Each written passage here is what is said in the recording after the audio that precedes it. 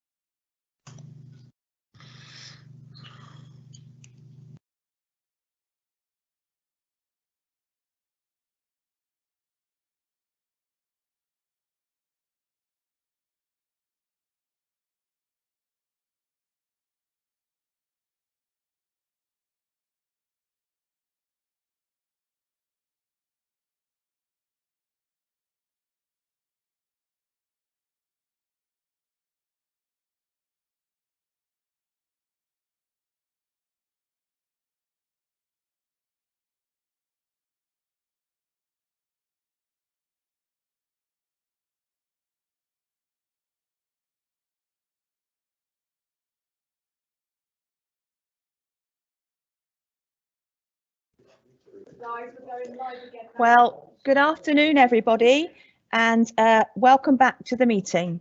Now, I just confirm that all are present.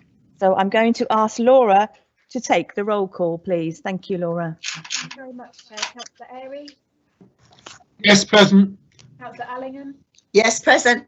Councillor Asman, Present. Councillor Atkinson, Councillor Bearder, Councillor Bearder, Councillor Bicknell, Present. Councillor Bourne, Here. Councillor Broadhurst, Present. Councillor Campbell, Present. Councillor Clark, Present. Councillor Corbyn, Present. Councillor Caldry, Present. Councillor Craig, Present.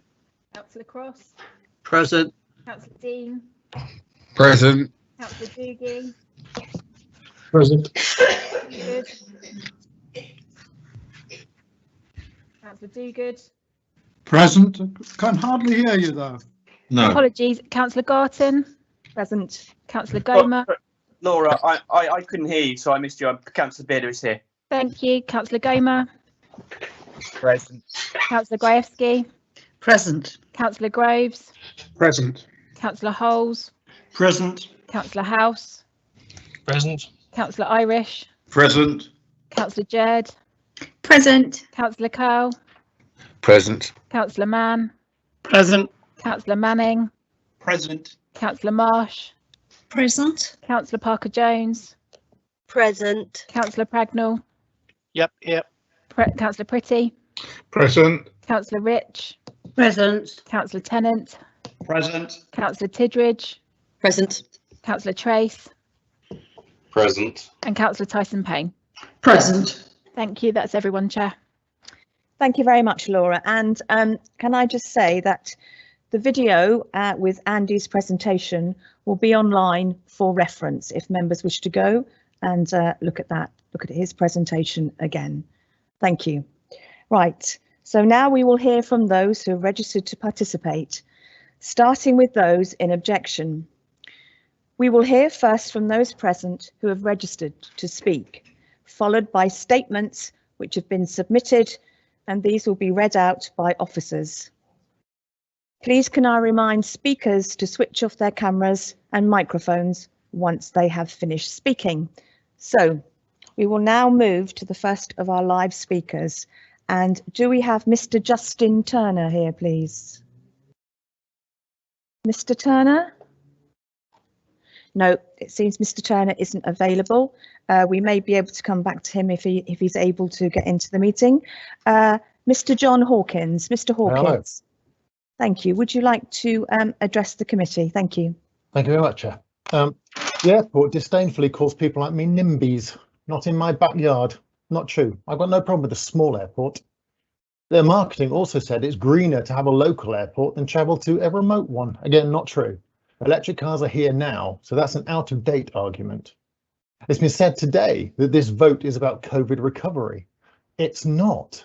It's about the environment we live in for the next century and more.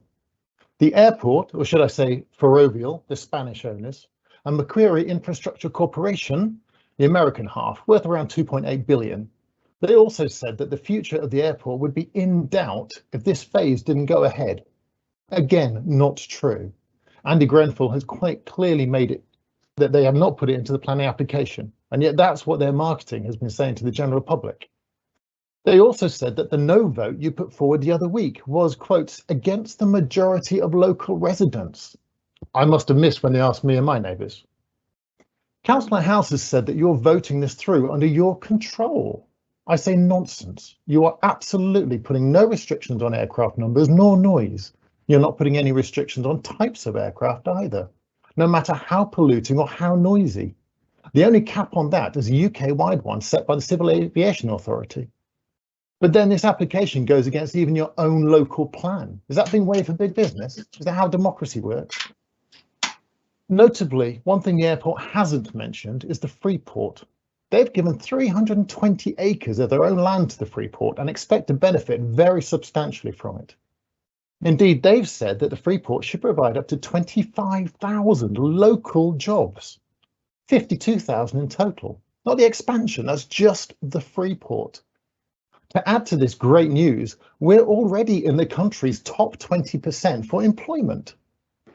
So the idea that Eastleigh needs this on economic grounds is spurious at best. But wait, economically, Eastleigh may be doing just fine. But the Office for National Statistics tells us that Eastleigh is the third worst area for well-being in the whole country. What does that tell you about economy versus actual personal benefits? Councillors, you're not failing us on the economy, you're failing us on our well-being. I ask you, when is it going to stop? At what point is local... That was your 30-second warning. Oh, sorry. Yeah. At what point is local well-being more important than global big business? We've all been subjected to the airport's marketing, but now's the time to make a decision based on facts, not marketing. Please, councillors, voting no is a vote for the people's well-being. The economy is doing just fine, so please vote no for the well-being of the people who live here, not Spanish and American big business profits. Thank you. Thank you very much, Mr. Hawkins. And perhaps I'd just reiterate what I said at the beginning of the meeting, that each speaker will have 3 minutes and they will be given a 30-second warning by our Chief Executive. Right, Catherine Barber. Okay. Ron Meldrum. Do we have Mr. Meldrum here? Phone on now, and hello, can you hear me all right? Yes, we can hear you, Mr. Meldrum. Thank you. Please go ahead. So I'm unused to speaking in this media, so I hope you can run with me. So I've had a question from somebody.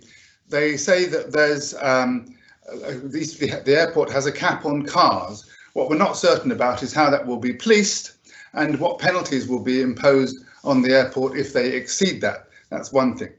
Okay, so another statement. I was in my garden this afternoon, and believe it or not, one of those exceedingly noisy airplanes went over, and I thought, well, if this is what Eastleigh are going to offer me, I'm not really going to be able to enjoy my garden for a considerable time. Now, that may seem a bit NIMBY-ish, but actually, we're talking about hundreds of thousands of people here, not just me. So I'm interested to know how you're prepared to compensate me and all the other people for me not being able to use my garden. And of course, my house price may be dropped because I wouldn't be able to sell as easily. So I'm just really interested to know what your proposal for there is. But all that aside, let's look at some facts. We know that the planet is overheating. You all know that. And we know the reason why. We know why. Because we're burning fossil fuels at alarming rates. And so I asked the managing director of the airport, said, well, where are you going to do this carbon offsetting business that you're so talking about? How many trees do you actually need to plant? No answer came. So I thought I'd do the calculation myself. I looked it up and I discovered that just for you and me to breathe, we needed 10 mature trees. So then I did a quick calculation. I said, well, actually, if we really think about what our total carbon footprint per person is, how many trees do we need to compensate? The actual answer is there is not enough space in the UK to go carbon neutral through trees alone. It's just not possible. Therefore, the only other thing we have to do is reduce our CO2 footprint. That's the only option available. Carbon offsetting doesn't appear to be an option. So Matt Hancock says we always follow the science. Notice Matt Hancock says we always follow the science, and the science has been telling us for a long time now that we really absolutely must reduce our CO2 footprint if we want our future generations to have any chance of survival. We know this. This has been declared by so many people, and yet here you are voting for something which you know will upset many people's lives. You know that the noise will damage people's mental health. You know that it will create a lot of misery for people. I cannot understand why you'd even consider voting for this. Let's face it, this airport started off as a grass thing for small aircraft, and now what you're trying to do is convert that into a major major airport. This is simply the wrong place for a major airport. You do not build airports in the middle of conurbations. This is the wrong place. If you want to build a big airport, go somewhere where it's not going to disturb people. There's thousands of people living in this area, and you know that. So finally, if you really do pass this, that sign that I see every time I come into Eastleigh that says Eastleigh tackling climate change. Well, I'm very sorry, that's going to have to be changed to Eastleigh accelerating climate change. Thank you. Thank you very much, Mr. Meldrum. We will now move on to Lynn Brayshaw. We have Lynn. Hello. Brayshaw. Oh, Hello. hello. Thank you. Would you like to present your report to the meeting? Thank you. Firstly, on the subject of climate change, we have heard that climate emissions are a national issue. There is a vacuum in government policy, and the Heathrow court case established that the planning stage is the place to consider climate emissions. When you add Southampton to all the other airports that are seeking to expand, the climate impacts become significant on a national scale. If this is approved, there could be the really loud A320 jets every 20 minutes, as well as 4.5 other planes an hour. So since 2 p.m, there would have been 10 larger, noisier jets overhead, where many of us here would not have been able to hear the meeting, as well as probably just over 13.5 other planes. 46,000 people would have this noise. Children living or attending schools under the flight path will be harmed by the levels of noise which this development will cause. The officer report actually says it may not be possible to mitigate the effects of additional noise on schools, and that, quote, therefore there will be a considerable impact on educational attainment as a result of the development. Even before COVID, educational attainment in schools under the flight path was lower than elsewhere. Coming on top of a year of disrupted education due to the pandemic, this development will only make it worse and condemn yet more school children to low achievement. The planning report says this is okay because the airport will offer insulation, and this will include fancy ventilation systems so windows don't need to be opened. But what about outdoors? Are we going to keep these children locked in classrooms, unable to play or study outside? Also, we have an obesity epidemic. Is the idea that people who live under the flight path have to stay trapped in their houses all summer to avoid the noise that will ruin enjoyment of gardens and balconies? My house already has double glazing, a sealed post box, loft insulation, and I have friends who live within the 60 decibel area and have the same. Despite that, we still remember how noisy and disrupting the noise of the one A320 jet flying from Southampton to Geneva was, and we're dreading the idea of 40 of these a day, and goodness knows how many between 6 and 7 o'clock, and I heard one earlier today. So I have a question for Andy Granfield. Please, in your report, you said the noise impact without mitigation would be severe and therefore unacceptable. The mitigation offered is the sound insulation scheme. So since my friends in the 60 decibel contour already have all this, what will they be offered? The noise cap restricts noise to the level of 3 million passengers, but that's actually a very high level. How will it be mitigated for people like my friends? I urge you, for the sake of the 46,000 people under the flight path, to refuse this application. Would you please bring your presentation to a close? Thank you. Thank you very much, Lynn. Right, we will now move to Richard Mould-Ryan, please. Richard, Yes, Chair. there. Thank you. The floor is yours, Richard. Thank you, Chair. Councillors, I don't think you are climate deniers. You declared a climate emergency and adopted an action plan for the borough to become carbon neutral by 2030. But the idea that because aviation only generates 6% of UK carbon emissions, and Southampton Airport is only 1% of that, so refusing planning permission wouldn't really make any difference, misses the point. The extra 370,000 tonnes of CO2 a year from the expansion would be 10% of the increase allowed for UK aviation in the 5th carbon budget, including the Heathrow 3rd runway. And in the 6th carbon budget, the Committee on Climate Change says that there can be no airport expansion if we are to achieve net zero by 2050. To say that climate change is a global issue, so it can only be tackled by action at a global scale, not locally or by individuals, would be to abrogate your responsibility. Most people can only reduce their own emissions, and as a council, you've said how you will help them do that. On the EBC website, one suggestion for what you can do is to fly less, and I hope some of you will do that. Now you have a rare opportunity to make a much bigger difference, but are being asked to support an application which the airport's own leakage analysis shows will enable and encourage local people to fly more. If you permit this application, how can the council have any credibility when promoting its own actions and asking others to change their behaviour? There isn't time to sit on your hands and hope that aviation will deliver on its promises to decarbonise.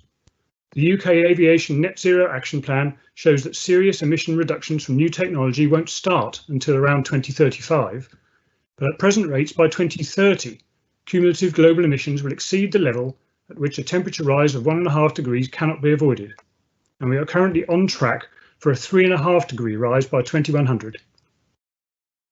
The idea that the viability of the airport is in doubt without the runway extension is undermined one of the airport's own studies, which says that their projections for the backfill of Flybe's old routes are overcautious and pessimistic.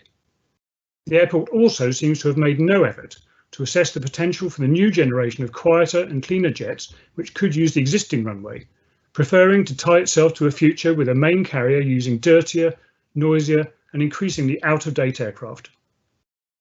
As Professor Dame Julia King of the Committee on Climate Change and the UK Airports Commission has said, we already have more UK airport capacity than we can possibly use within our carbon budget, and creating more jobs reliant on high carbon industries is not the route to net zero or to giving people long-term secure employment. 30 seconds, please. The environment has always been traded off against economic growth, and look where that has brought us. So before you vote, please ask yourself how you will explain your decision to future generations in 20 or 30 years' time. Thank you, Madam Deputy Mayor. Thank you very much, Mr. Mould-Ryan. And we will now move to Rosanna Newey. Do we have Rosanna Newey with us, please? Oh, thank you. The floor is yours. Thank you very much, Chair.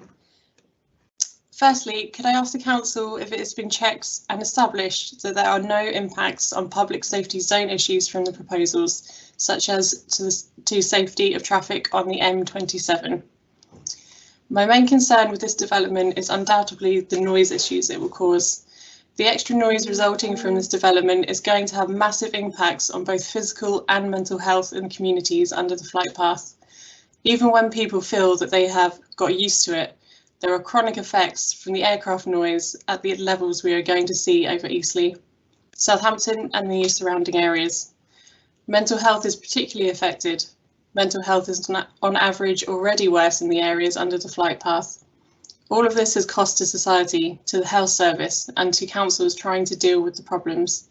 None of this has been factored into the economic assessment, which purely looks at financial benefits. This is a big oversight because far more people will be harmed by the noise arising from this development that will benefit from the jobs supported by it. When we compare the number of people affected by noise with the economic benefits, Southampton compares poorly with other airports. As has been pointed out in a report to Southampton City Council, compared to Gatwick, noise at Southampton affects 3 times the number of residents, but carries 14 times fewer passengers and around that many times more on-site jobs. The environmental and social costs here are too great in relation to the benefits. Please refuse this application for the sake of all the people who will be harmed by it. Thank you, Chair. Thank you very much, Rosanna. Right, our next speaker should be Max Priestman. Mr. Priestman, are you with us this afternoon? Yes. Good afternoon, ladies and gentlemen. Many thanks for allowing me to present my reasons for objecting to the runway extension and considering my following 4 points. First, noise pollution. As I understand from the application documents, noise pollution will increase as the longer runway will allow larger, more noisy planes to access the airport. My family would be affected by the noise when we walk along the Itchen River. Nature will be affected too, as well as local children going to schools and nurseries.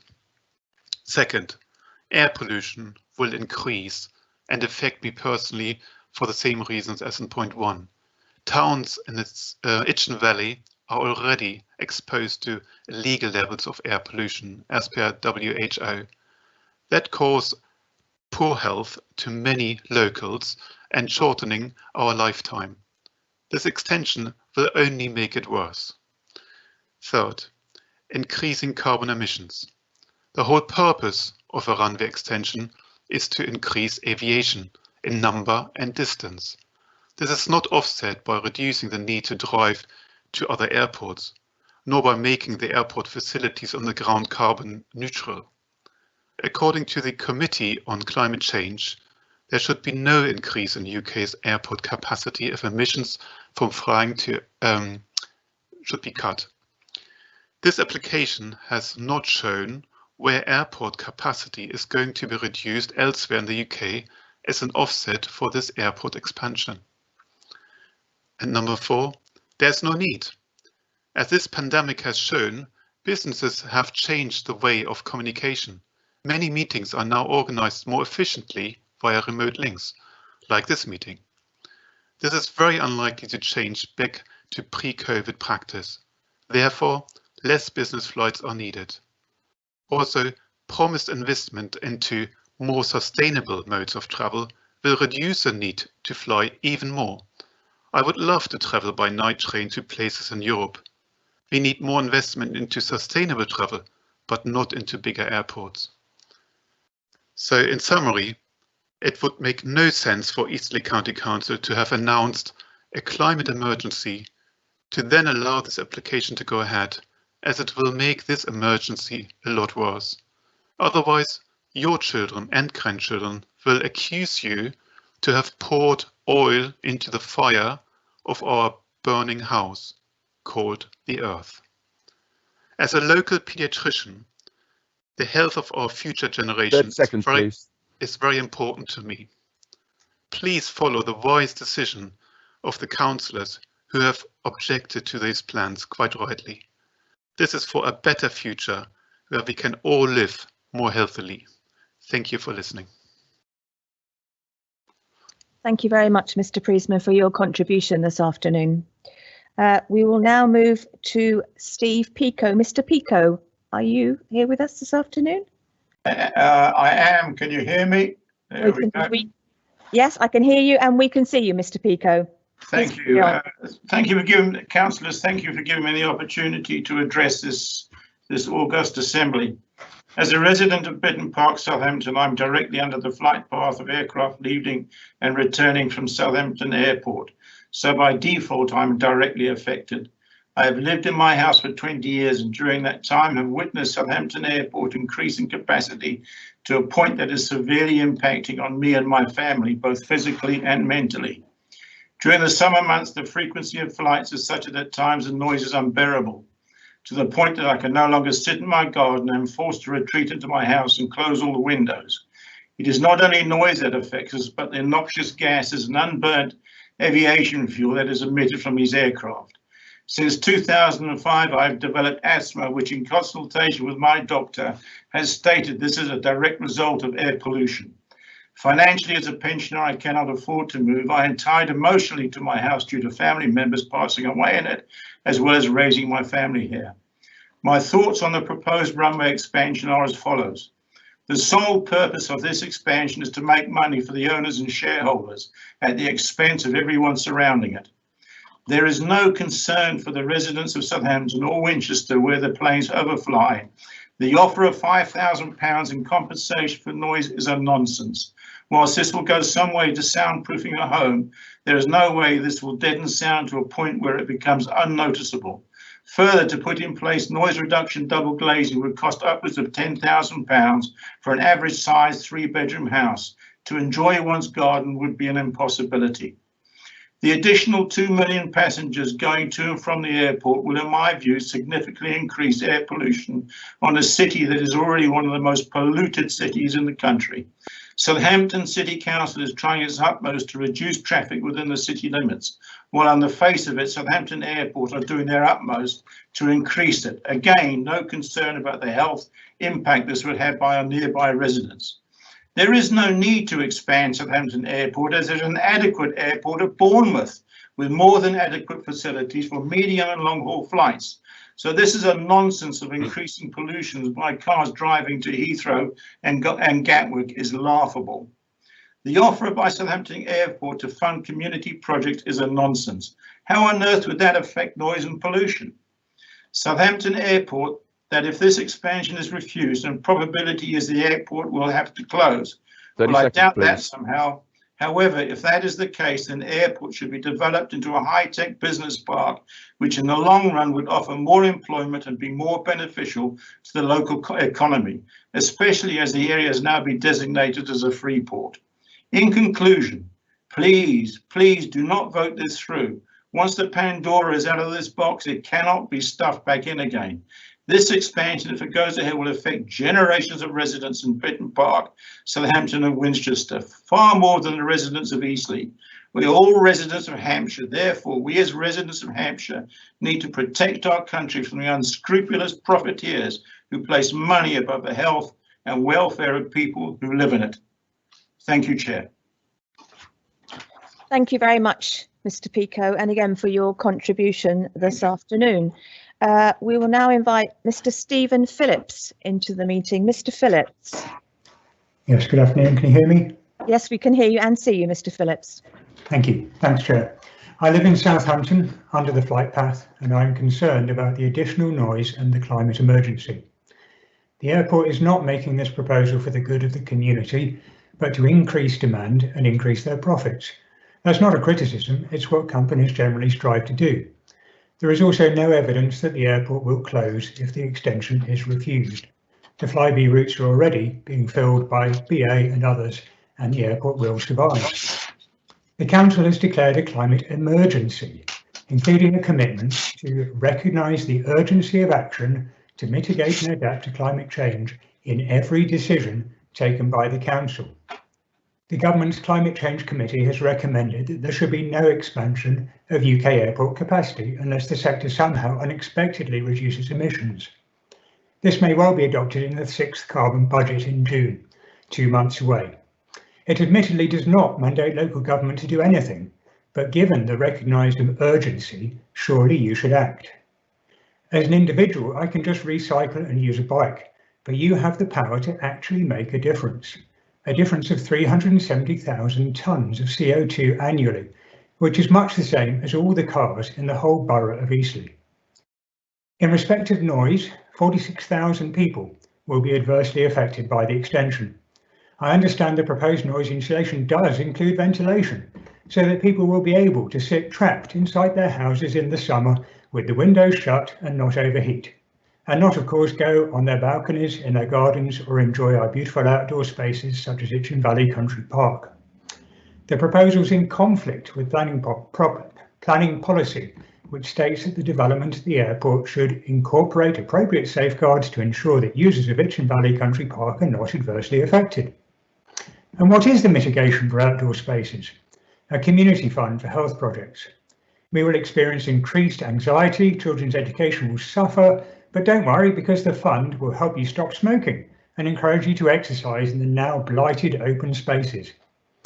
With mitigation, there will be a moderate adverse effect. That's fine for the vast majority of airport users who are not under the flight path, but not much consolation for the 46,000 who will be. Some people say you shouldn't have bought a house under the flight path, but you don't buy a house expecting the noise to increase. 30 seconds, with the affected area more than doubling in size, 35,000 additional people will be affected who would never have expected it. Whilst the airport must try to make profits, councillors must balance up such requests against the rules and regulations and a judgment about these harms. Thank you for your time. Thank you very much, Mr. Phillips, and again for your contribution this afternoon. We will now move to John Lowries. Mr. Lowries, the floor is yours. Hello. Madam Deputy Mayor, members of the Council, my name is John Lowries and I'm speaking on behalf of the AD campaign and CPRE Hampshire to object to this planning application. I only have time to make 3 key points which echo what other speakers have already said. First, it has been widely said that if permission for the runway extension is refused, the airport will certainly close. This is simply not true. The airport itself does not say that, nor do your planning officers in their report before you today. They do suggest that after the impact of the pandemic recedes, without the runway extension, the airport will attract only 1 million passengers a year, and that it would need to find some other source of income to achieve viability. Frankly, it is an illusion to suggest that anyone can model what will happen to the aviation sector over the next few years. And no one can say with certainty that Southampton Airport will not be able to build up a profitable future with just the current runway. Even Flybe has been bought by an investment company which intends to reintroduce former routes later this year. The airport itself has suggested it needs a throughput of at least 1.1 million passengers per annum to break even, but its financial appraisal is sketchy and open to challenge. The story that is being put about is that the airport will surely close without this consent. Bluntly, this smacks of an opportunistic attempt to generate very significant profits from a huge increase in passenger numbers on the basis of a capital investment of less than £20 million. Secondly, and of overriding importance, there can be no doubt that causing 46,000 people to suffer very significant noise disturbance with the attendant damage to their health and well-being is not justified on the balance of planning criteria which must guide today's determination. The suggestion that these disastrous consequences can be adequately mitigated is grossly misleading. They cannot. Against this massive disbenefit, the claimed economic gain from the airport's proposed expansion simply has not been proven. Thirdly, for Eastleigh to grant planning permission for a 50% expansion of the airport, while still stating it aims to achieve its climate change target of carbon neutrality by 2020, would be an act of shocking hypocrisy. If you do grant consent tonight, the borough must, in all honesty, remove its slogan of tackling climate change. 30 seconds, please. Councillors, this is perhaps the most challenging decision you will ever be asked to make. If you choose to approve this application, you will need to prepare your justification, particularly to the next generation, and the future reveals how wrong that decision was. Thank you for listening. Thank you very much, Larry, for your contribution this afternoon. We now move to Mr. Ashley Drouet. Mr. Drouet, are you there?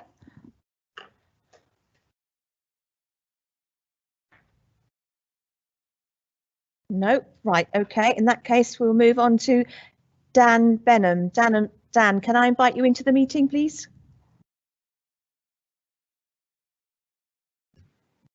Hello, can you see me? Yes, we can see you and we can hear you, Mr. Benham. Okay, lovely. 1 sec, sorry. Okay, please let me start by saying thank you to Eastleigh Borough Council for allowing me to speak on behalf of Extinction Rebellion Winchester. It's been said during these meetings that this is a matter of borough-wide significance, but the airport's own modelling of estimated noise pollution shows that areas in Winchester and Southampton will be impacted. Further to this, decision made today will impact the whole planet itself. Claims that aircraft will get quieter and less toxic has been given as a counter-argument to an increase of harmful emissions. However, this technology doesn't exist yet, nor does any significant advancement in this area. However, the body of research proving the current impact of climate change is overwhelming. In St. Louis, Senegal, rising sea levels mean that 10 meters of populated coast are submerged each year. Down the West African coast, 4 million people have already been displaced due to rising sea levels caused by climate change. The airport has said that this expansion will be carbon neutral, but that cannot take into account the years of new emissions by bigger aircraft using the airport. The approach of the airport is carbon neutral is up to the airlines to cut their emissions amounts to nothing more than passing the buck, and this just makes us enablers in someone else's harmful emissions, which in turn makes us complicit. Turning to noise pollution, 46,000 people will be exposed to noise levels that the World Health Organization considered damaging. Papers from the WHO state that daytime aviation above 45 decibels negatively affects physical and mental health. Much has been said about the potential benefits to the local economy, but nothing about the negative economic impacts. One being the hit that local property prices will take. An article in the Telegraph cited overwhelming research from industry experts found that house prices fall up to 15% because of significant air and noise pollution. For people living north and south of the airport, their £200,000 home could have £30,000 wiped off of it. Across the political spectrum, people are waking up to environmental issues. Ahead of the May elections, Liberal Democrat leader Ed Davey recently said Lib Dem councils have always made the environment a top priority.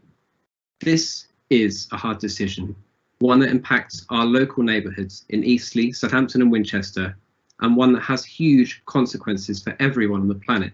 So please today, make a bold decision, make a necessary decision, and oppose this extension. Thank you for your time. Thank you very much, Mr. Benham, for your contribution and attending here this afternoon. Before we move on to the next speaker, could I just ask Mr. Lowry's to turn off your camera, please?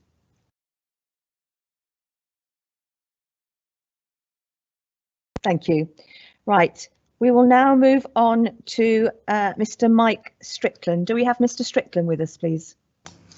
Hello, connected. Thank you. Welcome to our meeting, Mr. Strickland, and the floor is yours. Thank you to the committee for the chance to speak today. I'd like to address the wider economic impacts of airport expansion. I work at a small engineering company in Hampshire. We work hard to build products that can be exported to help the UK economy. And it concerns me that as a nation, we import far more than we export. And that matters because it makes us all poorer with less money for our schools, our NHS and local government services. And sadly, the reality is that the air travel sector makes this problem worse. The average UK family now spends about £4,000 a year on holidays, and most of that money ends up outside of the UK economy. It's not supporting UK jobs or UK tax. It's a direct economic loss. Far less money comes back into the UK from tourism than is leaving the country. That is an indisputable fact. The Office for National Statistics publishes annual figures for the tourism deficit. And this deficit doubled in the last decade to almost 34 billion in 2019, and it just keeps rising. Put another way, it's over £500 per person in the UK. So for Eastleigh District, that's about £67 million that's being lost from the economy per year. Money that's not being spent on tourism, hospitality, local restaurants and cafes in this country. That means lost jobs and lost tax revenues. The small localised benefits for airports as the middlemen in this trade do not begin to offset the losses when you look at the big picture. It's like arguing that if someone builds a warehouse in Eastleigh to import more goods from China, it's good for the UK economy. Clearly not. It might be good for that warehouse owner, but for us in the big picture, it isn't. The debate over airport expansion has been represented by many as some kind of balance between ecology on one side and the economy on the other. But this view is factually not the case. Looking at the wider economy as a whole, the economic argument goes against the airport expansion as well. The pandemic's brought many challenges, but it has given us a glimpse of a more sustainable way to holiday. Hotels, B&Bs and hospitality venues across the UK are gearing up for a golden summer with Britons staying at home and spending their savings here. Now that is what we need to work towards to protect our economy, protect our jobs and fund our public services. The bottom line is simple. Permitting expansion of the airport will, on average, make us all poorer. Thank you for your time and the chance to address the council. Thank you very much, Mr. Strickland, for your contribution. And I see we have Mr. Justin Turner has been able to join us. Mr. Turner, the floor is yours. Thank you. Sorry, an IT issue. I live on the flight path. I'm on the 50 decibel margin. It's pretty loud. It's pretty loud. There's a document which has been lodged which shows the number of people affected at Eastleigh compared to other airports. So for that category, Luton 8,000, East Midlands, Stansted, Newcastle all less than 5,000, Gatwick 10,000, Eastleigh 46,000. Eastleigh will become the noisiest provincial town in the UK to live. What will that mean? Well, Eastleigh and parts of Southampton will become less desirable to live in, less attractive. Few people will choose to live on the flight path, and those who can afford it will live elsewhere, plainly, given a choice. This will impact rents, this will impact property prices, and the demographic will change, which will affect local businesses. Enormous sums have been spent on this application by the airport, but the airport has presented no studies on the negative impacts that this noise will have at Eastleigh becoming the noisiest town. And there's not a single sentence. What does the report say about the economic impact? It says two things. First of all, it says that, look, there's going to be more people employed at the airport. That may well be correct. One has to be a little careful with those figures, however, because they're taken off a COVID baseline. They're not taken off going back to 2018.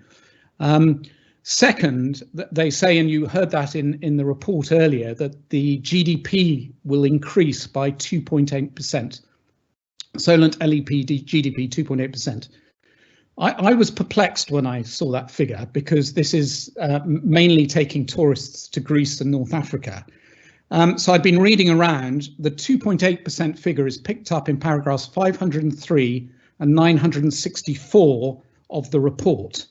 But that figure is just wrong. It's just simply wrong. It comes from a 2013 PwC report, and is which references the importance of aviation to the entire country. So it's a national thing. Passengers improve the economy of the UK generally. That's all the business flights from New York to Heathrow and that sort of thing. It's not relevant to regional airports. It's not relevant to expansion, and it's not relevant to the expansion of Eastleigh. 30 seconds, please. This is absolutely crucial, because when you come to balance the economic benefits against the substantial costs, you have to look at the evidence in the report, and you will see that there is absolutely nothing of substance. There's absolutely nothing there at all. And I do please direct some questions in respect of this to the planning officer. I'd be extremely grateful. Thank you very much. Thank you very much, Mr. Turner. I'm pleased that you were able to join us this afternoon. Thank you. Our next speaker is Angela Cotton from AXO. Angela, are you with us this afternoon? Hello, can you hear me? We can hear you and we can see you, Angela. Please carry on. Right. Okay. Later today, you may hear how the airport needs a longer runway because it's losing money. But what airport isn't? We're in the middle of a pandemic and flying is virtually banned. The current financial situation is about COVID, not Flybe. Edinburgh Airport lost 90% of its passenger numbers, despite Flybe being only 6% of their flights. So Flybe is being used as an excuse to justify expansion plans that already existed purely to make profits, irrespective of the 35,000 additional people to be affected by noise above 51 decibels. The amount of jobs and economic impact at Southampton is very small relative to the number of people affected by noise when compared with other airports, as we've heard. The huge noise effects are a direct result of its position so close to a densely populated area. We would never build a new airport in such a location. Offering a few people triple glazing, capping noise at the level of 3 million passengers, and limiting to 20 flights in the 1 hour between 6 and 7 a.m. is not adequate mitigation. Just because there are no controls on these now misses the point that the shorter runway itself is a control, restricting the use of larger, noisier planes. These proposed controls are not better than before. They are far too lax. In fact, so lax, they hardly make a difference. When the average is 8 flights per hour, why on earth would you allow 20 before 7 a.m? As planes get quieter, how can we be sure the number of flights won't simply increase till the noise reaches the cap again? How do we know the Freeport won't bring in noisy cargo planes to fill the headroom provided by this unacceptably high cap? The proposed controls could only provide genuine noise mitigation if the cap and limits on flights between 6 and 7 are set far lower. This would be a simple way of protecting local people from the worst effects of noise without needing the restrictions on airport types or movement that the officer says is unreasonable. And we need a mechanism to reduce levels of noise over time. I don't see why tighter controls are unreasonable, given the unreasonable noise burden the airport is going to put on local people. If its survival really is at stake, why would it not accept tougher limits? 30 seconds, please. 3 million passengers is barely below the maximum this infrastructure can handle. We've also had no assessment of the potential economic benefits of other uses of the site, and 1,400 jobs really isn't that many for so big an area. So please don't listen to scaremongering, refuse this application, or insist that much tighter controls and restrictions are put in place. Thank you, Chair. Thank you very much, Angela, for your contribution again this afternoon. We will now invite Felix Eigenbrod into the meeting, who is also from AXO.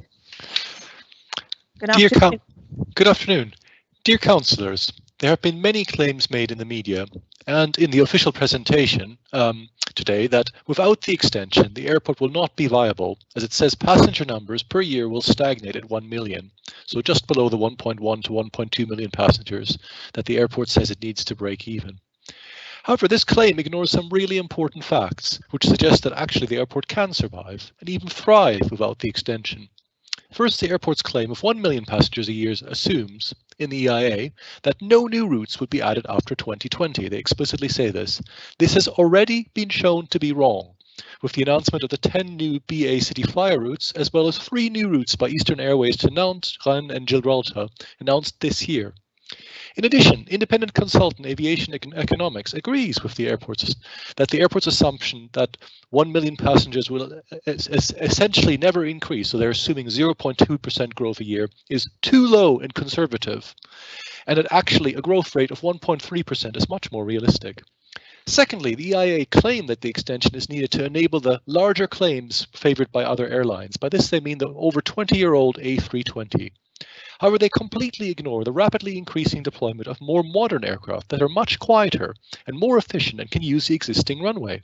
For example, the Airbus A220, which has up to 160 seats, nearly as much as the 189-seat A320, and has similar range to the A320, has seen exceptional growth post-pandemic, with Air France, which flies to Southampton, thinking of replacing its entire A320 fleet with this jet. Importantly, the US low-cost giant JetBlue has also taken delivery of A220s, so this jet is attractive to all kinds of carriers. Similarly, KLM Cityhopper, which also flies to Southampton, has just taken delivery of another modern jet, the 132-seat Embraer E2 jet. These new jets are what London City, which is an even shorter runway than Southampton, is planning on using to drive growth from 5 to 10 million passengers, all without increasing noise levels at the airport. In short, Southampton Airport clearly has far more potential for growth than it will admit. The runway extension isn't about survival, it's about easy profits from old noisy planes in the short-term future. The EBC officers' report do not question the 1 million growth assumption and ignores these facts about these new planes. This is a major error which affects the planning balance. As such, perhaps the decision you make is not so difficult. You can either make a mockery of your climate emergency and inflict massive increases in noise on 46,000 of your fellow residents and the vital green spaces of Eastleigh, reducing their health and the educational outcomes of our children, just to make the airport more profitable in the short term for shareholders. Or you can show yourselves to be leaders in our vital fight against climate change and push Southampton Airport into being a beacon of what a small airport can be. The choice is yours. Thank you. Thank you very much, Mr. Eigenbrod, for your comments and joining us this afternoon. The next speaker we have is Tony Bronk from Winchester City Council. Mr. Bronk, you've just popped up on my screen. Good afternoon, Mr. Bronk. Good afternoon, thank you. Before I start, I've spoken to Winchester and I've been advised to state that due to the forthcoming elections and PERDA requirements, that I'm actually only speaking in my personal capacity. So thank you for enabling me to make that clear. So, Madam Deputy Mayor and Councillors, the report before you today refers to complex considerations based on facts but also personal judgments. Your officers conclude there are various harmful impacts, the most significant being noise and carbon emissions. Paragraph 79 refers to the development having a direct long-term adverse effect and refers to such extensive increases in noise not being in line with government policy. There will be a significant increase in the number of properties and residents impacted by noise at a decibel level of 54. That level is described in paragraph 538 as being just one below the level of the normal conversation. Then paragraphs 564 to 9 state that the impact rises of that noise level rises from 1650 properties to 7,700 and impacts from 4,100 people to 18,250. Paragraph 573 refers to 66 movements per day rising to 118, which over 16 hours in the summertime would mean an intrusive sound somewhere every 8 minutes at conversation levels. My property is not quite within the noise contours, but I can assure you that overflights do occur and sound louder than normal conversation. This adverse impact is not reflected and therefore quantified in your report. Your decision today or tomorrow is going to be crucial to the protection of the enjoyment of the Western Gateway to the South Downs National Park. A key benefit of the National Park is to be outdoors.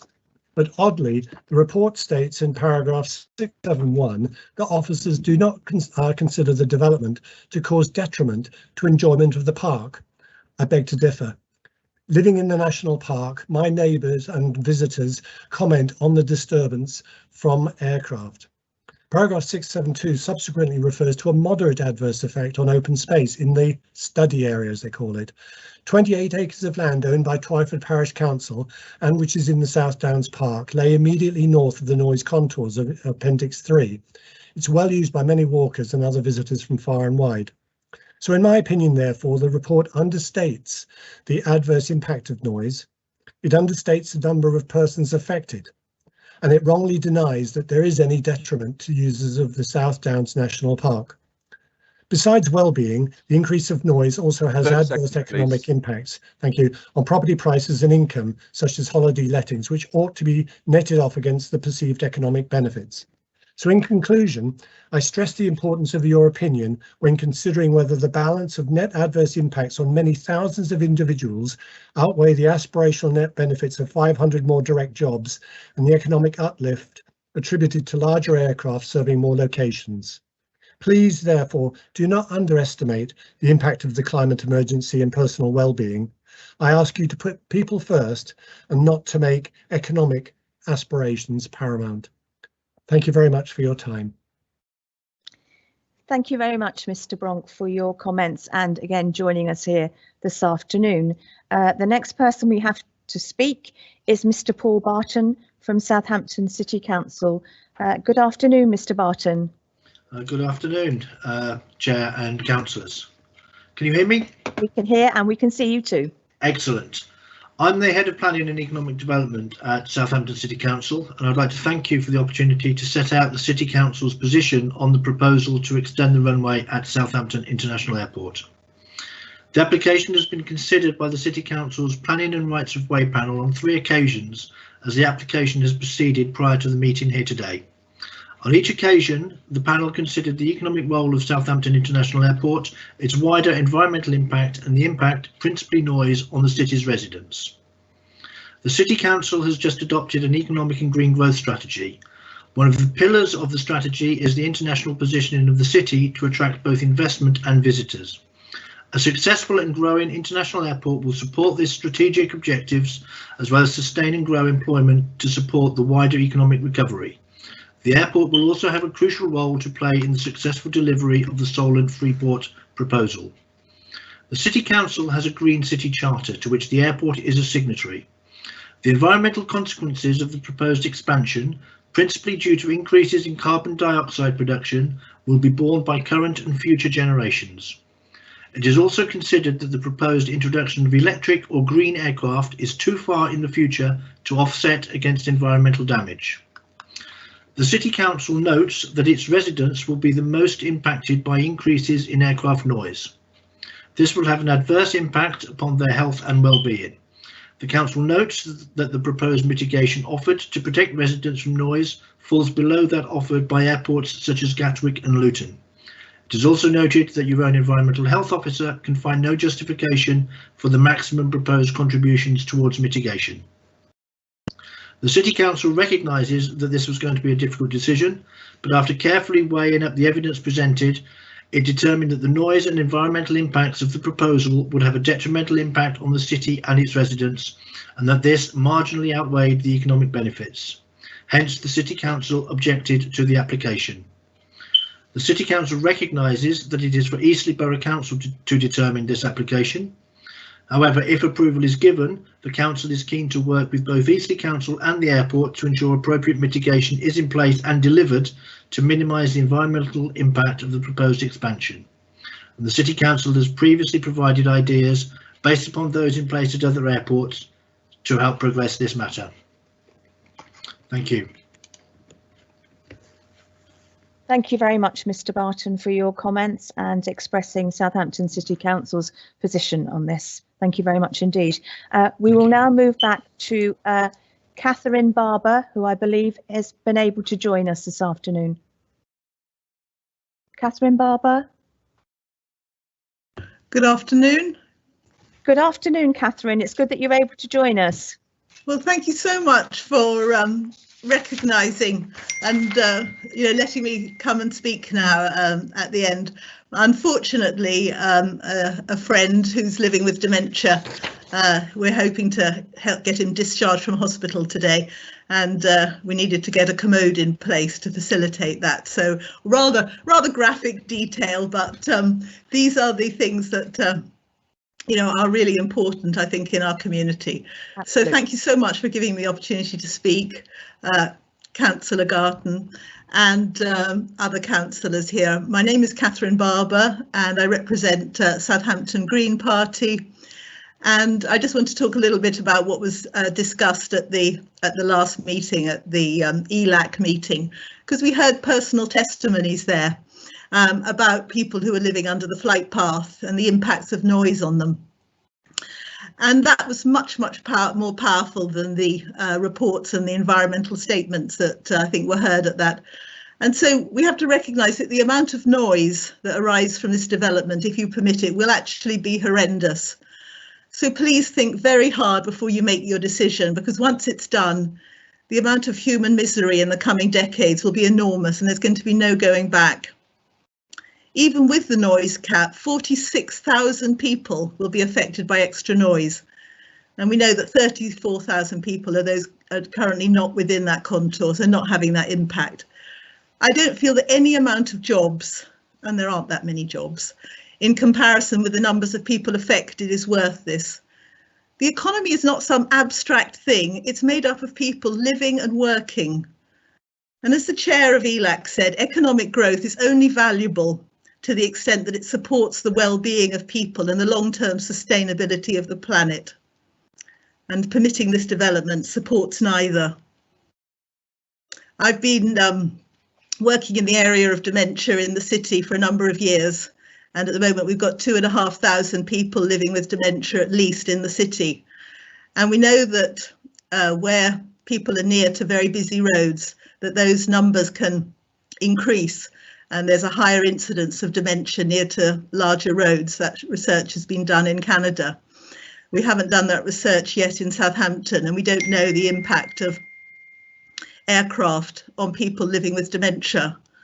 But we know that that is a really miserable disease for that person as their memory starts to grow. And we know that it's a really tough thing for the carers, for the family around those people with dementia.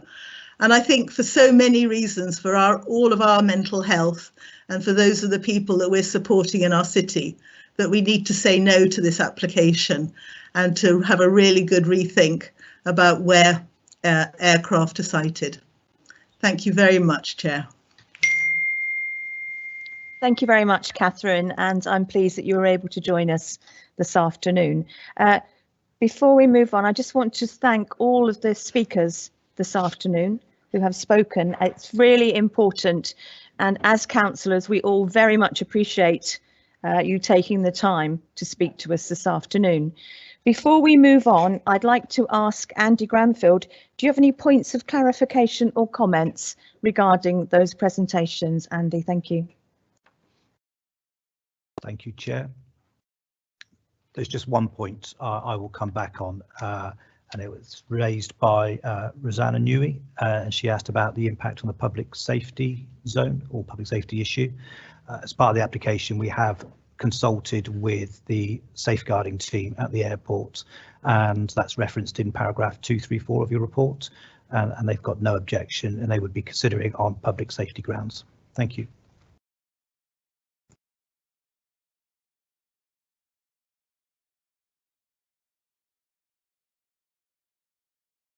You're on mute. Right, thank you very much. We will now move on to our pre-recorded submissions. People objecting this application. If we could run those, please. Thank you.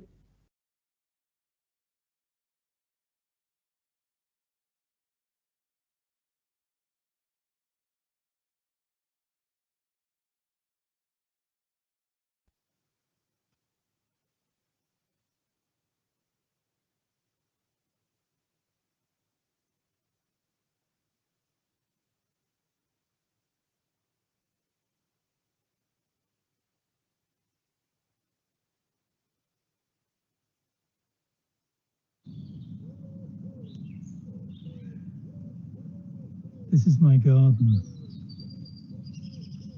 It's not huge, but it is a refuge.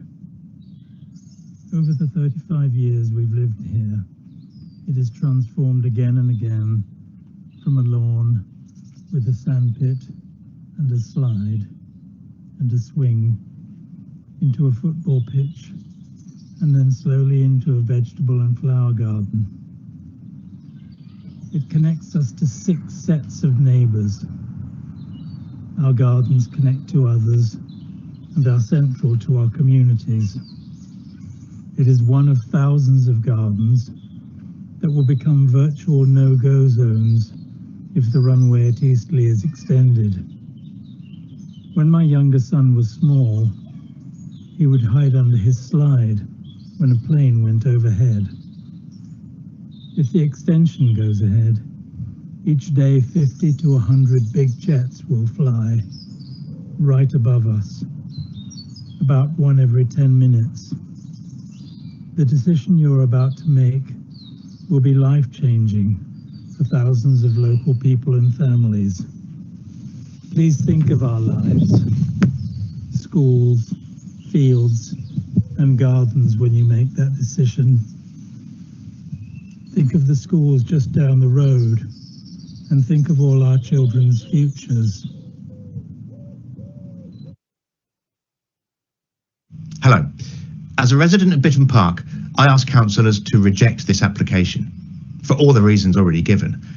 However, today I wanted to focus on noise levels.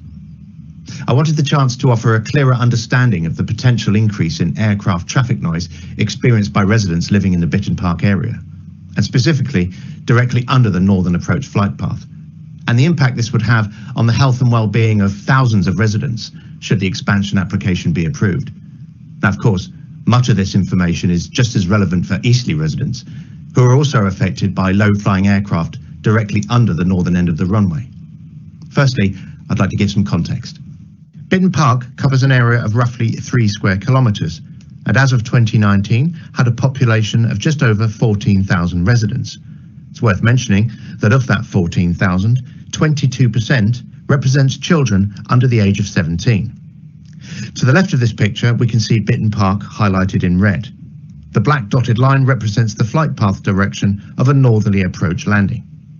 This first chart shows the height versus distance ratio for a typical 3-degree glide slope of a single-aisle twin-engined narrow-body jet. Now, for reference, I've measured a 2-kilometre line, or just over 1 nautical mile, from the threshold of the runway, marked here at the point of the black arrow. By calculating the distance from the runway using the chart, we can see that the height of an incoming aircraft will be at a height of approximately 320 feet. This is above the airfield, and so any topography or high spots are not accounted for. And as many will know, Bitton Park area features many high spots. Therefore, at this distance from touchdown, aircraft are much lower than the 320 feet calculation. This chart demonstrates the noise level versus distance to touchdown. The data in this example is measured directly under the flight track for an Airbus A320. As you can clearly see highlighted in red, at just 1 nautical mile from the runway, the noise levels are far in excess of levels mentioned previously, at around 88 decibels. So, to give some reference to the specific aircraft noise levels residents have been exposed to previously and the proposed increase, I've used the Dash 8 aircraft, pictured top right, and one of Flybe's aircraft used regularly, as a comparison to the A320 pictured below. Now, it has been well documented already that the A320 is about 10 dB louder than the Dash 8. But what's important to note is that due to logarithmic scaling, a 10 dB increase in sound pressure level has a doubling of the loudness perception. In short, an Airbus A320 will sound twice as loud to the human ear as the Dash 8. Now, with the airport predicting an increase of up to 50 flights per day during busy periods, most of which will come from this type of aircraft, the net result of this will be unbearable noise levels, affecting thousands of residents, both in the Bitton Park and Eastleigh area. We know the damage that long-term exposure to high levels of noise can do to health, so I ask that councillors consider this before making their final decision. Thank you. I am Alba, acoustics engineer, and my family lives in the south of Eastleigh.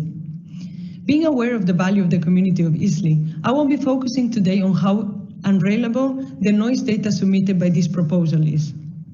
I work with sound data every day, and to understand how dangerous is the plan being presented here, we have to see it as what it is: acoustic simulations and proposals with no accurate data. When you work with data, you know that inaccurate data is a way more dangerous than no data. We could be talking about acoustic data for hours, but we only have 3 minutes, so I will try and be brief. This incomplete data is just the starter of the many dangers this proposal is presenting to the community, its youth, and the future of this beautiful area. Because this is indeed what I would like to focus on, the real risk we are talking about here. The physical and mental effects of what's being discussed today. The risks we are being asked to take for just a completely non-essential expansion. The real impact that this runaway extension could have in Eastleigh and its community. I know firsthand how damaging continued noise pollution can be for people. I also know the benefits of a healthy community, the benefits of being able to hear your children run outside and call your name. That's what's at stake here. Do you think that you can put a price tag on it? From chronic diseases to mental health conditions, we are talking about permanent effects. Acoustic levels are way below what's being discussed in here can cause irreversible damage in people exposed to them. Sound is powerful and not to be overlooked. £5,000 are a joke. They barely cover the health checks and maintenance needed for 1 year of care of hearing damage, let alone the insulation of an entire construction. Imagine what this means for the youth of Eastleigh, for the families and individuals who love it here. Means to put their life, their health, and their future at stake. For what? For some inconclusive data on occupation increase for an infrastructure that might become obsolete in the upcoming years. Remember that without health, there is no work, and definitely there is no wealth. You have the chance to choose your legacy today. Between this damaging proposal of a non-essential construction and a healthy, active community, I choose to save Eastleigh, and I hope you do so too.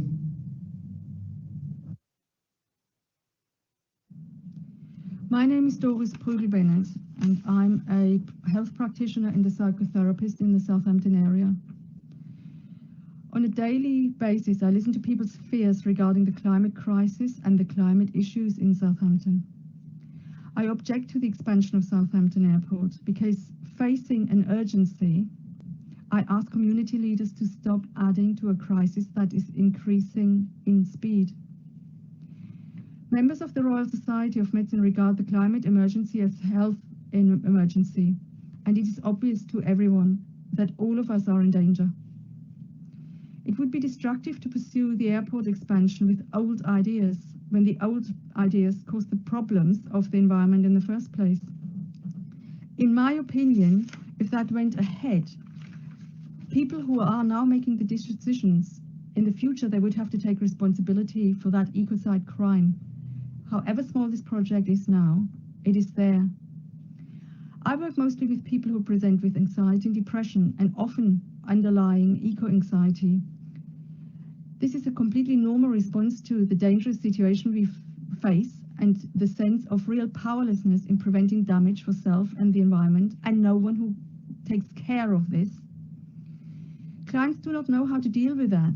Also because when there are plans like Southampton Airport expansion, this shows that there's still denial and disavowing and a playing down of the urgency of the situation. Clients are desperate because also on a daily basis they have to be complicit in destroying their own life conditions.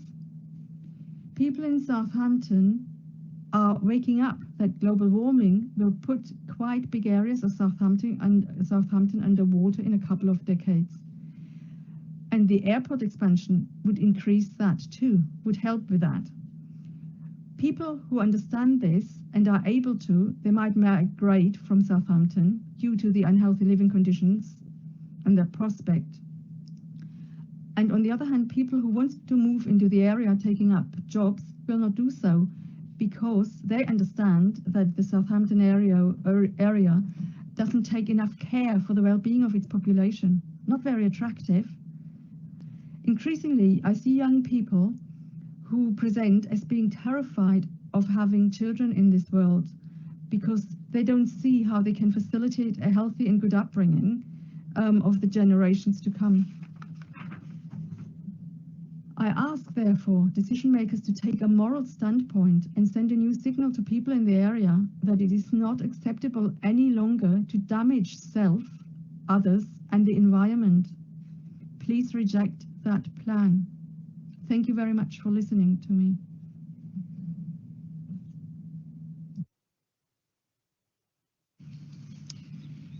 Here's the problem in simple terms.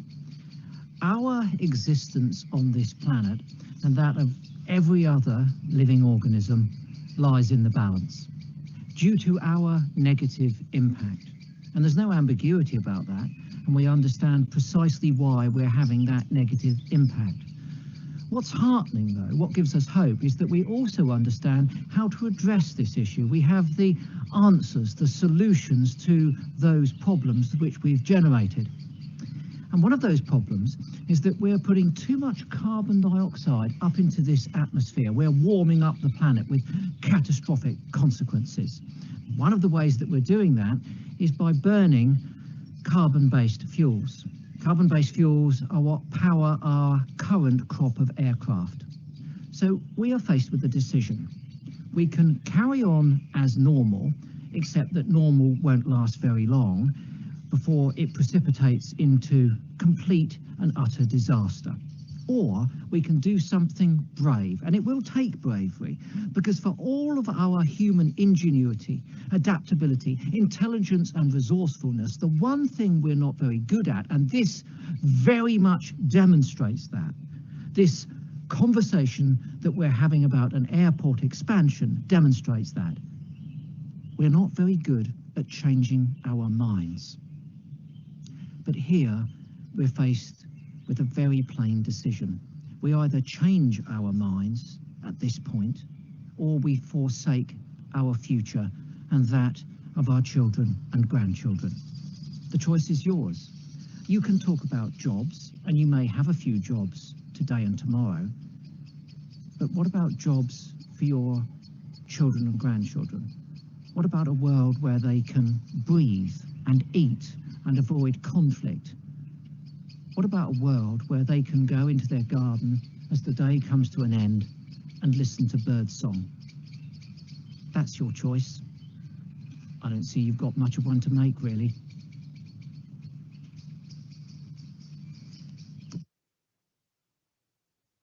Daniel O'Neill, 2 Consort Close, Eastleigh.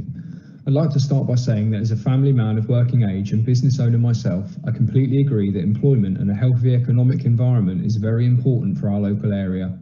For many, the creation of new jobs and the security of existing positions is understandably an extremely emotive subject. However, my major concern is that the aggressive promotion of the potential employment benefits is seducing some residents and council members alike into underestimating or worse, ignoring the negative impacts this expansion will have if it's allowed to go ahead. For me too, the creation of new jobs is an attractive sale point when considering the airport expansion. However, when you weigh that up against the impacts it will have on residents in terms of increased noise, air and traffic pollutions for generations to come, I simply have to object. In 2019, Eastleigh Borough Council declared a climate change and environmental emergency and put in place plans to help communities and businesses achieve carbon neutrality by 2030. It's my understanding that the proposed runway expansion will bring with it an additional 370,000 tonnes of additional CO2 emissions annually. I have to say that I find it laughable these two agendas could possibly be allowed to coexist among councillors. If this expansion is allowed to go ahead, the hypocrisy will not be lost on me and many others. The proposed expansion projects the creation of around 500 new jobs. I'm not knocking that, but in an area where regionally we have the lowest unemployment in the country, 3.4% for the South East, surely we can afford to be a little more selective about the industries in which we focus on creating new employment. Throughout this planning application, the impacts in terms of additional noise created by the runway extension has been thoroughly debated.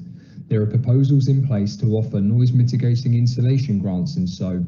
However, no amount of insulation is going to make the slightest difference when sat near an open window or if spending time in private gardens, outside in our local parks, green spaces or school playgrounds for that matter when an A320 flies overhead. It's my belief that the proposed expansion will bring with it a serious nuisance caused by increased noise pollution and make Eastleigh, along with surrounding areas, a much more difficult place to concentrate or equally unwind. If you're on the fence as to whether the increased noise pollution will actually have an impact on the area, please vote against, because once larger jets start landing at Parkway, it will be too late to do anything about it.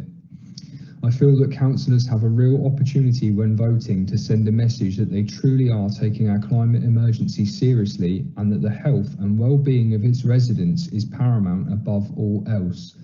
Please don't overlook the long-term negative impacts this extension will have on Eastleigh and surrounding areas for the sake of private shareholder margins attempting to hide behind the promise of creating a handful of new jobs. Thank you. Later in this meeting, you'll probably hear how technology will solve everything so that we'll have green, quiet aircraft and the airport can make profits without harming people or the planet. This isn't true. The technology to do this on a commercial scale is decades away. As Mark Carney has warned us, we don't have decades. We need to stop pumping out greenhouse gases now. One way or another, aviation will go into decline in coming years, either by careful management of carbon emissions or by repeated economic shocks that are anticipated to be worse than COVID.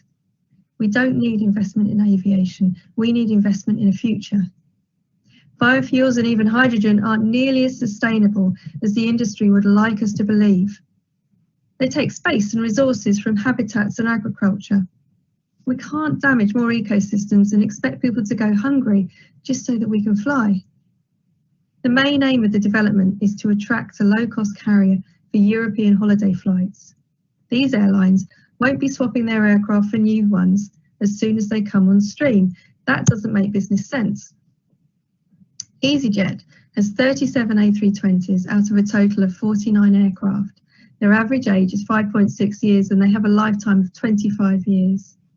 These noisy, polluting planes will be with us until 2039, by which time there's a reasonable likelihood that we'll have exceeded 1.5 degrees global warming. We've learned during the past year how important green open spaces are to people's health and well-being. I'd like to ask the officers if there are any actual measures planned to protect these green spaces from this damaging increase in noise. If there aren't, are we simply accepting that all the parks and playgrounds, woodlands and private gardens in the area just have to suffer? I believe that people will want to continue to enjoy a peaceful outdoors And so this development will make people more likely to drive somewhere quiet. This will create more pollution and traffic and generate even more carbon emissions. Road emissions, as you know, are tiny compared to flight emissions. And yet there continue to be claims that it's greener for people to fly from Southampton because otherwise they'll drive to Gatwick. In fact, making it easy to fly will drive up demand, and this is exactly the aim of the development. The airport has estimated that 42% of local people wouldn't fly if they had to go further afield.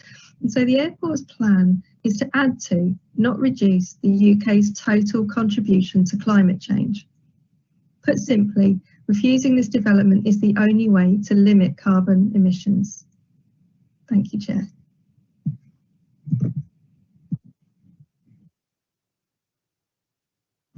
Hello Council, I live in Bitterton Park and I don't want the airport to expand because it's noisy, it distracts me from my work and it's bad for the environment. What's the point of travelling to a different country if you don't even have a planet to live on? Thank you. Hello councillors, my name is Nikita and I live on Doncaster Road with my partner and our 2-year-old daughter. Here they are, enjoying Lakeside Country Park. Lakeside and Itchen Valley are absolute assets to Eastleigh and one of the reasons we chose to move here. It would be heartbreaking for all Eastleigh residents if these green spaces were ruined by noise.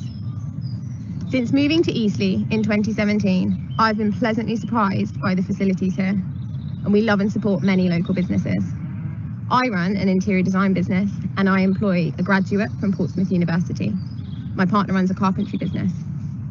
As small business owners, it has delighted us to see regeneration in Eastleigh with our own eyes. Educated, healthy, professional people are choosing to move here and make Eastleigh their home, investing in properties and investing in Eastleigh. The noise that will come with the proposed airport expansion will change the town completely. For us, the enormous increase in jets using a runway a few hundred metres from our home will make it unlivable. The noise will make it impossible to run businesses from our home, and we will not be able to enjoy years and a lot of money spent renovating our house and garden. It simply wouldn't be worth the negative effects it would have on our daughter's health, her development, and her learning. If the expansion goes ahead, with heavy hearts, we and many others like us would choose to move elsewhere. Will the low number of jobs created by the airport be worth losing small, local, growing businesses like ours? Will it be worth losing healthy, young, professional individuals who've chosen to make Eastleigh their home? Finally, I ask you all, in the event of emergency, what do you do? Do you wait to act 5 years, 10 years, until someone higher up the corporate ladder makes the decision for you? Do you wait until the economy is in a slightly better position? Or do you act immediately? We are living in a climate emergency. Please vote against the expansion of the airport. Our health depends on it. Eastleigh's health services depend on it. Our educational facilities depend on it. Our green spaces depend on it. Our planet depends on it, and her future, and you can't really see her because she's right up the hill, but her future depends on you. Thank you. Hi, I am Laia Moulet. I'm a senior architect currently working from home in Eastleigh. My 2 main reasons to object are the unreasonable amount of noise impacting almost 50,000 people and the detrimental effects this would have on our fight against climate change. The impact of the current proposal from the airport has been considered severe by the planners and unacceptable without mitigation. Now, you tell me, what mitigation is in place and how will this have any effects reducing the noise impact? There is no information about what the aim of the insulation scheme is. Is it just going around offering double glazing to houses that already have it? And what about our precious outdoor spaces? Are we just assuming that it is okay to accept that there's going to be a severe impact on them and that's fine? The other measure in place is, in theory, the noise cap, but can you explain to me how a 16-kilometer noise cap is actually providing noise mitigation when 16 kilometers is already the size of the area affected? Let's be clear, there is no effective mitigation in place, and therefore, just on this ground, the application should be refused. At this point, the only way to mitigate the noise is to reduce it at source, and the local authority has the power to do so. I am a mom, and my child attends a local nursery. A local nursery that, despite being in an area where it will be hugely affected, hasn't even been identified in the report. I know how important the time he spends outdoors is, and I know how the increase of noise can affect his cognition. Will I want to raise my child being exposed to that damaging noise? The clear answer is no. The Climate Change Committee has said that to hit our target, no airport in the UK should expand without another one reducing its capacity. This is not just an extension of a runway. We're proposing to increase the number of passengers, and therefore it should be considered an expansion. We're in a climate emergency, and we should do everything we can to reduce our CO2 emissions. Today, you have a very important decision to make, which will have a huge impact on the future generations. Please don't take it lightly. There is no planet B. What is at stake here today is not the survival or not of a private business. The airport clearly has a plan to re-emerge out of COVID with a stronger business plan, spreading flights across multiple airlines rather than relying on just one. What is at stake here is the reading and memory skills of our children, the quality of life of thousands of people, and the future of our planet.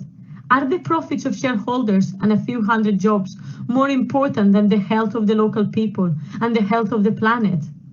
I know that jobs are important, but after this pandemic, we all know that there is no work without health, there is no wealth without health. So please, do what you can today to protect the future generations. Say no to the extension of the runway and make sure you don't make a decision that you will regret for the rest of your lives.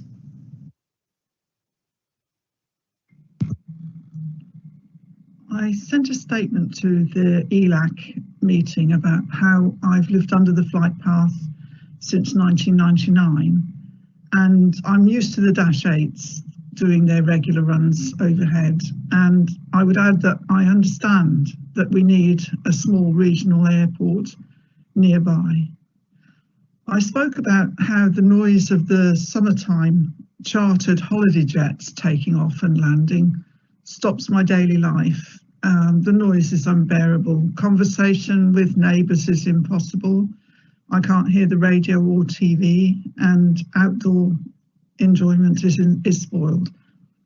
Yet I'm not in the worst category, according to the map, and I won't be getting any help with insulation because the average noise for my road in Bitton Park is below 60 decibels. Since my statement was read out to the ELAC, I've seen the maps of what's called LA Max from the A320 jets, the maximum noise these jets create as they fly over. And I see that I'm in the contour for 75 decibels of noise and quite close to the 80 decibel contour. So no wonder the noise is unbearable. 75 decibels is 2 or 3 times as loud as normal speech.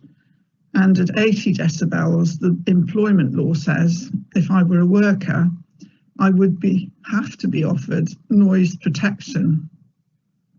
It's one thing to have a few of these jets a week, as we have in the past, but if the runway is extended, that will change apparently to nearly 50 a day. So I would like to ask the officers to display these maps of LA Max. They're in Appendix 11.4 of the July 2020 revised environmental statement, because they show just how big an area will be affected by the noise these big jets cause. I'm at a loss as to how the offer of noise insulation could help when most of the noise will be in the daytime, when people will want to sit outdoors. With a jet screaming overhead at 80 decibels every 20 minutes, how will anybody be able to sit out and enjoy their garden, however much insulation their house has been fitted with? And we can't double glaze Lakeside or Itchen Valley or Riverside Park. Summer is the time we want to be outside, but summer is the time when the noise will be at its worst. Please, please think what it will be like to live here and refuse this application. It's time to start putting people first. Thank you.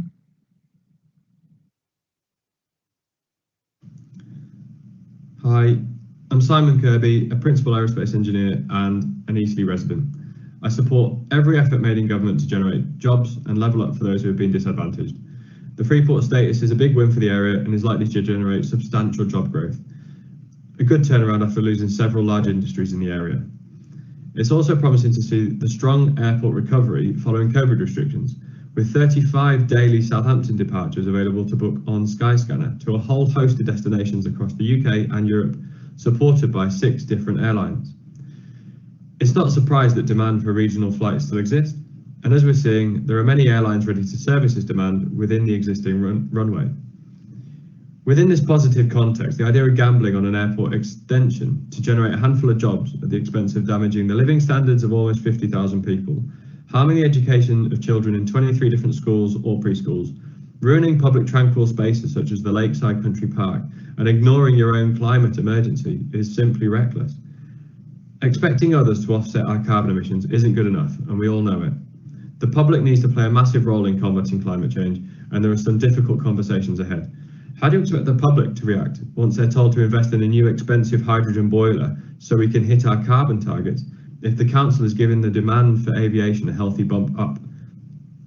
Support for the expansion will damage the credibility of the council and the wider fight against climate change.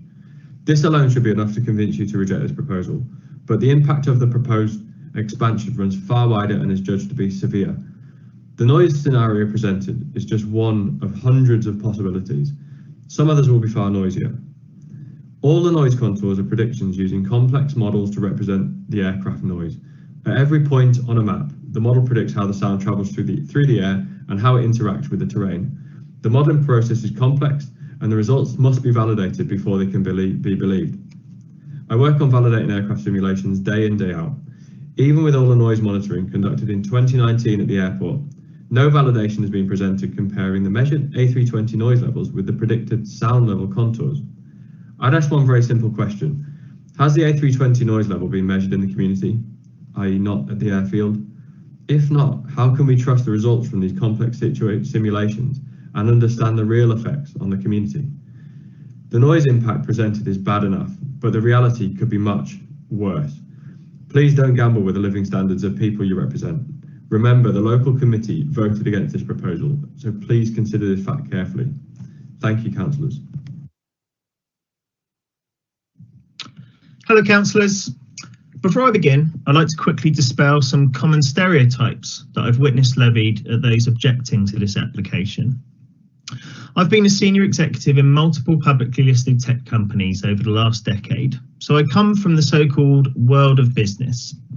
In addition, I'm a frequent flyer who's flown more times than I can remember. Now today you're going to hear a lot of facts and figures, so I'd like to give you a break from that and quickly share my perspective on 2 topics, business and values. In the tech industry, there's a common held view that COVID has accelerated digital transformation by 5 to 10 years, depending on the sector. The last year has been absolutely horrific in so many ways, but it's been remarkable in terms of the digital transformation we've seen in other areas. Pre-COVID, I witnessed the growing role video conferencing played for internal meetings and meetings with partners and clients. It was clear that the days of profligate business trips were numbered. They're expensive, they're inefficient, and they're a poor use of employees' time. COVID has accelerated this transition, and it doesn't take a genius to see that there will be no return to the levels of business travel we saw before COVID. This means that countries around the world are going to be faced with the reality of overcapacity at their airports, making airport expansion and extension an unnecessary and expensive nonsense, in my opinion. I'd also like to talk about values. Values say a lot about people, our communities, and our governing bodies. Expressing values through speeches and taglines on road signs is one thing, but our actual values are expressed through our actions. Given the undeniable impact this development will have on hundreds of thousands of residents, on our green spaces, our gardens, on our children's schools and our planet, your actions today will speak volumes about what a Liberal Democrat-controlled council values. Does it value the health and well-being of its residents and children? Does it really value the planet we live on and the efforts we need to take to protect it? Many believe climate change requires a coordinated global response, and this is true. But I also believe our response consists of a series of daily decisions as individuals, as businesses, and as governing bodies. Today, you are in the privileged position to be on the front line of our battle to avert climate breakdown. Please, on behalf of future generations, take a decision that puts our children's future and well-being first. Be brave, be bold, and dare to imagine a better, quieter, lower carbon future. Thank you.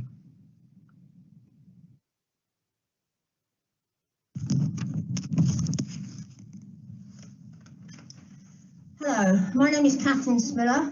I'm a resident of Bitton Park, and I have previously written to object to airport expansion. I've written to the planning committee and to my own councillors. If this expansion goes ahead, we could be facing 50 or more larger planes a day flying overhead. The noise level would simply be unacceptable. I'm not interested in mitigation of the noise level or soundproofing. I want to enjoy the outdoors, not shut it out. Until I retired, I worked for many years as a teacher, 7 of them as a head teacher. Many studies have shown that children's learning is affected by increased noise over 55 decibels. The noise level, if this expansion goes ahead, is likely to go up to 70 or 80 decibels. I'm very concerned about that, given the density of population and the number of schools under the flight path. I'm also concerned about pollution, both the increased road traffic, which the airport expansion would mean, but also the pollution from the planes themselves.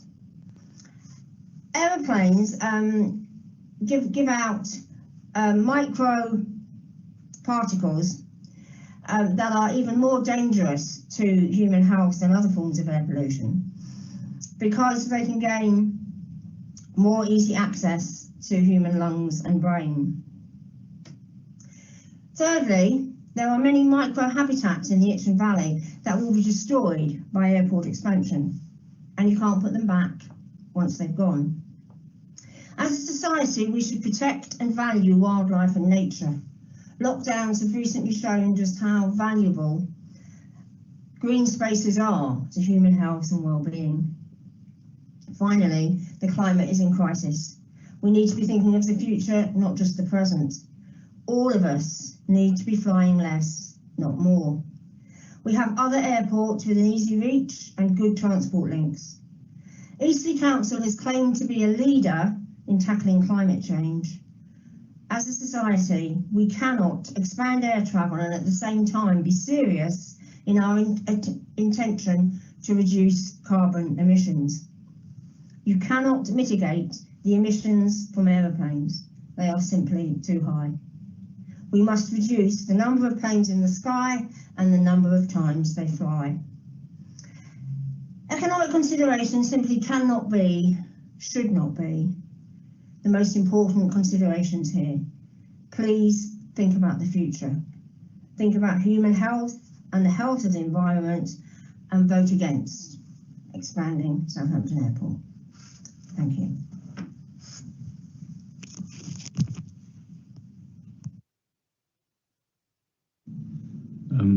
Hello. I just want to show you guys something. This is the current state of my house on Doncaster Road. Now, when we bought this house, the airport wasn't even a consideration in our factor. We'd never even considered the noise level. And when we purchased it, it never even crossed our minds.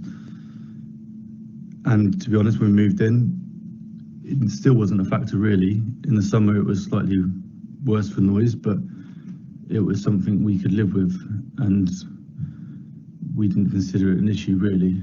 Now with the new proposed plan for the extension, I think that dramatically changes it.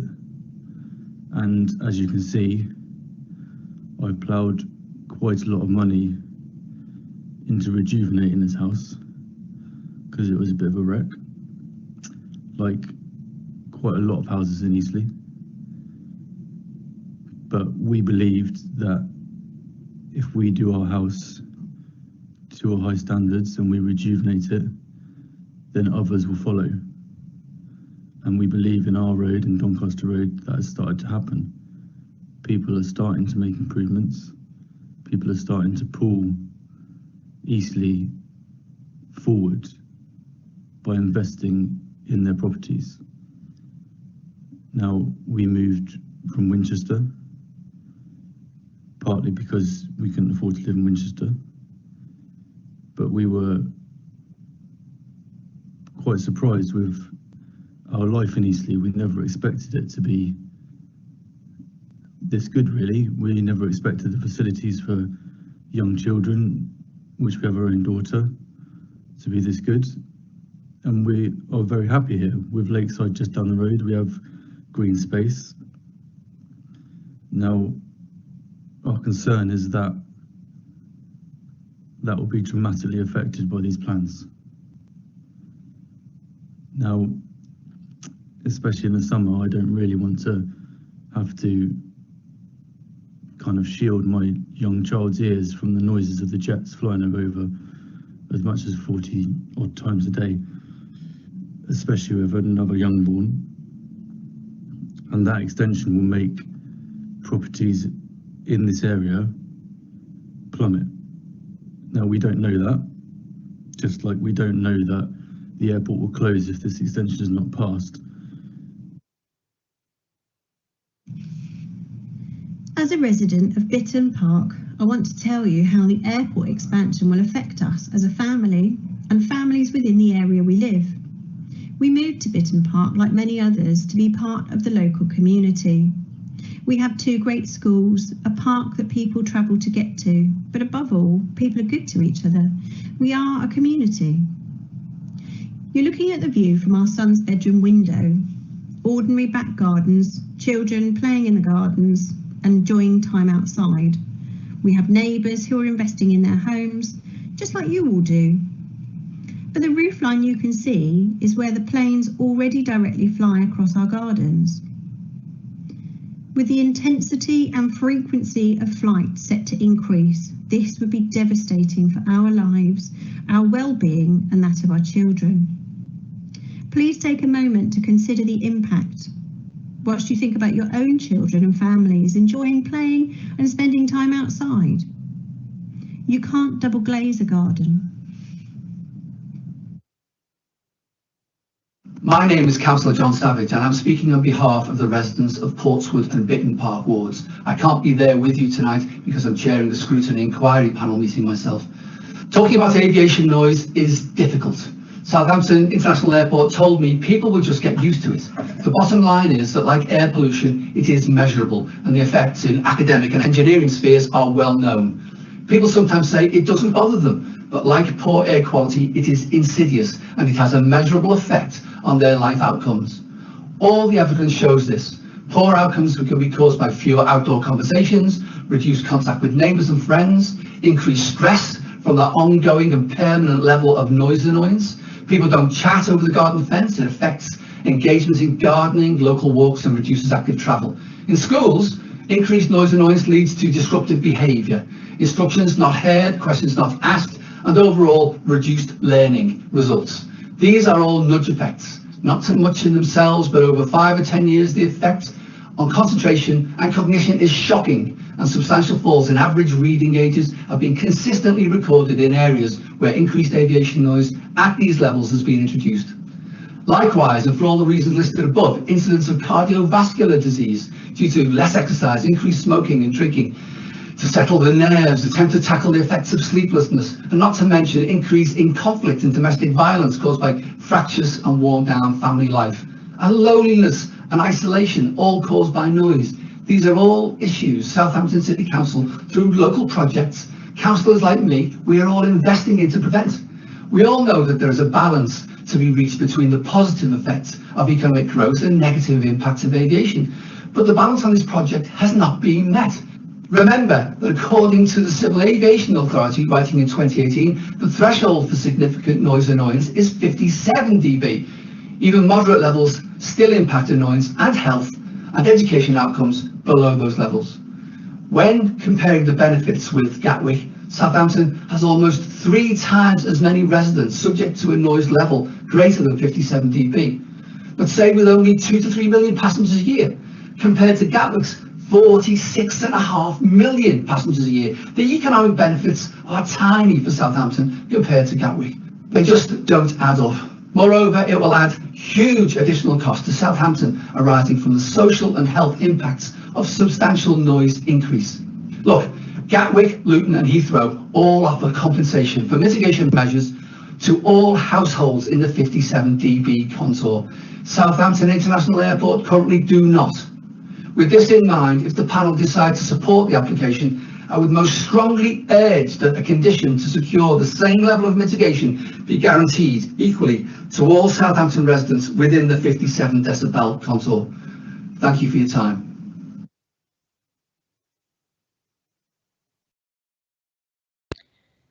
Right, thank you very much. Can I just say, give my thanks to those participants who have made videos to present to this committee this evening. Thank you very much. They are all just as important as the people that have spoken live, and we all really do appreciate the efforts that you put in.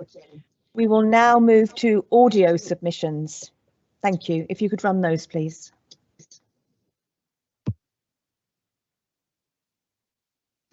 Hello. The planning report explicitly states in paragraph 578 that the development will result in, quote, a direct long-term adverse impact from noise of major significance, and that, without appropriate mitigation, this degree of impact would not warrant the scheme to be approved. I want to challenge the idea that the mitigation measures we are being offered are in any way adequate to change this conclusion. Firstly, there is an offer of noise insulation, but this is limited to 6% of affected households and offers nothing for outdoor spaces. We can't double glaze people's gardens. Secondly, there is the noise cap. This restricts the size of the 51 decibels noise contour to 16.1 kilometers squared, which is what is predicted from 3 million passengers. But this is exactly the number of passengers the noise impact assessment was carried out on and found to be, quote, unacceptable. We haven't even had an assessment of what the noise impacts would be in the absence of the cap. So although the cap stops the average noise rising still further, how can it provide any mitigation for the noise predicted from 3 million passengers? Thirdly, the number of air traffic movements in the hours between 6 and 7 a.m. will be limited to 20. But this is an extraordinarily large number when the predicted 120 air traffic movements per day averages out at just 8 per hour. And the noise cap is based on restricting the 16-hour average from 7 a.m. to 11 p.m, which means it excludes the possible 20 flights between 6 and 7 a.m. So what is to stop the airport circumventing the noise cap by moving flights to the early period at busy times? So the insulation only helps a minority and then only indoors with the windows closed. The noise cap doesn't reduce levels below those already deemed unacceptable, and because it only limits the 16-hour average between 7 a.m. to 11 p.m, it could be bypassed by taking advantage of the extraordinarily high limit of flights in the hours between 6 and 7 a.m. And we have no details of the size of the community fund or how it will mitigate anything. So I believe none of this mitigation is adequate, and therefore, regardless of the economic benefits, the level of noise is unacceptable, and so the application should be refused. Thank you, Chair. Hello, My name is Toby Penter and I'm a resident of Central Eastleigh who grew up in Fair Oak. I have lived in the borough my whole life. I go for walks down at Lakeside in the Itchen Valley Country Park. I'm a member of a community farm in Highbridge. I cycle in Stoke Park Woods. My grandmother lives in a retirement village in Bishopstoke, directly under the flight path. So do countless others. I oppose this application. The development would lead to an unconscionable amount of noise and air pollution for local residents, and it's plain to see that the extension is only intended to bring larger, higher capacity planes, the passengers for which would further cripple our already struggling local road infrastructure. A number of the comments against the planning application were made by individuals living wholly outside of the area that will actually be affected. Messages of support coming in from individuals in Fareham, in Bournemouth. I think I even spotted one from Florida. In the kindest possible way, these people's opinions are irrelevant. Anyone who actually has to live under the flight paths and the various nature reserves and wildlife trust areas that this covers would be severely adversely affected. I'd also like to comment on the tone-deaf nature of these proposals. Environmentally, the planet is dying, and throwing more jets into the air isn't going to fix it. It'll actually make it worse. I encourage anyone in a position of authority to oppose these proposals, and preferably in strong enough terms that this application is dead for the foreseeable future, and the team at Southampton Airport can take the time to rethink whether it's worth burning the planet down to make a quick buck. Thank you. During this meeting, I anticipate that you'll be told that the application must be approved because otherwise the airport will go out of business. However, the Council officers have clearly stated that this is not part of the planning balance decision, and if it was, the benefits of other potential uses of the site would have been assessed. Although the Freeport is not mentioned in the planning application, you'll probably hear that the Freeport plan isn't viable without a longer runway.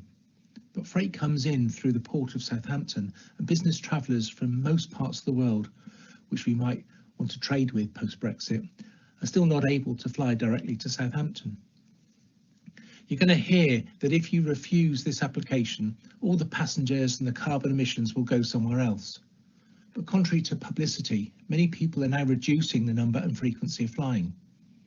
The airport's own leakage analysis suggests that 33% of those in the wider catchment won't fly at all, and 48% of local people won't fly at all. So that's a lot of flights and flight emissions that will be saved if this application is refused. You're going to hear that climate change isn't a problem, or it is, but not a local problem.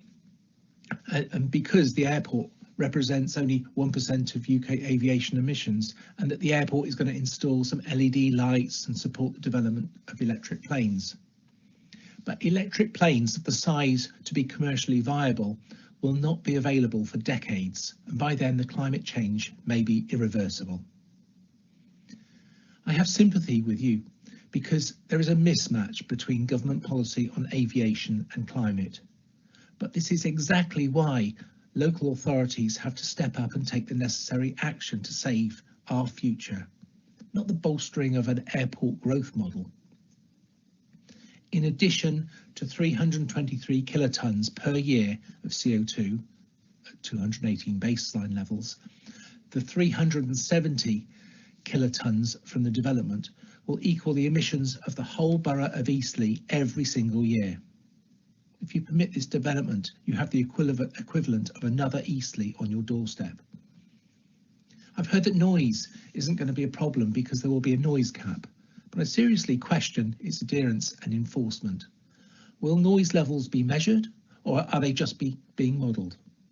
If the assessment is based on modelling, then how is this to be validated and checked for the area? How else can we know that it actually reflects the true levels of noise that people in parks, gardens and schoolyards are going to be affected by?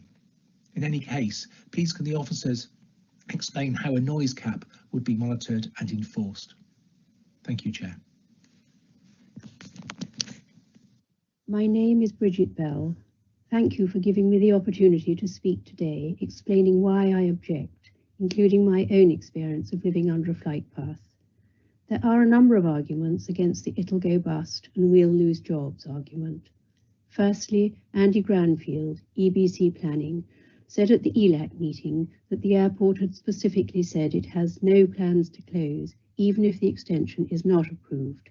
Secondly, the claim that without passenger numbers expanding will stagnate at 1 million, and this assumes no new routes will be added after 2020. But new routes announced in 2021 already show this to be incorrect.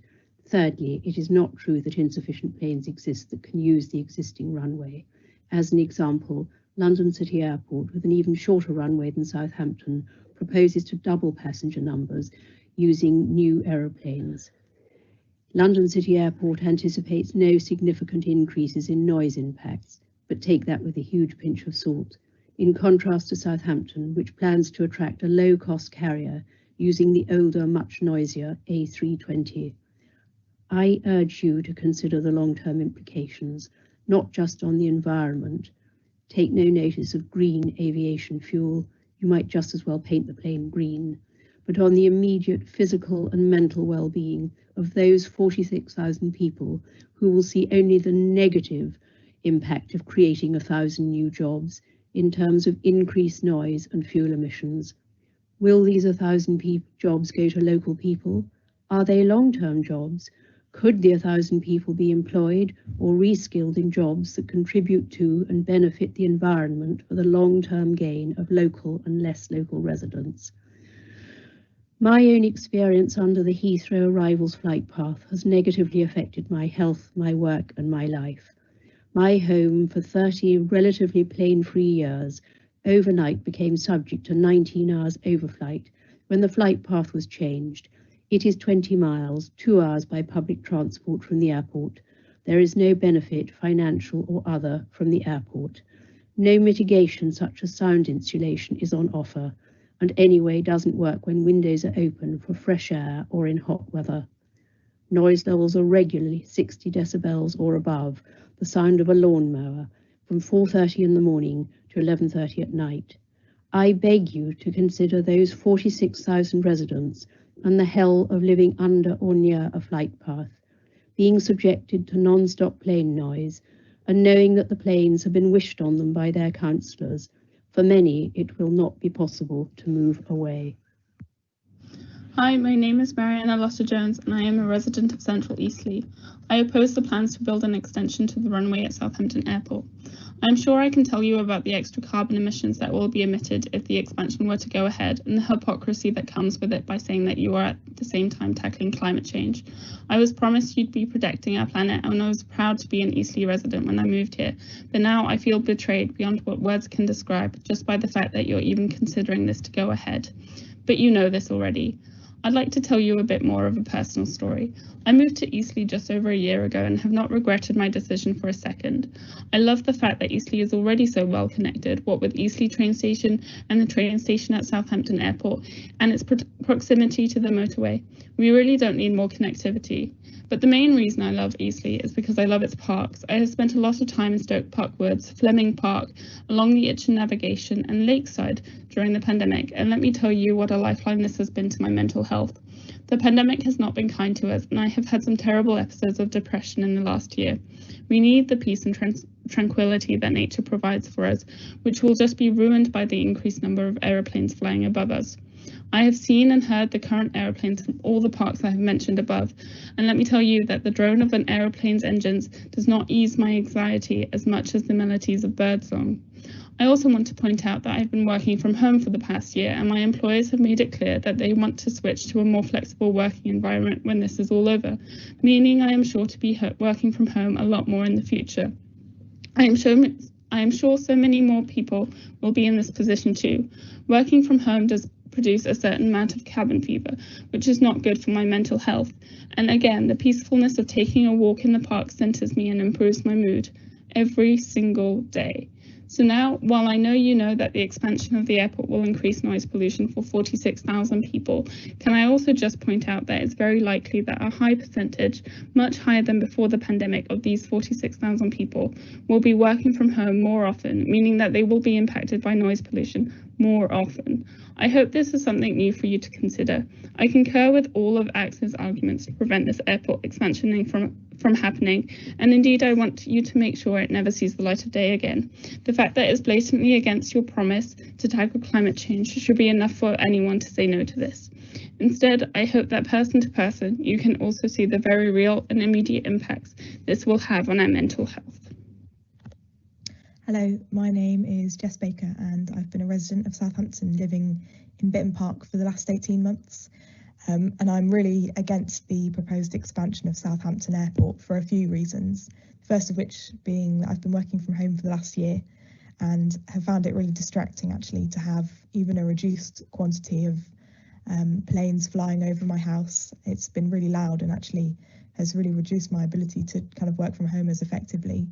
My home's already double glazed and insulated, so the noise insulation scheme's not going to have an impact for me really at all. There's nothing extra that hasn't already been done on my house that's going to reduce the impact of that noise. And I really feel a lot for the pupils at the local schools as well. I know there's been a lot of research that links increased noise from aircraft flying over the head of the schools and kind of a reduced ability to retain information and memorise things that's really crucial to that learning. So I think it's going to have a massively negative impact on those pupils, and I really feel sorry for them. This is something that is being proposed in their city. As a young person as well, I'm 22, and the climate and ecological emergency is something that hugely scares me, and kind of I'm really worried about it and do a lot in my personal life to reduce the impact of my kind of day-to-day life on the environment. And I know that Eastleigh has declared a climate emergency and is kind of allegedly tackling climate change. That's what it says on the road signs. And I think it's just crazy that this is something that's being proposed in 2021 when the climate and ecological emergency is such a huge issue. And I know an awful lot of my friends and other people my age feel very strongly the same way, that we're really, really worried about the environmental impacts of things like flying and airport expansions. And I just think it's absolutely the wrong thing to do to be expanding an airport, which is going to have so many other negative impacts as well as the environmental cost on the local environment and the local people. And I know that there's the argument about it's going to create more jobs, but I think that's a really short-sighted view to take.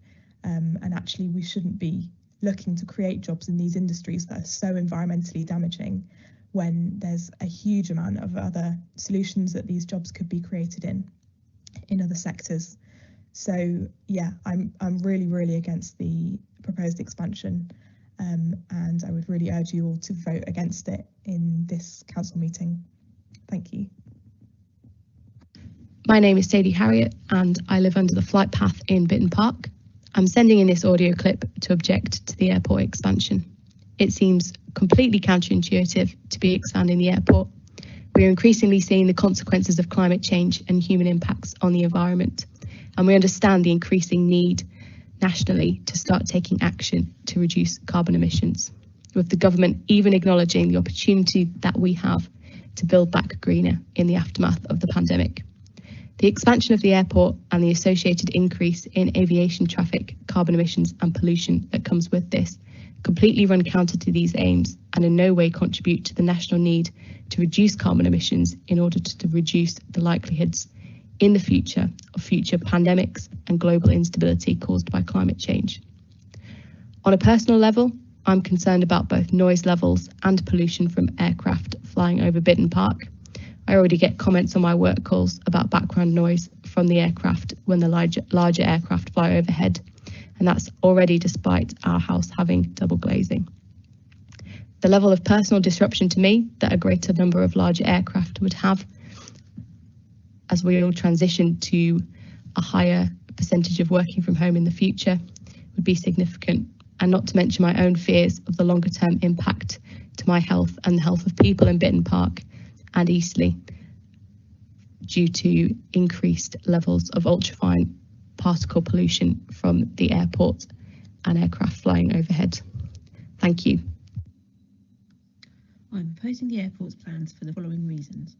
Firstly, the noise levels will be too much for the local residents and for students at Bitton Park School, where my 2 boys currently attend. This would also extend to future pupils who have already missed out on their early education now because of the COVID-19 pandemic. There can be no effective mitigation from constant noise, particularly outside. We have all learnt the importance of fresh air and being outside for our mental health recently, so to deprive all those students of peace and quiet at every break and lunchtime would be awful for their mental health. One resident from Bristol, who lives near the airport, has said this: "Constant noise during the day gives you a headache and a desire sometimes to run away. Residents don't stand a chance of enjoying any form of tranquility if they live close to an airport. What no one within these expanding airports seems to understand is that local residents had greater tranquility. As the airports grow, this is being taken away from us. 46,000 extra people in Eastleigh, Southampton and other areas will be impacted by the increased noise levels. How can you justify taking away thousands of people's peace, quiet and education every day for a business to expand? Secondly, noise at our country parks and other local parks will increase and deter people from going there, as they won't be able to enjoy a quiet day out with their family. You can't double glaze outdoor spaces. This will have a negative impact on mental health and well-being. Thirdly, to slow down climate change. We need to act now. We're in a climate emergency, which you as a council have declared. We must stop carbon emissions as soon as possible and definitely not increase them for the sake of future generations. Otherwise, the cost will be much worse than the short-term price of not going ahead now. The Lib Dems oppose airport expansion nationally, so how can you vote for this here in our own area? And finally, the UK is hosting the COP26 summit in the autumn, a global meeting of leaders to discuss climate action. Wouldn't it be awful if Eastleigh were discussed there as an embarrassing example of airport expansion, when we as a nation should be leading the way in showing how it's possible to act to limit carbon emissions? As Chris Packham says, the choice is yours. You can talk about jobs, and you may have a few jobs today and tomorrow, but what about jobs for your children and grandchildren? What about a world where they can breathe and eat and avoid conflict? That's your choice. I don't see you've got much of one to make, really. Studying at Barton Pebble Sixth Form College, I remember noticing planes taking off from Southampton Airport when in the maths study area. Thankfully, the noise was not overwhelming, but I can only imagine how hard it would be to study when constant interruptions from low-flying noisy planes happening every day. At home, I'm currently rarely affected by aircraft noise. It's a joy to wake up to bird song and enjoy the garden in peace. It's a huge loss to have this time in nature taken over, so a privileged few can fly more. An action which in itself is polluting our local areas and destroying our climate is not a good idea. And it is selfish for us as a developed country with the power to make positive decisions to ignore the effects our decisions will have on us and the rest of the world, and to the well-being of local residents and on the future. Please object to this expansion. Thanks. I'm sure all of you know most of the reasons both for and against the proposed airport expansion, but one of the most difficult and most controversial is climate change. Some treat climate change as an issue that has been overhyped, won't manifest itself for years, if ever, and, put simply, as someone else's problem. Climate change seems an abstract, a scientific theory of debatable significance, but climate change is happening. The dissociation lots of us feel from climate change is largely due to our privilege of living in a relatively unaffected country, a country that can afford to buy food from around the world and can deal with changing weather patterns. The effects we see in England are not yet catastrophic, but we should not be ignoring what is happening in the rest of the world. Please make a stand and do your bit for people around the world. If this is too selfless or abstract a motivation for you, take the disastrous fires and floods in Australia as a warning. This is not a problem for the next generation to deal with, or for us to shy away from and say we're waiting for the central government to deal with. This is a problem that each and every one of us must step up and help with. We must be brave, make a stand, and make a change. We cannot solve the climate crisis alone, but we each have a responsibility to do our bits, and as councillors in a position of power, you have the opportunity to make a bigger change than most. Please do not abuse your power. People say we need jobs, we need a stronger economy, we can deal with climate change later, but there are other greener ways of providing jobs. There is no point having a good economy if we have made our planet unlivable. And with this mindset, we will never take drastic action to tackle climate change, at least not until the River Itchen has flooded and the entire New Forest has burned to the ground.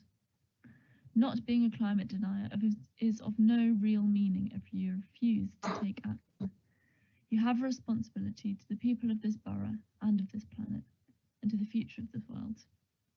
Please do not give in to the short-term greed and wants of a privileged few.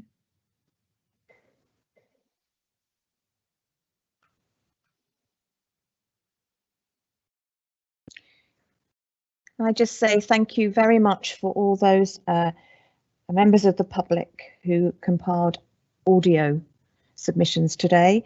And I'd also like to thank our officers who compiled the audio and the video. So we were able to listen and see those submissions today. So thank you very much. I'll now ask Andy Granfield if you have any points of clarification or comments at this time. Andy, please. Thank you. Thank you, Chair. Again, just for clarification, something which I didn't cover in my presentation, but one or two of the speakers have picked up on is the issue of ultrafine particles. And I can direct members to paragraph 646 of your report, and it covers it in that place. That was all, Chair. Thank you. Thank you very much, Andy. Given the hour, and I have been made aware that we do have a considerable number of written statements to listen to, I think this would be an appropriate time to go for a break, a meal break for 45 minutes.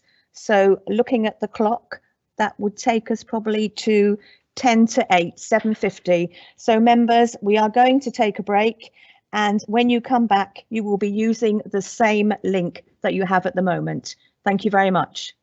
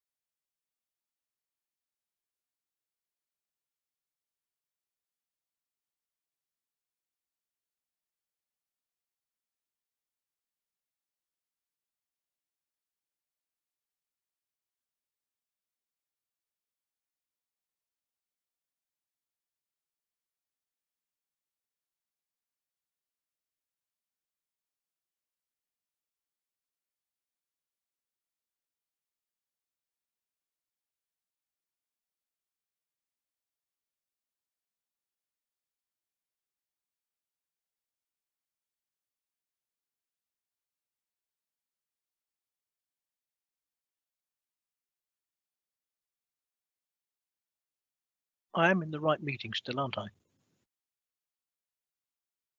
You are, Councillor Pragnell. Am I on?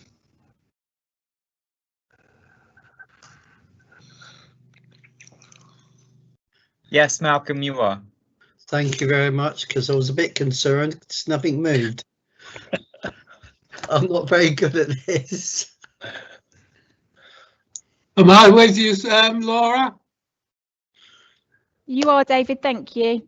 All I can see is a sort of flashing rings round a picture of Sarah in the middle of the screen. I can see you, David. Malcolm, I think it just proves you had too much to eat. That's better. I can see Darshan now. Hello, David. All right, Malcolm. Yeah. Sorry, Thanks. councillors, can you mute your microphones, please? We're going to start the meeting again. Right, okay.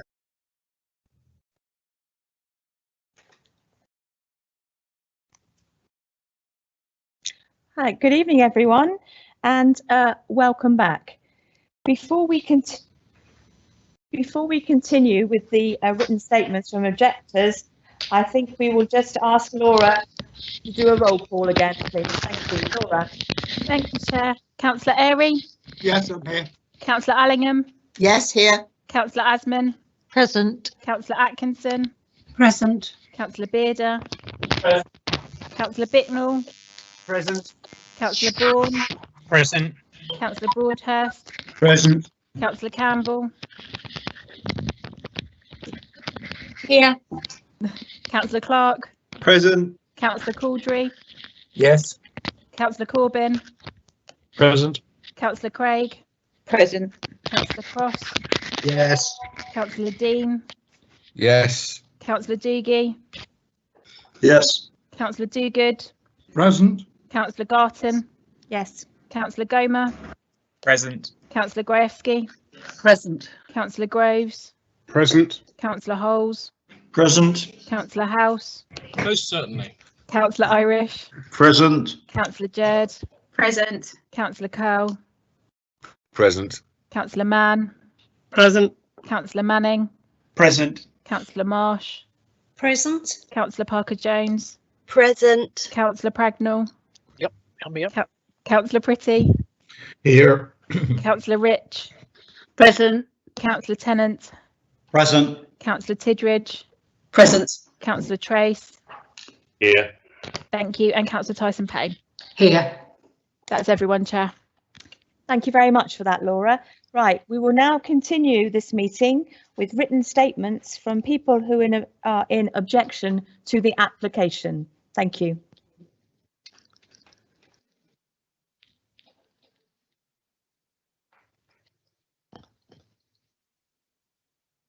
Thank you, Chair. Here is a statement from Danny Foreman. I believe the councillors were completely right not to grant the planning permission. The sheer amount of people that will be affected by the extra noise was staggering. The extra pollution and damage to green spaces is really unnecessary. Also, from following the meeting online last time, I thought it very interesting that the claim that the airport would shut if permission was not granted turns out to be false. Scaremongering from the airport. It can be a perfectly normal functioning regional airport. The added traffic that the extension would bring would be unbearable. Here is a statement from Nicholas Lawrence. As a local resident who lives under the airport flight path and who works at the local secondary school, I would like to make the following points against the planned airport expansion. 1. Eastleigh needs to follow North Somerset Council's decision to reject plans to expand Bristol Airport in February 2021 due to concerns over the environmental damage that it could cause. Don Davies, the leader of that council, said, what the committee has considered is that the detrimental effect of the expansion of the airport on this area and the wider impact on the environment outweighs the narrower benefits to airport expansion. The same applies to Eastleigh. Number 2, the master plans for 21 of the country's biggest airports show they intend to add 192 million passengers to the 286 million that already use their terminals over the next 10 to 20 years. That's a growth of 67%. It far exceeds the ceiling of at most 25% that the Committee on Climate Change has told the Department of Transport is the limit for sustainable growth if the UK is to meet its commitment for net zero greenhouse gas emissions by 2050. We need to be a country that sticks to our commitments to future generations. Ensuring public health is a moral duty and one which, if not taken seriously, will end up costing the NHS, state, taxpayer millions in extra care for those affected by poor air quality. Number 3, Southampton City Council leader Christopher Hammond said the plans would lead to gridlocked infrastructure and see carbon emissions rise on average by 350,000 tonnes a year. This equally applies to Eastleigh. On July 18, 2019, Eastleigh Borough Council joined the 300 out of 404, 74% district, county, unitary and metropolitan councils that have declared a climate emergency to date. How can the expansion of an airport so close to thousands of homes possibly support the work needed to address this emergency? Number 5, in schools we teach all children about climate change, reducing waste and the dangers of pollution, encouraging healthy lifestyles, mindfulness and caring for the planet and all who inhabit it. The adults of today must lead by example and state clearly that everyone supports these ideas. An expanded airport would have a long-lasting detrimental effect on all the aspects mentioned. Trying to teach with the windows open in summer, pass on instructions on the playing fields, or even for children to have conversations outside of break times would become impossible. The air quality will deteriorate further, compounded by the enforced felling of hundreds of trees, and quality of life will deteriorate for everyone in the area, both young and old. This is a decision that will resonate through the years, and one which in the current climate must be rejected, as it has already been twice before. Here is a statement from Farzad Rayat. The issues are pretty clear and include macro environmental impact, economic impact, noise, local traffic and pollution. The key thing I want to emphasise and remind the councillors is that scientists tell us that we are now at a critical juncture in human history when we can by our action do near permanent damage to our life support system that is the earth. So the real question here is a question about our values, not an argument about short or even medium term benefits versus losses.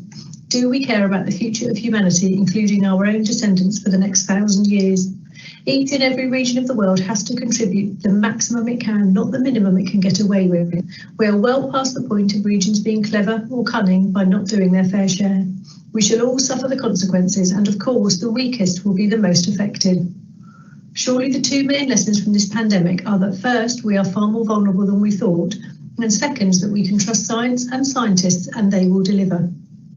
If in 10 or 20 years' time, engineers come up with sufficiently green airplane technology, we can surely come back and revisit the subject.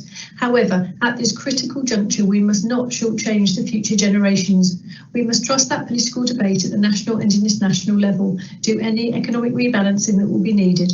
For example, if future means less need for commuter trains, they can be refocused for travellers, etc. Such macro level adjustments will be needed and will inevitably happen. In summary, sacrifice has to be bottom up and compensation top down. Let us do our part. We cannot blame previous generations creating this mess. They frankly didn't know better, but we know so much more and cannot turn a blind eye nor kid ourselves. From my perspective, this sadly means rejecting the planning application and being prepared, if needed, to get a coach trip ride to Gatwick, etc., if going to a faraway place. You represent us all in this region, so I wish you to clarity of mind and balance of judgment. Here's a statement from Jocelyn and Ian Lawrence. I'm quite worried about the amount of extra traffic this proposal is going to create. When I take my granddaughters swimming in Eastleigh and drive them back to their home in Bitton, the traffic is horrendous. This is just one specific example, as traffic build-up is more or less constant, and you want to make it worse? Why? It's not worth it. Please do not expand the airport, as it will create more traffic problems for the locals. Here is a statement from Maxine Badrock. My objection is on two counts. I'm sure the committee is aware of the climate crisis and our central government's intention to reduce carbon emissions. It seems therefore extremely unwise to allow the runway at Southampton Airport to be lengthened and bigger jet aircraft to use it. This will seriously affect the quality of air and emissions in the Eastleigh area and beyond. We have two of the country's main airports at Heathrow and Gatwick, both within easy reach of Southampton via motorways. We also have another local airport at Bournemouth. I see no justification for further uptick in air traffic in Southampton. We have lived in Portswood, Southampton for the past 45 years and have always been able to hear aircraft coming and going from the airport. The props really don't impact too greatly, though I'm sure that if the flight path were changed, we might be more greatly affected. However, when they don't fly, we are unable to hold a conversation until they have passed, and the thought of more of these fills us with horror. I hope that the committee will consider the views of all the residents that will be affected if this expansion goes ahead and not be swayed solely by economic interests. Here is a statement by Peter Wyatt. In relation to the above scheme, I would like to submit this written objection to the extension of the runway. I have only one ground for my objection, and that is the increased CO2 emission that would result. I note from the environmental statement that was undertaken by Savills estate agents the following. By 2036, the annual CO2 emission from landing and takeoff, LTO, and climb, cruise and descent, CCD, is forecast to be 940 TCO2e with the extended runway, compared to 499 TCO2e without it. This is an increase of 90%. It hardly needs me to point out the incompatibility of this increase in CO2 emission with extant and emerging policy on CO2 emissions reduction. Here is a statement from S.A. Bowen. I am strongly against any further air traffic in this area for the following reasons. 1, the noise pollution to add to this would be a health hazard. 2, the air pollution is another problem countrywide. Eastleigh and Southampton area is already very high, and to add to this would seem irresponsible at best. The enlargement of the airport would increase road traffic, as this area is already struggling with heavy traffic caused in part by the seaport. To add to this would again appear irresponsible. I would hope that the council will put the well-being of residents in the district first and put the expansion into the waste bin where it belongs. On a personal note, I take the future of my children and grandchildren very seriously. We all need to think carefully on how we can best encourage a better environment for future generations. Finally, don't forget while you deliberate that we are the voters who put you in power, not to represent the interests of profit-seeking businesses, but to reflect the wishes of the ordinary folk who live here. Here is a statement from David and Angela Blackburn. I'm writing to record our absolute opposition to the extension of the runway, allowing larger and noisier and more polluting aircraft to land and take off from Eastleigh Airport. We are in a climate emergency, and the reckless pursuit of increased aviation will exacerbate that emergency. We must reduce aviation, the most polluting form of transport. Eastleigh Council has always promoted itself and taken a lead as an environmentally aware authority seeking to make the world a better place. This is a time to demonstrate that ambition and claim. We understand that the current rules should direct planes along the Itchen Valley, but pilots seem unable to follow this flight path and frequently fly over my property in Colden Common. When in the garden, we have to stop conversations when a plane flies over. I imagine this will be even worse with larger planes. I do not want these polluting planes damaging the lives of my children and grandchildren.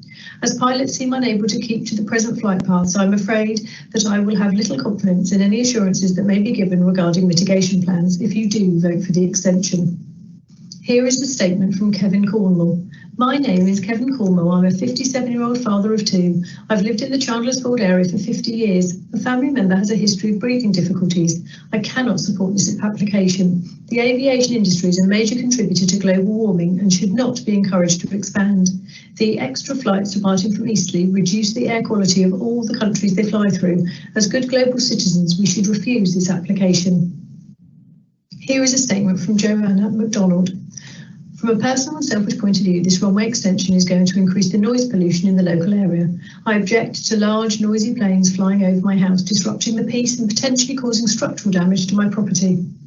I honestly cannot believe that this proposal is being considered in the light of the recent global pandemic. Should we not be discouraging global travel?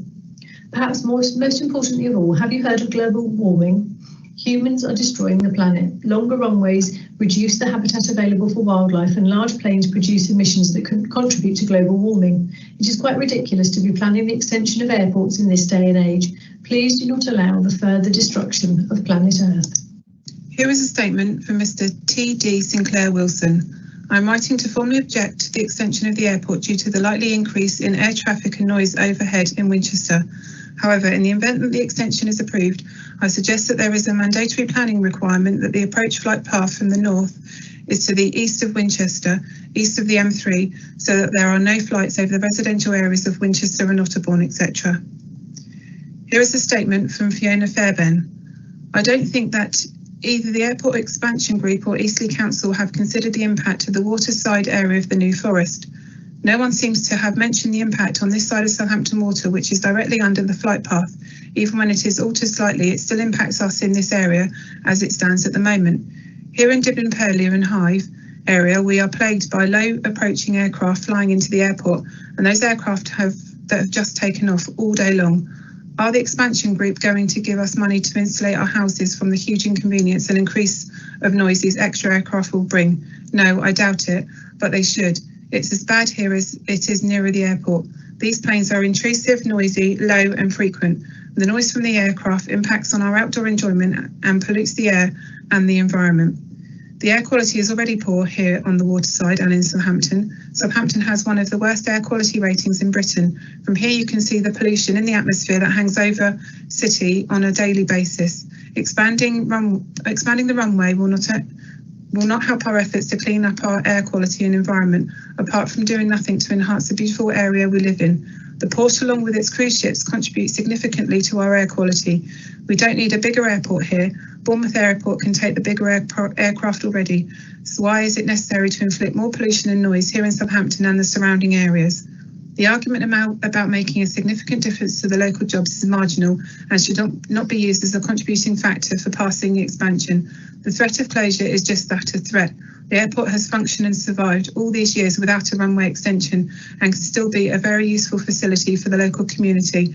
So why in this time when we are so aware of the damage we are doing to the climate and climate change are we even thinking about an extension? The New Forest is a unique environment. Let's keep it that way. Here's a statement from Caroline Ailey. Thank you so much for rejecting the application for the extension of the airport's runway.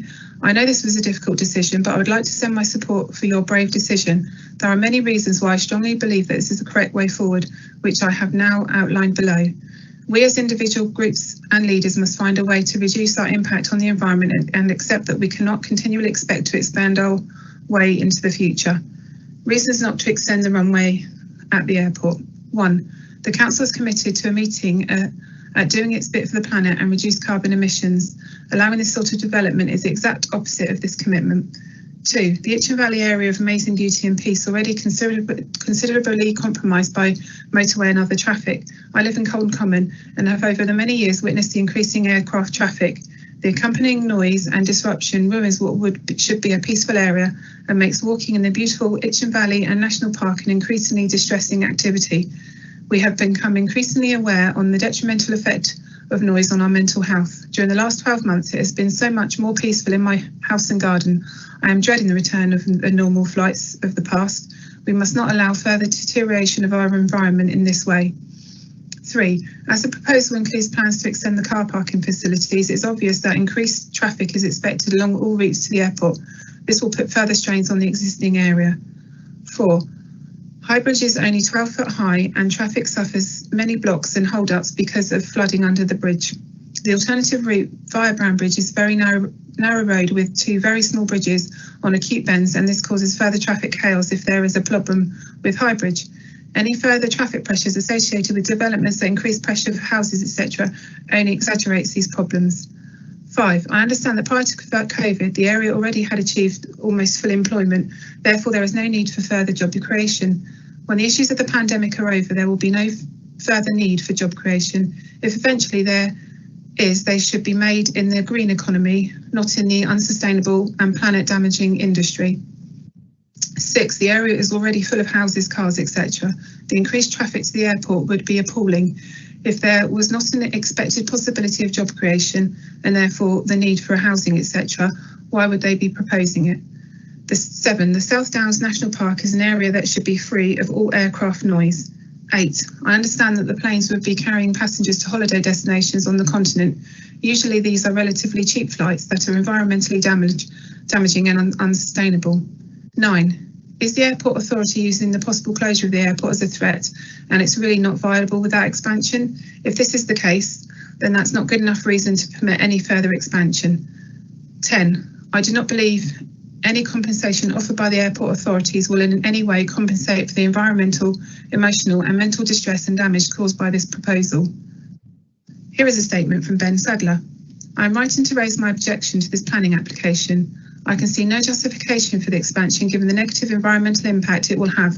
I believe any economic benefit is easily outweighed by this long-term impact on the environment. Here is a statement from Rob O'Brien. There is nothing that can be brought forward that will sway the decision I've made for the airport expansion. I will say again, the council has stated and placed on their welcome signs that they are fighting climate change. To even think about expanding the airport is hypocritical. The larger planes will create more noise and air pollution in and around the surrounding areas. Since moving to Eastleigh, people I have included have increased in asthma issues, no doubt relating to the airport. To have both Winchester and Southampton councils against the plans aid our fight to stop the expansion. Even Bournemouth Airport are against the expansion as they offer flights that the expansion plan to gain access to.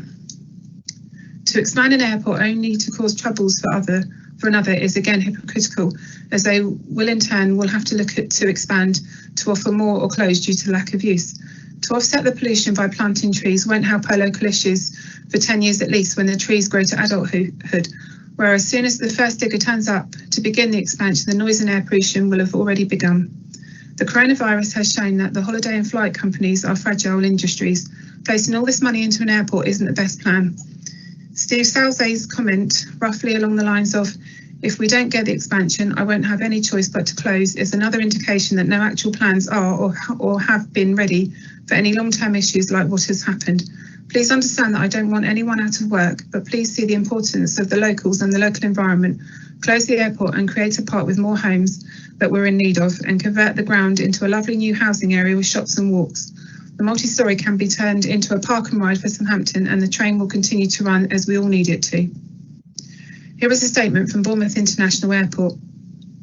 Bournemouth Airport stand by the objections made throughout the determination of this application and the comments submitted to the local area committee meeting. We are concerned our objections are wrongly being characterised as commercial. They are not commercial. Our original comments raised questions and indeed were not submitted as an objection. We stated that if those questions were not addressed, we would object. The questions were not and have never been addressed, and we objected on that basis. You're being asked to weigh economic environmental factors. On the former, for you to reach an informed view, we say that it is essential that the analysis producing the facts and figures on which you are basing a decision must have regard to the presence of Bournemouth as a nearby international airport, but it is completely ignored. Some brief comments around this are provided in the report to Council, but these are based solely on officers' judgment, not evidence. They are not informed by evidence because none of the applicants' work reflects the presence of Bournemouth Airport.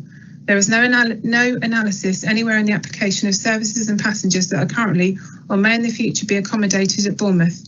Emphasis is placed on job creation, but there is no analysis anywhere of the net benefits having allowed for the inevitable displacement of jobs from Bournemouth and elsewhere. Future growth is considered without measuring the local capacity that already exists to satisfy it, again because Bournemouth is excluded from all analysis. There is no evidence provided. In this context, we respectfully suggest that two questions should be asked. First, and for the avoidance of doubt, it must be relevant to ask officers to assist councillors by identifying where in the application submission Bournemouth Airport is considered in any capacity. Where is the analysis and where is the evidence? Second, it is reasonable for councillors to ask themselves what they would think if the positions were reversed. For example, if Bournemouth Airport had applied for a runway extension and Eastleigh Council were asked to provide a consultation response, if you were told that the case and analysis for such development at Bournemouth Airport ignored and excluded the presence of Southampton Airport, we expect that you would regard that as a significant and unacceptable flaw and oversight. Again, this is not about competition, rather it's about councillors being asked to attach weight to these factors when the analysis is flawed in such an obvious manner. Here is a statement from John Cochrane. I'm sending this email to you about Southampton Airport. You should turn the runway down because they have got a very short runway. When you stand on top of the Southampton Airport car park, looking down towards the runway, you look left, you get the railway yard and trains service from Eastleigh, and you look right and you have got the motorway. Here is a statement from Dr. Keith Smith. With the last airport planning application granted back in the 1990s, Eastleigh and Southampton councils acquired rights to have noise preferred route agreements in place with the airport operators. These rights were assured as Planning Clause 106 requirement. Even though Winchester District has the open spaces necessary and these spaces are positioned such that an NPR would be an effective noise limiting measure, and even though planes leaving or arriving from the north are low enough over Winchester residents to cause significant noise disruption, Winchester does not have an NPR agreement right. With the limited 3-minute presentation window allowed, the EBC Planning Committee meeting on the 25th of March was reminded that aircraft arriving and leaving the airport to the north are less than 1 minute away from the runway when they are in Winchester airspace. The EBC Planning Committee were also given evidence of how that lack of NPR for Winchester has led to years of unnecessary antisocial overflying of residential areas, which started in the 2004-5 trials. Planning Committee attention was also drawn to the inconsistency between the way the noise map has been produced for this application and the actual reality for Winchester District, as air traffic control can allow planes to fly anywhere they choose to, once they have left the administrative boundary and NPR agreement for Eastleigh, a fact backed up by the airport's own literature. This historic anomaly, which has allowed Winchester residents to be unfairly treated for many years, must be addressed.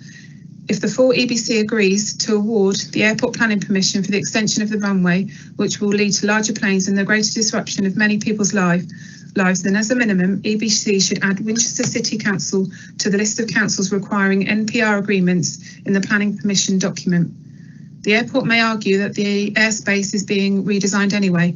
I would like to point out that as a local agreement, an MPR with Winchester can easily accommodate regulated airspace changes, so there is no reason to avoid adding Winchester to this list requiring an MPR agreement. In addition, the work to redesign the airspace will not address the local detail that an NPR with Winchester would. Here is a statement from Polly Lane. I object to this application on the grounds of climate change, noise and necessity. The extra carbon emissions from operations for the development average 370 kilotons CO2 equivalent per year, taking the airport's total to 600 kilotons CO2 equivalent. This is the same as the rest of Eastleigh boundary put together. For a council that declared a climate emergency expects residents to fly less, approving the extension would be at best contradictory, a backwards leap from our urgently needed low carbon economy, and a slap in the face to our children and grandchildren who rely on us to make the wisest long-term decisions for a sustainable future. I am alarmed by the infliction of frequent noise on the many families in the area if this application is granted. I understand that noise analysis presented by the airport use Airbus A319s, which the CAA has put in a lower noise category to the A320s, which will actually be used at the airport. I also understand that the airport used flight paths which do not reflect actual flight paths, which has given misleading picture of anticipated noise levels. The A320 is significantly louder than the A319s and the small planes flyby used. I understand that noise levels on the ground in the areas of East and South Winchester will be 85 decibels, equivalent to standing next to a petrol lawnmower. Potentially every 3 minutes, the frequency of flights that the proposed layout will allow. The impact on quality of life would be immense, and the enjoyment of our beautiful outdoor space is seriously and perpetually damaged. Airport management admitted at the last meeting that there are no plans to close the airport if this extension does not go ahead. The argument about job losses therefore holds no water. There is no need for increased capacity at Southampton. We're already extremely well served by Heathrow and Gatwick airports. Our future depends on reduction on this method of transport, not an increase. Here is a statement from Adrian Uden. I'm extremely concerned about the extended radius of flight destinations facilitated by larger aircraft. This has implications for both passenger and commercial operations, and due to the urban location of the airport will inevitably lead to continual noise and air pollution over a wider area for generations to come. I kindly request for the negative impact on local residents to be considered, as well as those in neighbouring boroughs. Here is a statement from Janet Waghorn.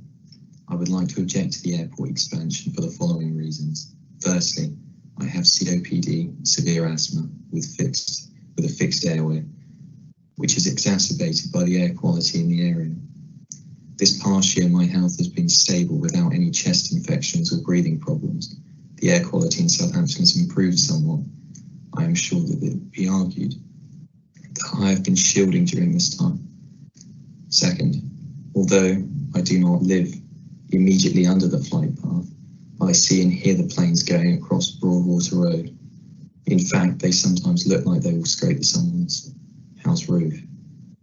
The noise of some of the planes is deafening. The first flights were supposed to be at 7 a.m, but have invariably gone at about 6:40 a.m. With more flights from larger aircraft, there would be more noise and disruption.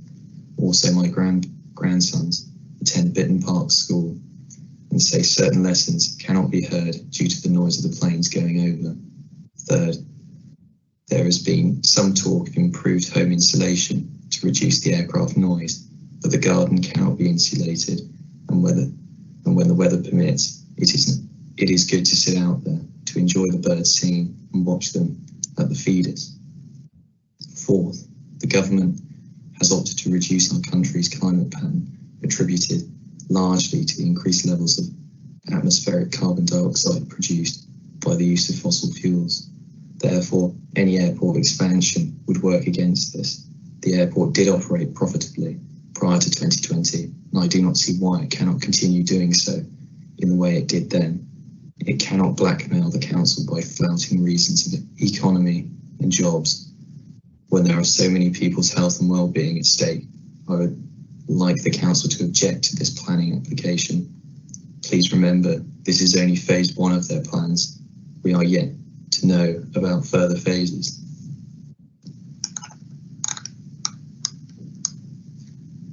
Here is a statement from Sophie Boxall. The government has declared a climate emergency. Eastleigh Borough Council has declared a climate emergency. EBC's strapline is tackling climate change. The Liberal Democrats' vision for Britain, clean, green and carbon free, states if climate change is to be taken seriously, Britain needs the Liberal Democrats, a party that understands what bold measures must be taken and has the will to press ahead to a clean, green and carbon free future. The Conservative Party Manifesto 2019 states Boris Johnson's guarantee is reaching net zero by 2050 with investment in clean energy solutions and green infrastructure to reduce carbon emissions and pollution. The UK is hosting COP26 Climate Summit this year and should be putting its money where its mouth is in all decisions impacting climate change. Councillors and government ministers have a moral responsibility to prevent the expansion of polluting industries and reliance on fossil fuels for future growth of our economy and for everyone and everything living on our planet. This includes you. Councillor House's comment that you can't uninvent aviation misses the point. You can't uninvent the nuclear bomb, but that doesn't mean you should use it more. Councillor Bicknell's comment that individually we can all make a difference because as individuals we can stop driving our petrol car is valid yet unrealistic. Yes, drive less, use public transport, cycle, walk, also fly less, but by agreeing to an expanded airport that offers a greater choice of destinations, it means making it all too easy to fly more, not less. Not the bold measures for a clean, green and carbon-free future that the Lib Dems promise, is it? It's also doesn't address the huge increase in noise pollution. For 46,000 people to be afflicted by increased noise pollution from 50 to 100 flights a day, 36,000 of whom are currently not affected, is an awful prospect. The flight path is over a densely populated area. Opinions shared by some that if you live under a flight path, you should put up with expansion are like saying you can live on a quiet lane, you shouldn't complain if it's extended to a motorway. Noise insulation proposed by Southampton Airport is of no help whatsoever to families in their gardens during spring, summer and autumn when flights will be busiest, nor will it aid concentration levels for school pupils affected by noise pollution. This isn't just about Eastleigh.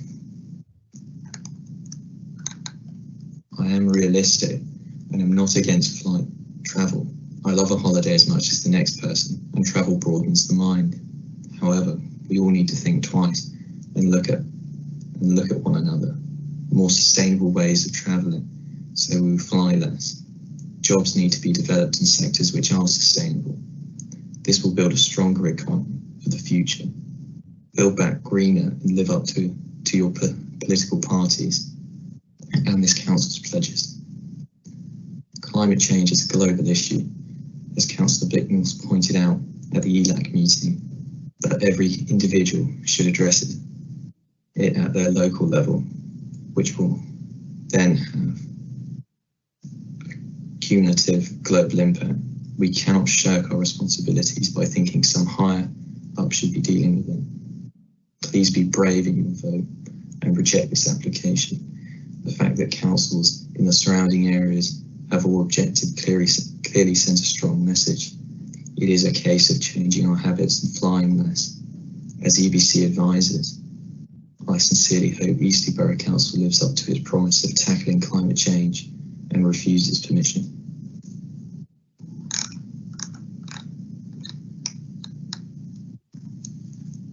Here is a statement from Cara Sandys.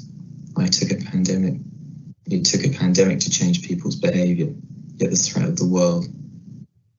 the world from climate change and air pollution is even greater. It's time for people to accept that smaller regional airports will no longer be essential for business travel, and even the need for holiday abroad from Southampton is questionable. Local residents have enjoyed peace and quiet in the last year and don't want to return to business as usual, particularly when their carbon reduction targets to reach. The airport could hopefully still accommodate Channel Islands flights, particularly as this is vital for hospital patients, but otherwise new, innovative green businesses could use the parts of the airport which no longer need to be needed. Perhaps if new technologies provide alternative fuel sources, the airport could be revived in years to come, but for now it should scale back rather than fire up again. Here is a statement from Alex Volkner. I oppose the extension of Southampton Airport runway as I live directly below the flight path for the following reasons. The UK has overcapacity in all of its airports, and there is no economic case for increasing capacity. There are already 3 large airports within convenient travel distance from Southampton, Winchester, Fareham and Portsmouth. Data from the airport's own submissions show large projected increases in CO2, NOx and airborne particulates over a wide range of southern Hampshire, and the developments are allowed to progress. In view of Southampton and Eastleigh's declarations of climate emergency, this is very concerning. Is the climate emergency just hollow virtue signalling?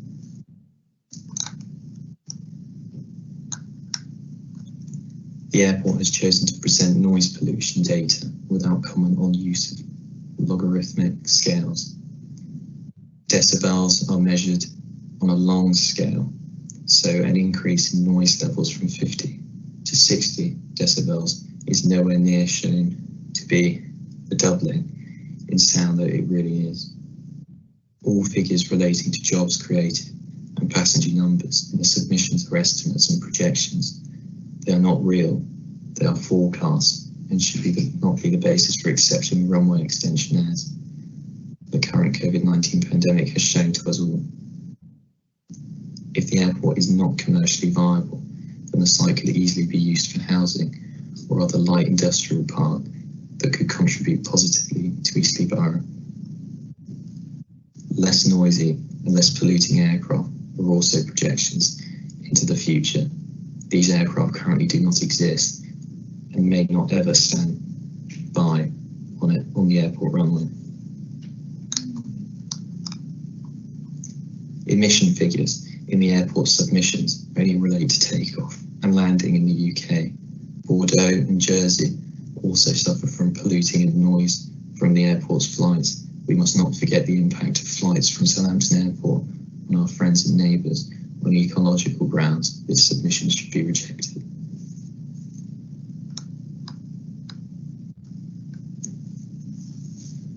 Here is a statement from Madeline Ayling. I am a Southampton resident who lives along the flight path of Southampton Airport, and I am asking Eastleigh Council to refuse the expansion of the airport with the extended runway. It will have a detrimental effect on the mental health of thousands of local residents, including children at local schools, and it will increase traffic on already congested roads. The increased emissions will affect the physical health of residents and contribute to climate change. Surely this risk to health and to our children's future isn't acceptable. Before the pandemic, it was difficult to hold a conversation outside or even watch TV with the windows closed when planes were overhead.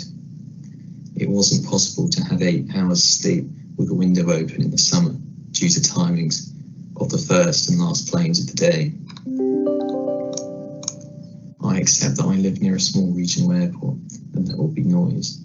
However, this proposed expansion will have an incredible negative effect on the area.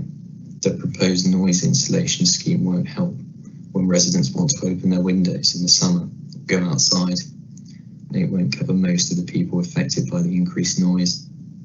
An increasing number of people will be working from home and will struggle to have online or phone meetings, as will other local businesses. I work in mental health support from home, and I'm really concerned about the effect on the increased noise on my ability to support vulnerable people. The airport doesn't need to expand to survive. Other airlines have taken over from Flybe, and new routes have been announced. An expansion wouldn't help the local economy. Most passengers are outbound tourists, so we'll be spending money elsewhere.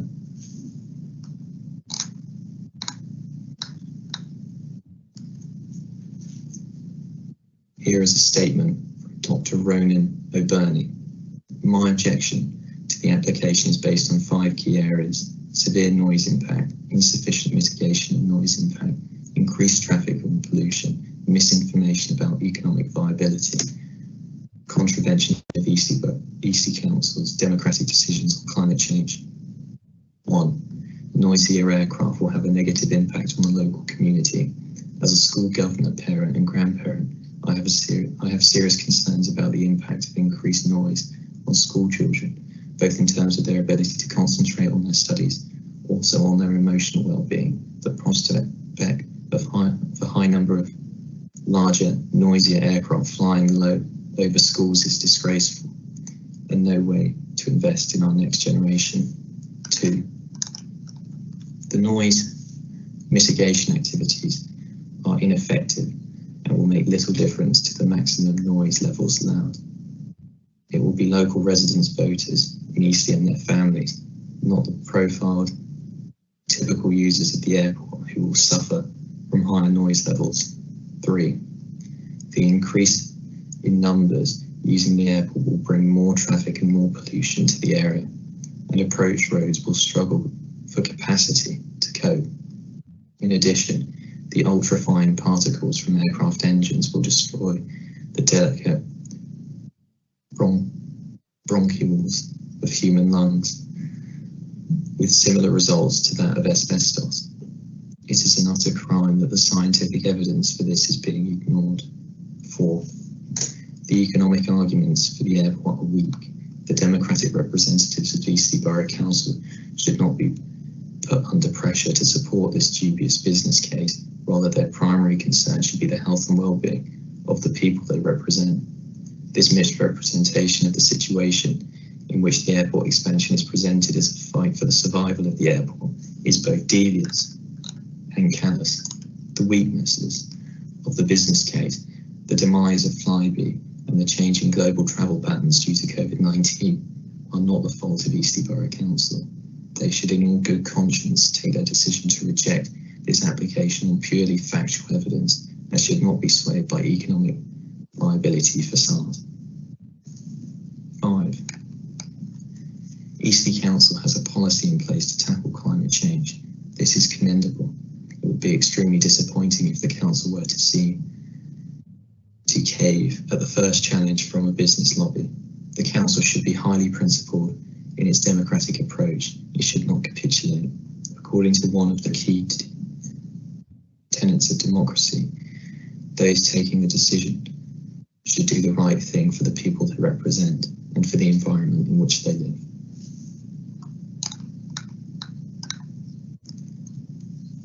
Here is a statement from Jeff Barton. My name is Jeff Barton. Thank you for the opportunity to voice my concerns over the planning application. The EBC planning report stated, without adequate mitigation, the increased level of noise exposure of the proposed development would be unacceptable.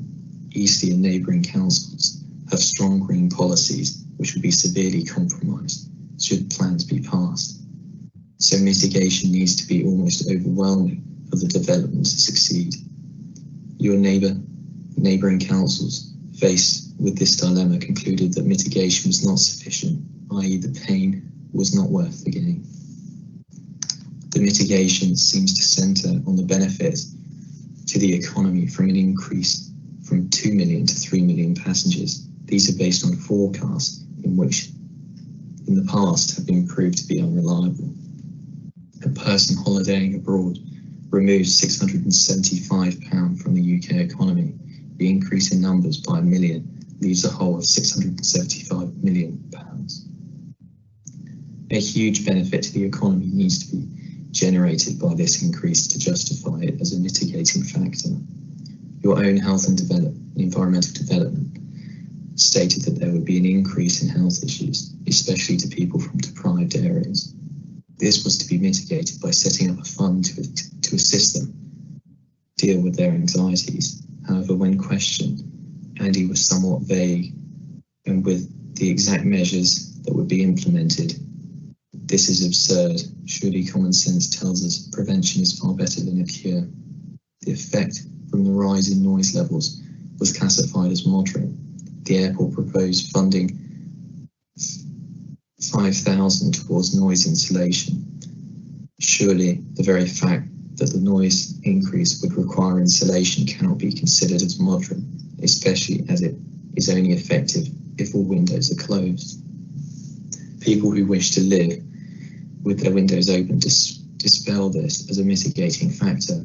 I am sure councillors would agree if an action meant that they would have to spend most of the summer with their windows shut, they would not consider it as a moderate incursion into their lives. Also, you acknowledge that the number of people subjected to noise will double, as will the noise levels. How can this be considered moderate? I am sure the residents would not consider a doubling of their rates as a moderate rise. Lastly, my big concern is that you show little confidence in being able to influence the speed and extent of future expansion should plans be passed. Andy admitted you cannot impose a passenger limit. You have to rely on some weird correlation between vehicles and airport passenger numbers to restrict them to 3 million. If 15% of passengers use public transport, this equates to approximately 1 person per vehicle, which does not seem feasible. Therefore, if you are unable to impose a passenger cap, then how are you going to regulate the number of flights per day, per hour, etc., or the type of aircraft that are used? The premises that in the future planes will be more efficient or less noisy is irrelevant if you cannot insist on their use. Should they be excluded? This should be excluded from your decision making. Here is a statement from Julie DeBona. I object to the extension of the runway, as I do not believe that the infrastructure around Eastleigh can cope the extra road traffic that would be generated by the extra flights and passengers. Eastleigh was already gridlocked by traffic pre-COVID. The extra traffic will also generate more air pollution. More and larger aircraft will generate significant, unacceptable amounts of air and noise pollution for Eastleigh residents, as well as the surrounding areas. A climate emergency has been declared by EBC. Surely low carbon jobs should be created rather than high carbon air travel related ones. Bournemouth Airport is close by, thus negating the need for extension at Southampton Airport.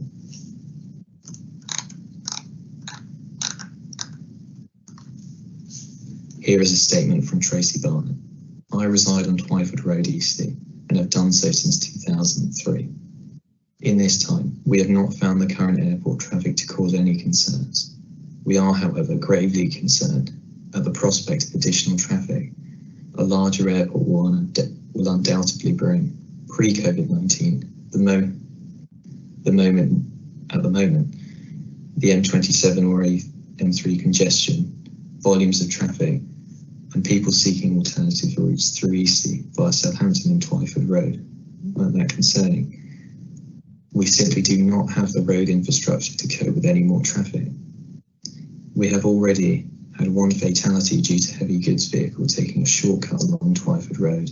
I am truly worried that the extension to the runway and the expansion plans have not contemplated the alternative traffic arrangements that will inevitably occur when the motorways are congested and the negative impacts this will have on the roads of Eastleigh. None of the local businesses will benefit from the through traffic, the pinch point on the roundabout, which has 5 junctions that are already treacherous to coordinate at busy times, causing long tailbacks in all directions, adjoining Twyford Road, Bishopstoke Road, Southampton Road and Romsey Road. Please do not approve the airport expansion.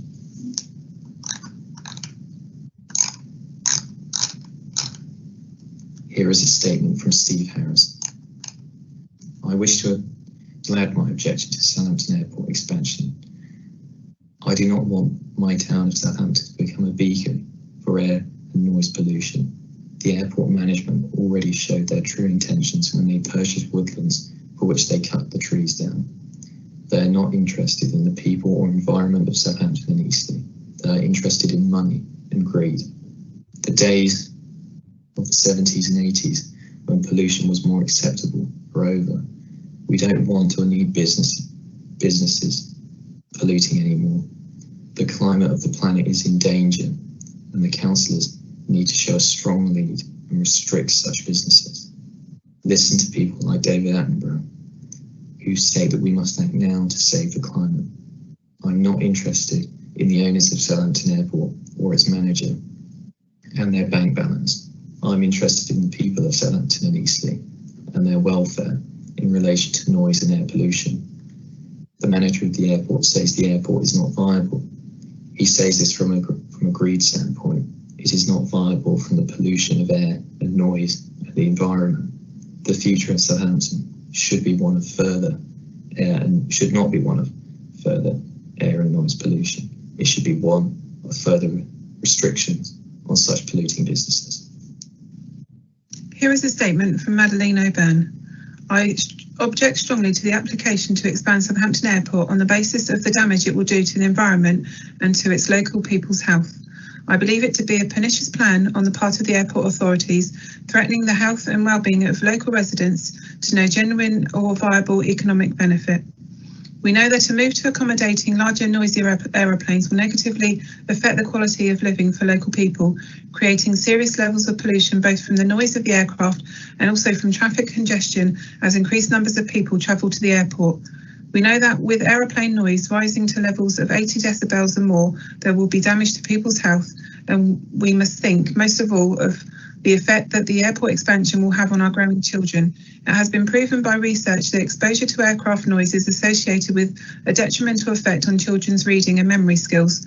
We know that the quality and value of local housing stock will decrease significantly and that noise mitigation measures are inadequate, nor will they help to protect the green open spaces that the past year has shown to be so important to our physical and mental well-being. We know that there is a climate emergency, that it is vital for the future of our planet that we fly less, not more, and that we support environmentally sustainable alternatives for travel. For people who do wish to fly internationally, airports at both Heathrow and even closer Gatwick already have the capacity to accommodate their requirements. There is no need to expand Southampton Airport. It is time for airport directorates to think and act responsibly. The argument that the expansion of the airport is a fight for its survival is unintelligent and emotive. It neither presents an honest business case nor takes responsibility for investing in the future of local residents. We know that it will create discomfort and distress and serious health problems, and it is our duty to ourselves and future generations to challenge it. I would like to thank the 5 councillors who objected to the runway extension at the ELAC meeting on the 25th of March, and I would sincerely ask Eastleigh Borough Council to stand firm, to reflect on its policy of tackling climate change and reject this application. Here is an application from Callan Harvey Scholes. Since the early 1990s, when the changing climate first became a major political issue, emissions have only increased every year. Now, 30 years later, only economic or global health catastrophes have briefly slowed the growth in planet heating gas emissions, and we have emitted more of these heat-trapping gases since 1990 than in the 150 years before that. As I know this council agrees, we face a climate emergency. As global heating accelerates, heat waves increase, flooding is more intense, sea levels rise, and our food harvests become less predictable. We all have a responsibility to act responsibly, early and decisively. Today, each of you councillors have a choice to do just that and refuse this runway extension. There are a number of reasons for doing so, including a desire not to exacerbate toxic air pollution or damaging noise pollution, slow the acceleration of global heating and cut congestion on our roads. Air pollution already kills thousands of people prematurely in the UK every year and makes many more vulnerable to respiratory infections such as coronavirus.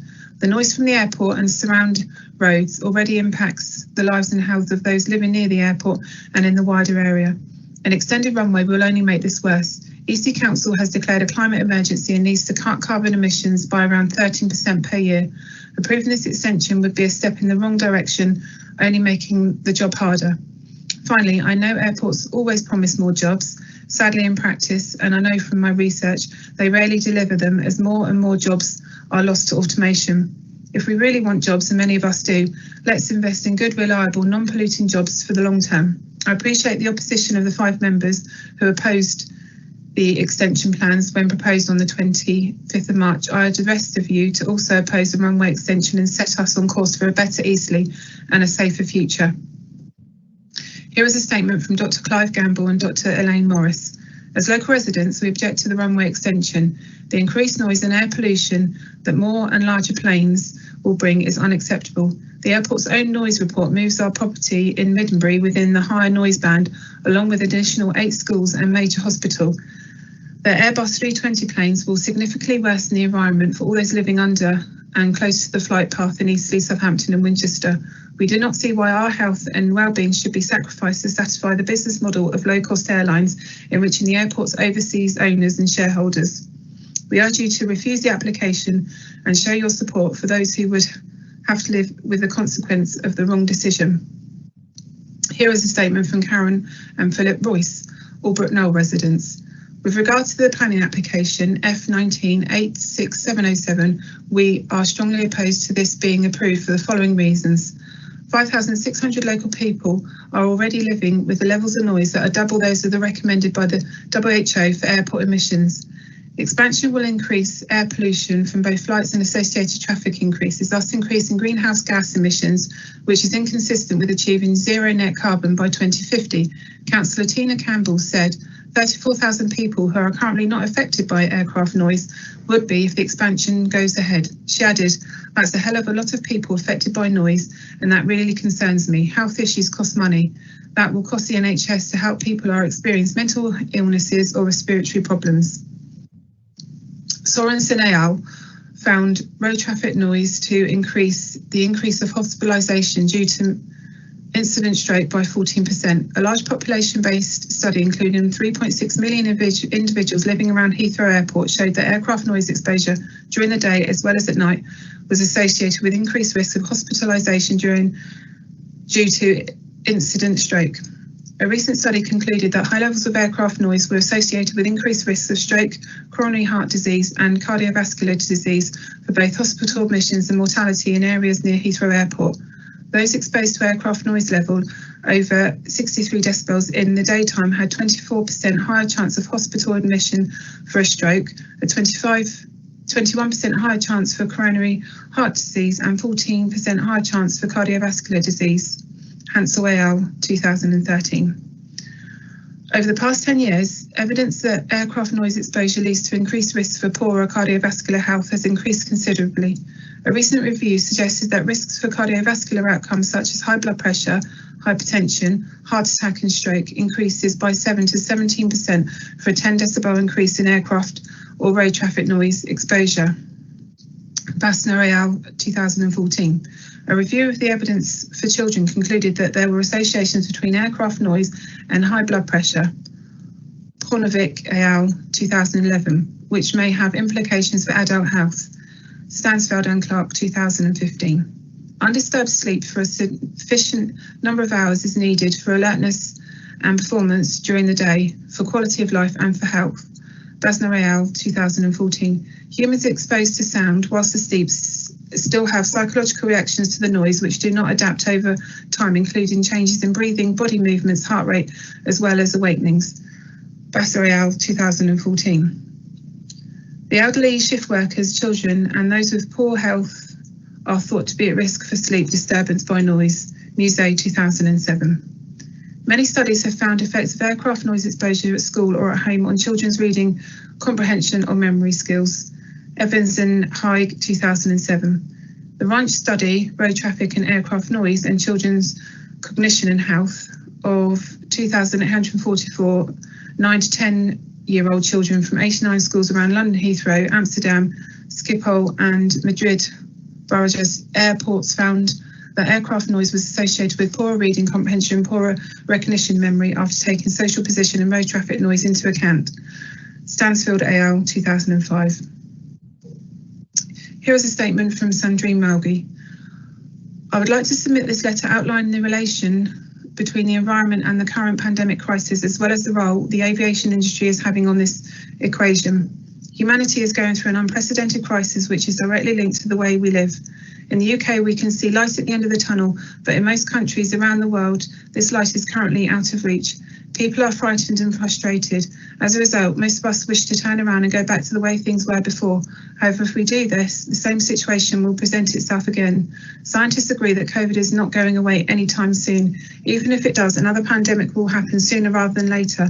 We have to learn from past mistakes and keep going forward, getting through the tunnel and out the other end. Instead of going back to how things were, we have to rebuild better. To rebuild better means putting people first and taking the environment into consideration. Ignoring people's welfare and ignoring the environment drove us into the place we are in today. The aviation industry has played a considerable part in spreading the virus and is still doing so by bringing in new variants. Unnecessary business trips and multiple cheap holidays are costing us so much more than the price of plane tickets. Putting people first means rebuilding an environment in which people can thrive. Toxic air and constant loud noise is not a thriving human environment. Studies show that children struggle with their education and people get overstressed at work, dropping their productivity levels. Bringing more wealth to a few and creating a handful of jobs at the cost of health and well-being of thousands is not a good deal. Expanding the airport and encouraging more louder flights will create an environment in which people cannot thrive. In the long term, it will cost money and it will cost lives. In the end, it will cost us the earth. Then what do we do? Here is a statement from Ashley Drouet. There has certainly been a lot of positive myths spread about this expansion recently, and the Mythbusters article that I read recently has done well to counter these. I fear that people voting in favour of the expansion have been hoodwinked into believing that the impact will be negligible. However, it will be too late by the time that they realise this if the expansion goes ahead.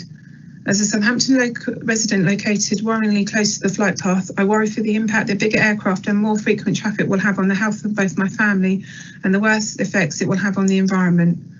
I've seen a lot of comments that the Southampton residents have no right to complain as they knew the airport was there when they moved to the area. This is frankly a ridiculous argument.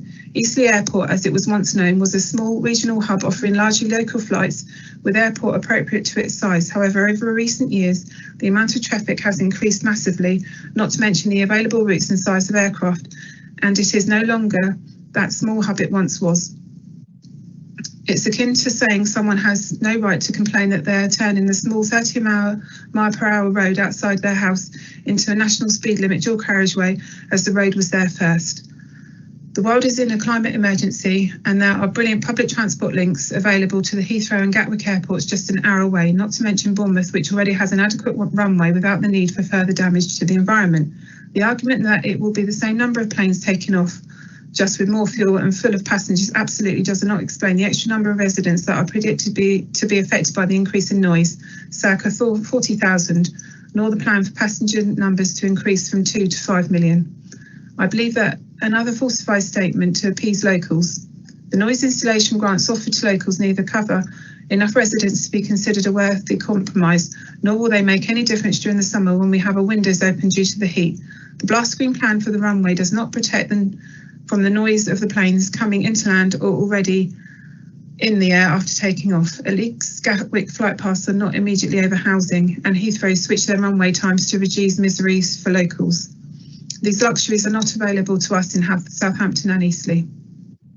We have no idea how long the effects of the pandemic will have on the tourism industry. For all we know, it may be decades until we return to the peak of holidays abroad, with people favouring staycations. With a fifth cruise terminal being built, perhaps it's better to invest in the less environmentally damaging cruise industry and the slow Freeport initiatives, with adequate air travel options existing in an hour radius via Heathrow, Gatwick and Bournemouth. I implore Eastleigh Borough Council to consider the objections of the most locally affected residents before the support comments of people from the likes of Hedgham, Winchester and Portsmouth, for example, who see it as an easy trip for their annual holiday that don't have to suffer the same daily detrimental effects on their health as those from Town Hall Park, Eastleigh, Bitton, Park and Swaithling, to name a few.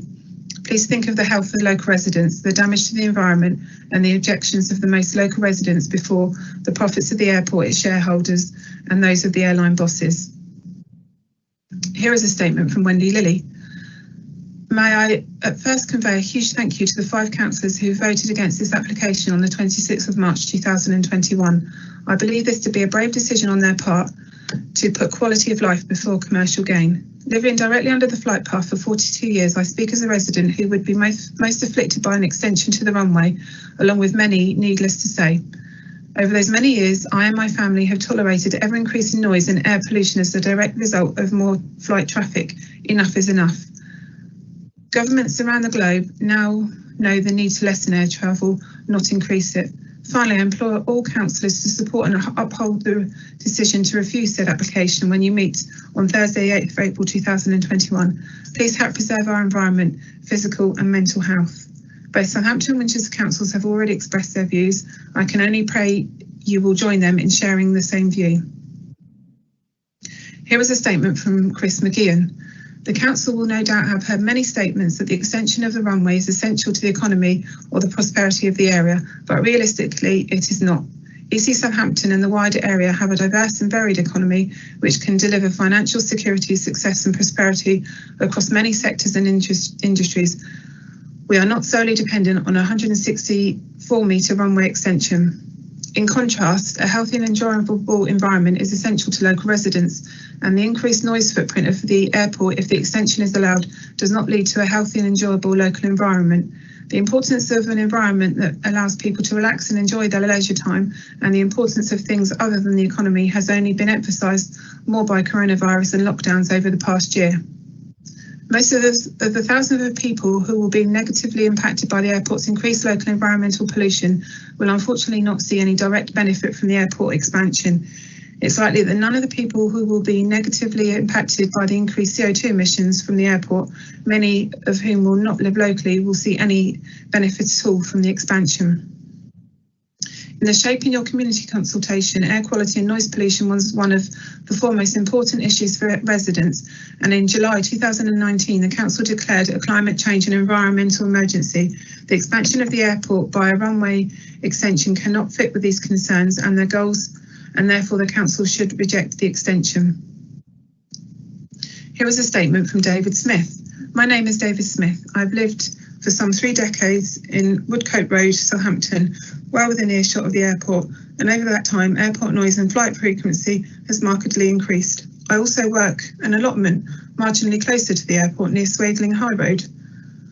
An example of our daily experience of working is last Thursday. The noise of my electric strimmer was for some time completely lost as the big passenger jet took off, climbing steeply towards the Solent. I find the idea of lengthening the airport runway abhorrent in many ways, most far more important than my individual adverse residential experience. Those lobbying for this extension have become desperate, as they have at least 3 times modified their evidence. Each supposed concession to placate the climate change challenges has been accompanied by increased, in effect, blackmail threats. Lengthen the runway or the airport will close. Without a lengthened runway existing, jobs will be lost and the council will have failed to deliver new jobs, new opportunities. In response to these threats, the council has to recognise its local responsibility. The direction of its policy needs to combat, not complement our current self-destructive building climate change represented by increased passenger air travel. That direction should have a sustainable decrease that sees Southampton Airport continue as a regional airport, not an unsustainable contributor to air passenger growth. Air passenger travel is an elite minority activity, both nationally and internationally. When it comes to climate change, air travel is uniquely damaging behaviour, resulting in more emissions per hour than any other activity, bar starting forest fires. The current investigation by Possible, a UK-based climate charity working towards zero carbon society, titled Elite Status, Global Inequalities in Flying, reported that in a typical year about 50% of British people don't fly at all. The headline conclusions included that 70% of all flights by UK residents are taken by just 15% of the population, the frequent flyers. Their analysis of passenger flight data revealed that the political sacrosanct annual family holiday was not at fault when it came to rapidly rising aviation emissions. Rather, most air travel was down to a small relative well-off demographic taking over more frequent leisure flights. It is here and now that this council has to take concrete step that will contribute to reducing the threat of climate change and decide not to allow the lengthening of the Southampton Airport's runway. In Southampton, my council have objected to this extension. That expresses the democratic will of this Southampton citizen. You have to make a judgment, take a step in harmony with much needed policies that lead to a decrease in the climate change threat posed by air travel, and not submit to the blackmail threat of airport closure by those in denial of the climate change emergency. There are many alternative future jobs to be found within a labour-intensive green economy, not so-called future airport expansion jobs, which should more correctly be described as future destruction jobs should the runway be extended. Our future generations demand reject the runway extension. Here is a statement from Tony Goodwin. I have lived right under the flight path for 20 years. I knew there were plans when I bought it, but there were far fewer than now. Apologies. I knew there were planes when I bought it, but there are far fewer than now. Who could have anticipated the explosion in air travel since? Eastleigh was a small regional airport. We didn't know, or at least didn't care about climate change, and the earth was not warming as fast. I bought double glazing against noise and thought, that'll do. I have made my investment, but a few years later I got a letter telling me I must not expand my house due to the risks from the airport. No compensation, just more and more noise and pollution. No offer of funding for better noise cancelling glazing or payment for planning like then or now. If the airport expands further, my house will be worth less. That's not my fault. I have a right to be compensated, but I have never been. Did anyone think to offer some benefits to the people most affected, like free or subsidised flights, free triple glazing, reduction in council tax? Can you see the paradox that I can't expand, but Eastleigh can? If there is an accident, I won't be here to say I told you so. How can Bitton Park School have been expanded safely while my house further away is still blighted from risk? Are these bigger planes safer? The Boeing 737 MAX isn't. If one came down, would fewer of us be killed? Planes are supposed to vary the route over the river on takeoff, which sometimes helps a bit, but they line up and arrive over my house precisely on landing. A steeper approach would be quieter, but they come in as low as it seems they can, whatever the weather. Bigger planes will be 10 decibels louder, and at 100 foot, that's a lot. Flights have increased year on year, except since Flybe's collapse with COVID, which has shown that an awful noise impact we have been living with. I love living here now. I dread it if and when flights return. If the noise increases more, it will become unbearable. Now I can chat with neighbours outside. Having been locked down, that's been vital. I no longer smell the stench of jet fuel when it's dumped on my house. Bigger planes carry more fuel to dump, burn more fuel and make more noise. They might be relatively more efficient in some ways, but in absolute terms, they are worse. Why do all the airports need expanding when we need to fly less and they are all going broke? It makes no sense. There must be cuts, routes must go, people must fly less, capacity must be rationalised, the planet must be cool. Expansions must be strategic, not wholesale. Flybe failed mainly because it was cheaper to go to a main hub airport before. Will that not change with a longer runway? Will it be cheaper to fly from Eastleigh? No one has said it will. Someone has to face it. Air travel has to reduce, not expand. By all means, use the airport parking to make it easy and cheap to get the train to London, but unless flying from local becomes more attractive than flying from London, will an extra few metres of tarmac make Eastleigh Airport anything other than slightly larger redundancy waiting to happen? No, face it. Sooner or later, it will need to become a logistics park, or better still, put back to nature. Grow trees on it. Let the people use it as a park for recreation. Don't cut trees down to make way for larger planes. Please don't support the White Elephant expansion. Jobs will be made available elsewhere. Flights will be available elsewhere. This isn't growth, it's madness. The world has changed and must change back. Here is a statement from David and Linda Lemon. We wish to lodge our objection to the proposed expansion of the runway to Eastleigh because of the excess pollution that will result from larger, heavier planes being able to use the airport. We feel that we are at particular risk as we are living in the Itchen area under the main flight path used by the airport. London City Airport is 200 yards shorter than the one at Eastleigh, yet it manages a 6 million plus passenger flow per annum. We don't need this act of opportunism to land the people of Southampton with more pollution and congestion than they already have. Here is a statement from Enid Knight. There are two main reasons I'm so very concerned about this extension going ahead. Those who will suffer from the noise and pollution is very serious. Another 26,000 people will find themselves in the 51 decibel noise band. Also, some people near to the airport will have to suffer an increase of up to 50 of these larger A320s jets a day taking off. House price reductions are inevitable for those unfortunate to live under the flight path, but not only will these people suffer, those that go to the New Forest in the National Park to enjoy the peace of the countryside will find very few gaps in between the constant roar above. This will not help mental health for those in need of somewhere peaceful and beautiful to go. First, David Attenborough repeated quite clearly, mankind has a choice to make, and then Chris Packham said the same thing. The future generations depend on mankind's choices. Being brave and choosing the right way forward will affect everyone on this planet.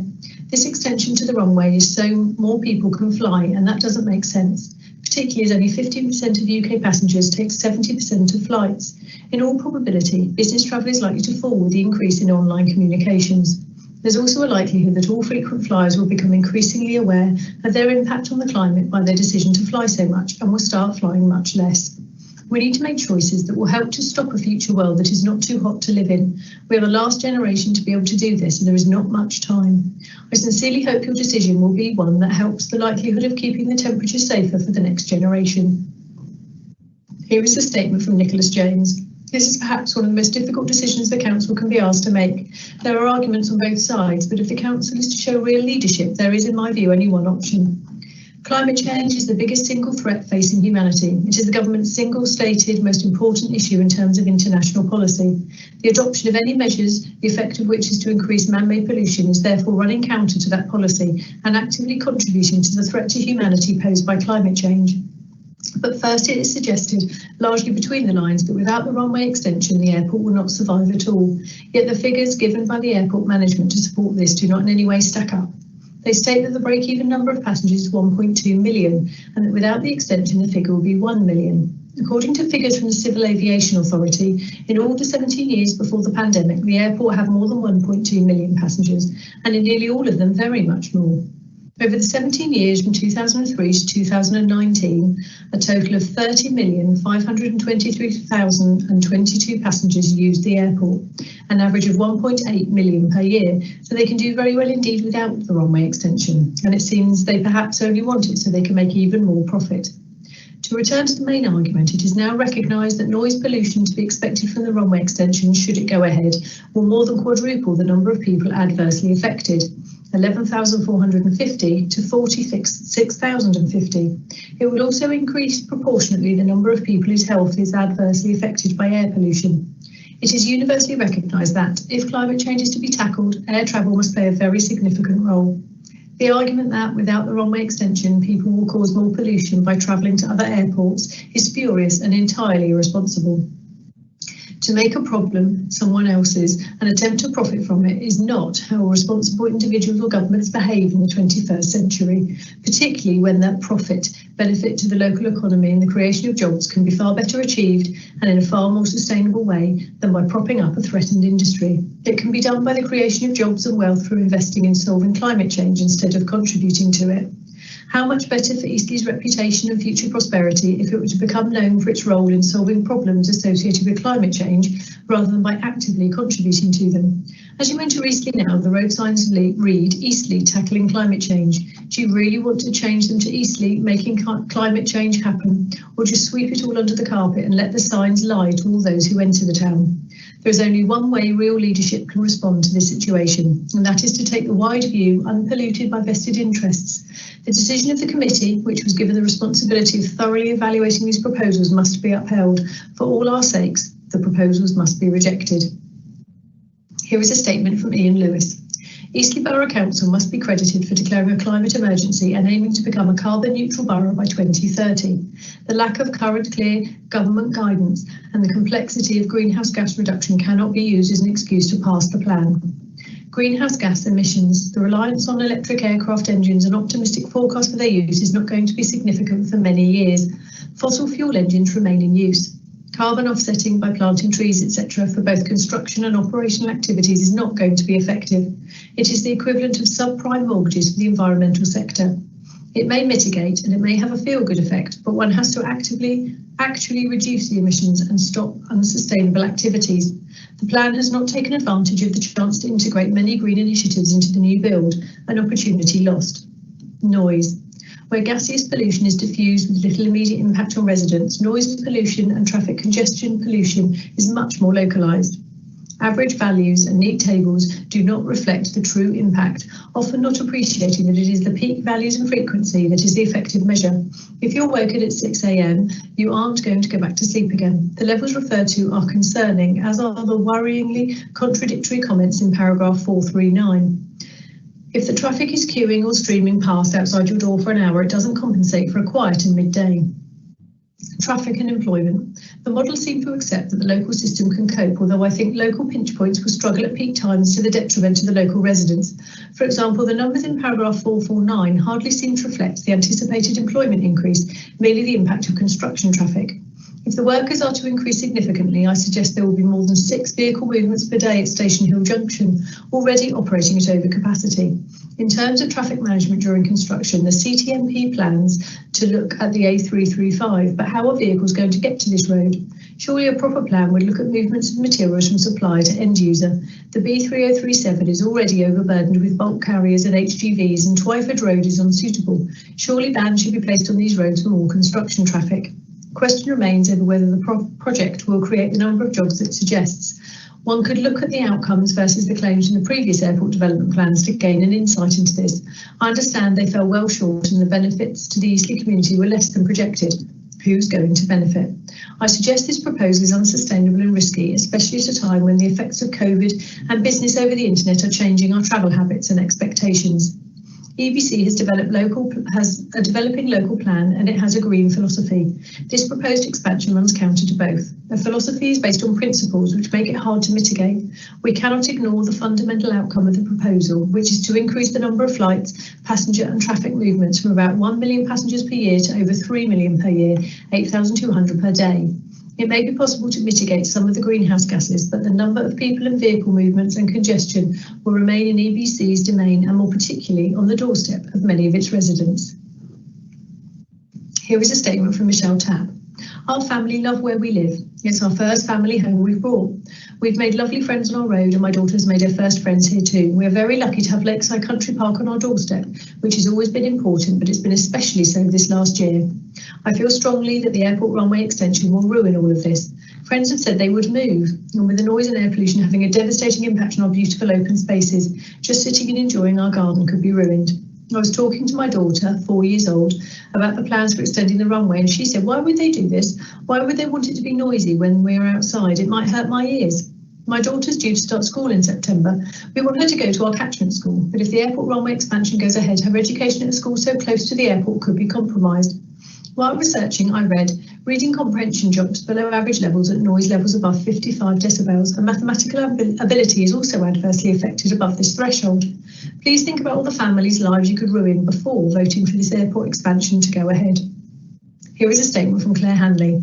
I'm writing to oppose the airport runway expansion. The airport already damages wildlife, pollutes and creates unacceptable aircraft noise. The damage to wildlife as well as pollution could harm people suffering from asthma and autoimmune conditions will not be repairable. The idea that £5,000 per household would appease the situation is appalling. Generations of people's quality of life on the flight path will be affected by noise and air pollution. The aircraft adversely affects nature and wildlife already. If we look after the home we have and actually appreciate the nature which surrounds us, there will be less of a need to travel abroad for holidays. Jobs should be created preserving the natural surroundings we have left in Hampshire rather than in an industry which long term is damaging. To state that Hampshire must rely on the airport for jobs is lacking in creativity and intelligence for the future. Hampshire will not be the lovely county it once was, with an abundance of wildlife and ecological values that we could be proud of. Once our natural surroundings are destroyed in the name of greed, they will not be salvageable. It will be a failure of creativity, intelligence and morality to allow the airport to be expanded. Here is a statement from Mr. P. Heath.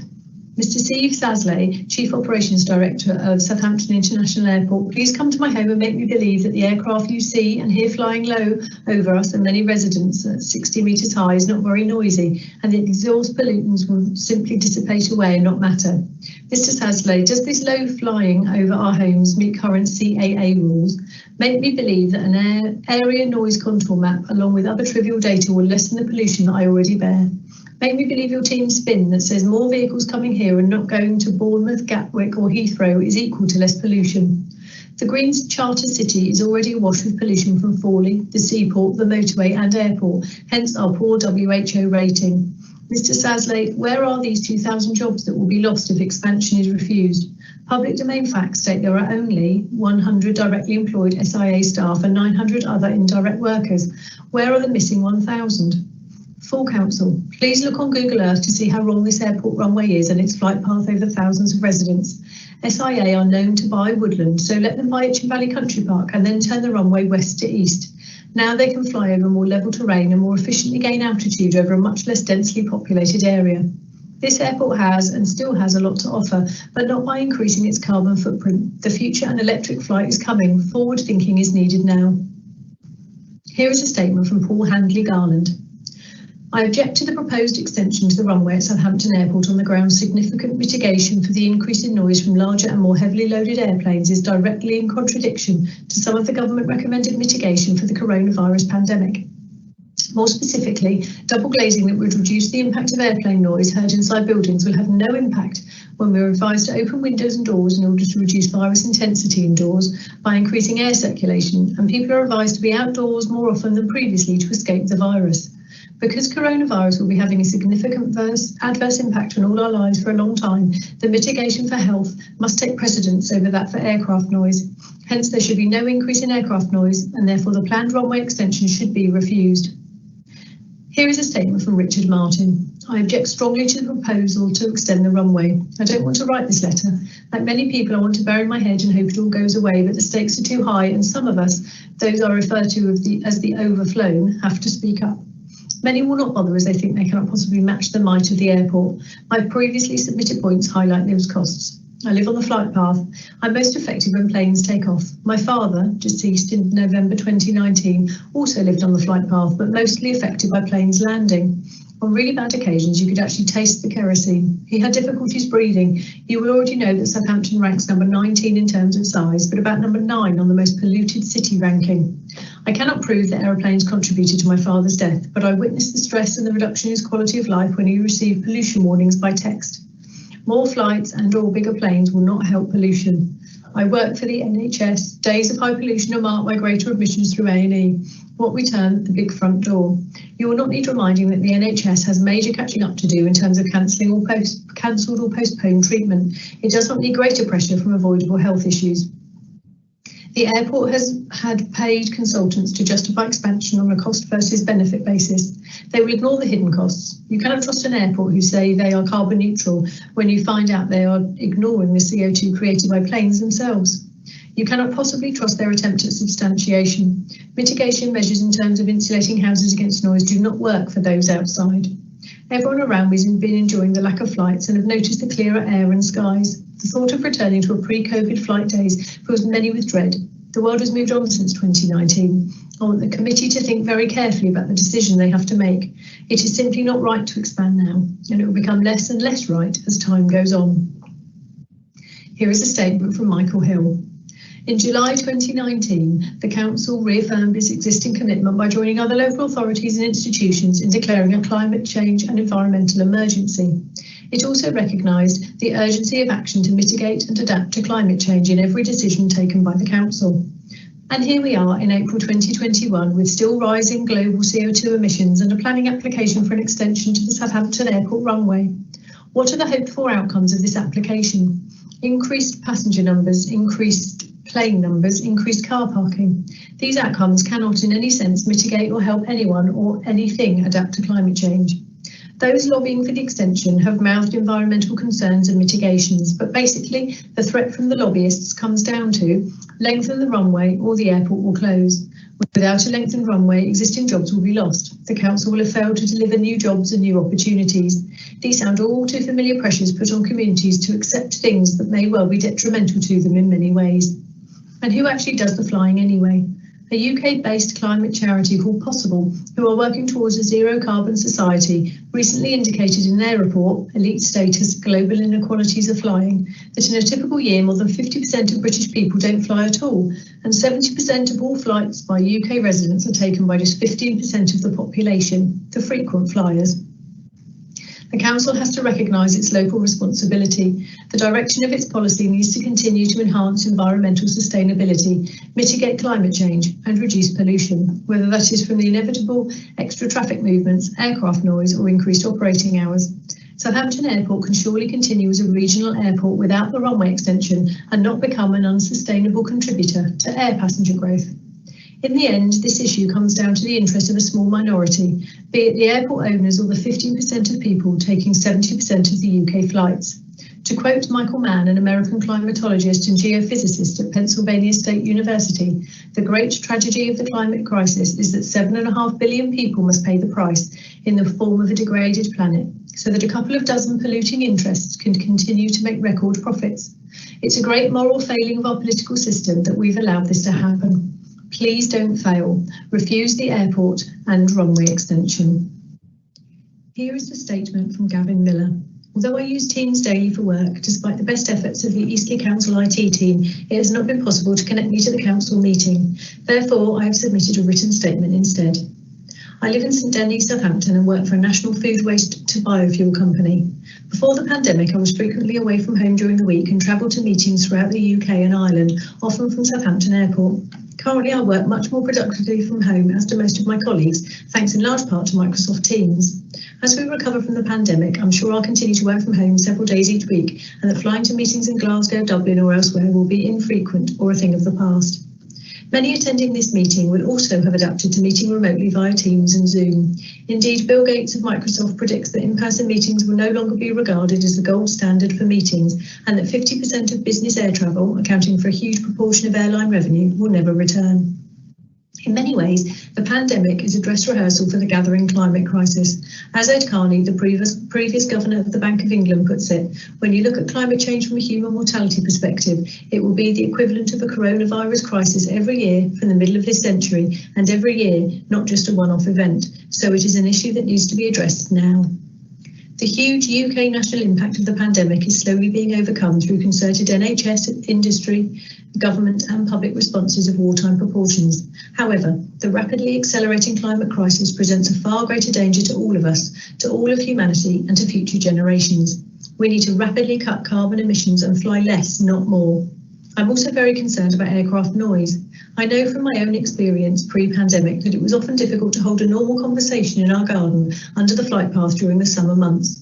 Should the airport expansion go ahead, doubled noise levels from ascending jet aircraft will make conversation outside more or less impossible every few minutes while aircraft take off toward the south. But this is not just about me. Increased noise levels will often make it very difficult or impossible to hold normal conversations in many thousands of Eastleigh and Southampton gardens and outside spaces during the warmer months of the year. More than 40,000 Southampton and Eastleigh residents will be subjected to greatly increased levels of aircraft noise, also affecting children's learning in several schools under the flight path. The proposed airport expansion would be hugely damaging for quality of life, for those under the flight paths, for the environment and for what is so urgently needed to avert catastrophic global climate change. Ed Davey says, the UK cannot combat the climate crisis if we continue to expand our airports, and he's right. This is not an issue that can be kicked down the road to another time or another place. Difficult decisions and leadership is needed from governments and councils now, and before it is too late. I appeal to all Eastleigh councillors to reject the proposed Southampton Airport expansion. This is a statement from Rachel and Peter Malloy. We are emailing to object to the plans to extend the runway at Eastleigh Airport. The expansion will lead to an increase in noise pollution that will make living in Eastleigh unbearable. As the parents of two small children, we have grave concerns about the cognitive development of our children from living close to the increased noise. This would include their school time, which is in Eastleigh. We do not believe that the extension will boost the economy for Eastleigh, as people using the airport will not visit the town centre, and the increase in employment created by building the runway will only be temporary. We understand it was our choice to live near the airport, but it was because it was a smaller regional airport.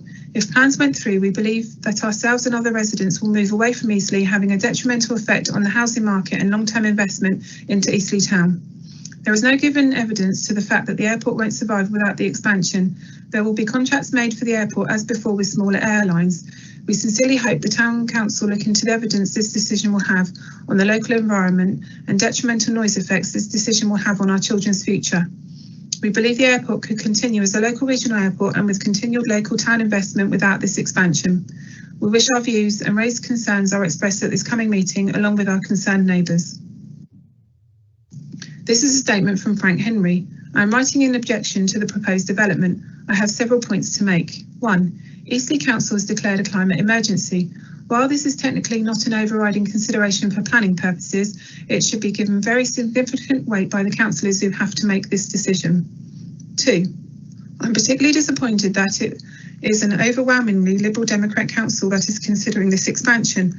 The expansion of the airport will certainly lead to a rise in emissions at a time when the UK is holding the COP26 meeting later this year and has declared itself as targeting net zero by 2050 with 68% reduction in 2030. Our credibility on green issues is at stake. 3. The point was raised in the planning meeting that the expanded airport would produce as much emissions as the rest of the borough combined. An officer said this was not so and that the development would only produce 370 kilotons of emissions per year on average over the life of the project compared to, I think, 640 kilotons for the rest of the borough. It was later clarified that the 370 kilotons referred to the increase caused by the expanded airport and that adding in baseline normal operation, the emissions would be 620 kilotons, almost identical to the rest of the borough. Additionally, I believe it was stated that these numbers are for airport operation only and do not include traffic emissions from increased traffic movements. 4. It was stated the actual development work would only produce an average of 1.2 kilotons of emission over the life of the project. It was also stated the life of the project was an astonishing 120 years. This means that in the short development stage, the work will produce 144 kilotons of emissions. 5. I mentioned the astonishing 120-year expected life of the project. This is ridiculous. If we go back 120 years, manned flight did not exist. What on earth makes us think that this airport development with its planned usage will be here in 30 years, never mind 120 years? 6. There was some amorphous response from officers regarding soundscaping and how this might be used to negate the fully accepted increases in noise. Schiphol Airport was mentioned, and it was stated that the airport would be implementing environmental measures to offset the noise. If the development goes ahead, this should be a cast iron requirement and no significant development should take place until acceptable noise reduction measures are both feasible and guaranteed, and not just an aspiration that can later be watered down. I strongly request that Eastleigh Council reject this proposed development. This is a statement from Anthony Overstall. Every councillor at this meeting was involved in the council declaring a climate change emergency in July 2019. Scientific advice on facing up to the climate change emergency is clear-cut. It will require significantly less carbon-emitting aviation than is currently the case. Each councillor who speaks in favour of the airport expansion should explain why they are ignoring scientific advice and how their decision is consistent with the climate change emergency that they have declared. One point to consider. There was a claim at the local area committee meeting on the 25th of March that low carbon emission aircraft are on the horizon. This claim is not bedded in reality. Aircraft that have low enough carbon emissions are not in development as commercial aircraft. This claim is equivalent to saying humans living on Mars is on the horizon. This is a statement from Kate Cooley. Firstly, I would like to thank the 5 councillors who refused permission for the runway extension at the meeting on the 25th of March. Secondly, I would like to ask that you decline the runway extension. The reason for this are threefold. The first is the significant increase in noise. I understand the airport has offered to offer money for installation for some of those affected, but this will not be enough, and misses the most obvious areas such as Riverside Park, Itchen Valley Country Park and People's Gardens. These have been the lifeline to people such as my family who are stuck due to COVID and represent a positive and more active future. The second reason is the increase in air pollution from the increased emissions for the extra flights and the increase in ultrafine particles, which are more damaging to health, to people, most importantly to children. The third and probably most important reason to decline the expansion is the fact that in May 2019 the government declared a climate emergency. Southampton City has a green city strategy and states that we have a climate emergency and that we as a city need to be carbon neutral by 2030 with 80% of this by 2025. Expanding the airport is in direct contrast to this. I believe Eastleigh also has to reach zero carbon emissions. This is a statement from Florentine Belleau. Airport activities generates a range of pollutants such as ultrafine particles, sulphur and nitrogen oxides, hydrocarbons and volatile compounds. These pollutants have not been considered by the application while they are detrimental to health. All these pollutants are regulated in the UK, apart from ultrafine particles, quite unfortunately, as it's likely amongst the more harmful. Several studies have confirmed that aircraft engines emit large quantities of ultrafine particles, with ultrafine particles detected up to 600 metres away from airports. None of the above have been considered by the airport expansion. Additionally, the UK is set to strengthen legal values for air pollution, and it can be expected that ultrafine particles will be regulated at some point.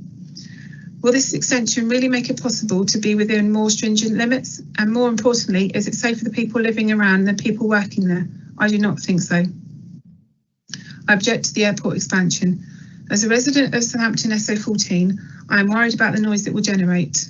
As living directly under the area impacted, and I fear that allowing the airport to expand will also lead to more traffic in the surroundings. I'm also deeply concerned that allowing the airport to expand, what is clearly not a condition for its viability, is acting to favour the current climate crisis that both EC and Southampton have pledged to fight.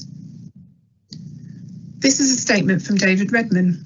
As we stand on the edge of a complete ecological disaster, how can we even consider such a scheme? The impact of the environment through airline traffic and additional cars on the roads will lead to an incredible amount of pollution, both air and noise. What good a longer runway when the ice caps have melted, global temperatures have increased, and the world cannot support humans anymore? Also, what of the direct impact on our health and well-being of such a scheme, let alone the indirect impact on increased traffic and travel time on the M27 for everyone living locally? The airport will increase air pollution, and this will mean more respiratory illness. It will also increase noise pollution, and there is a proven link between this and heart disease. The airport extension cannot go ahead if we value people's well-being. The argument is that it will stop traffic travelling to Gatwick or Heathrow. At least they are already built, but the argument should really be to reduce airline travel from any destination. The argument is also for jobs and the economy. We live in a very prosperous area, and this becomes much less persuasive. Also, I'd like to propose another situation.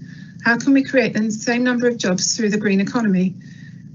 This is where time and effort should be spent, creating jobs that protect and enhance the environment for our well-being, not building longer runways so we can pollute the world and ourselves more.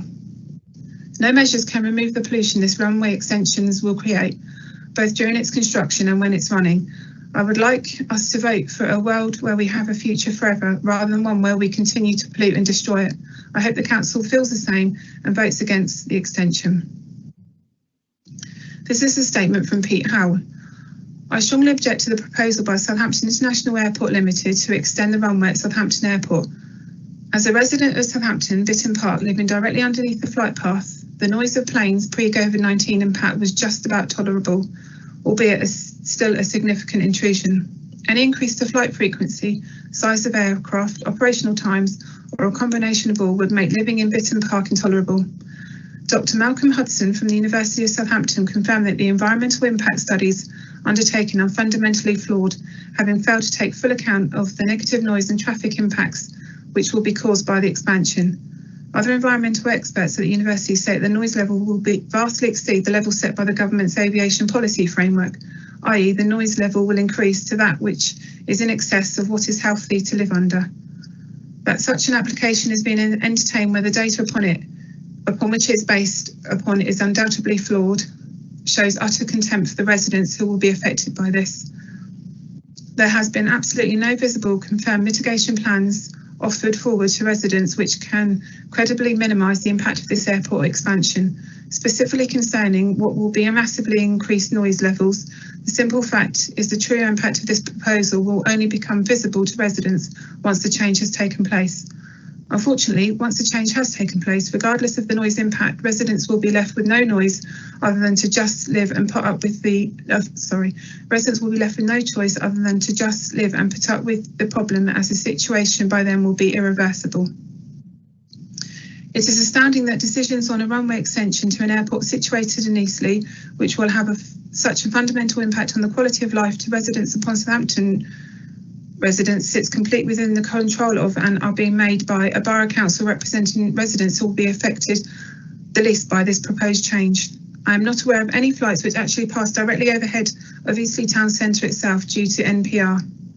If all flight paths were changed to flights passing directly over the top of Eastleigh residents, as they should be, then I am 100% sure that there would be strong opposition to this proposed change from Eastleigh residents.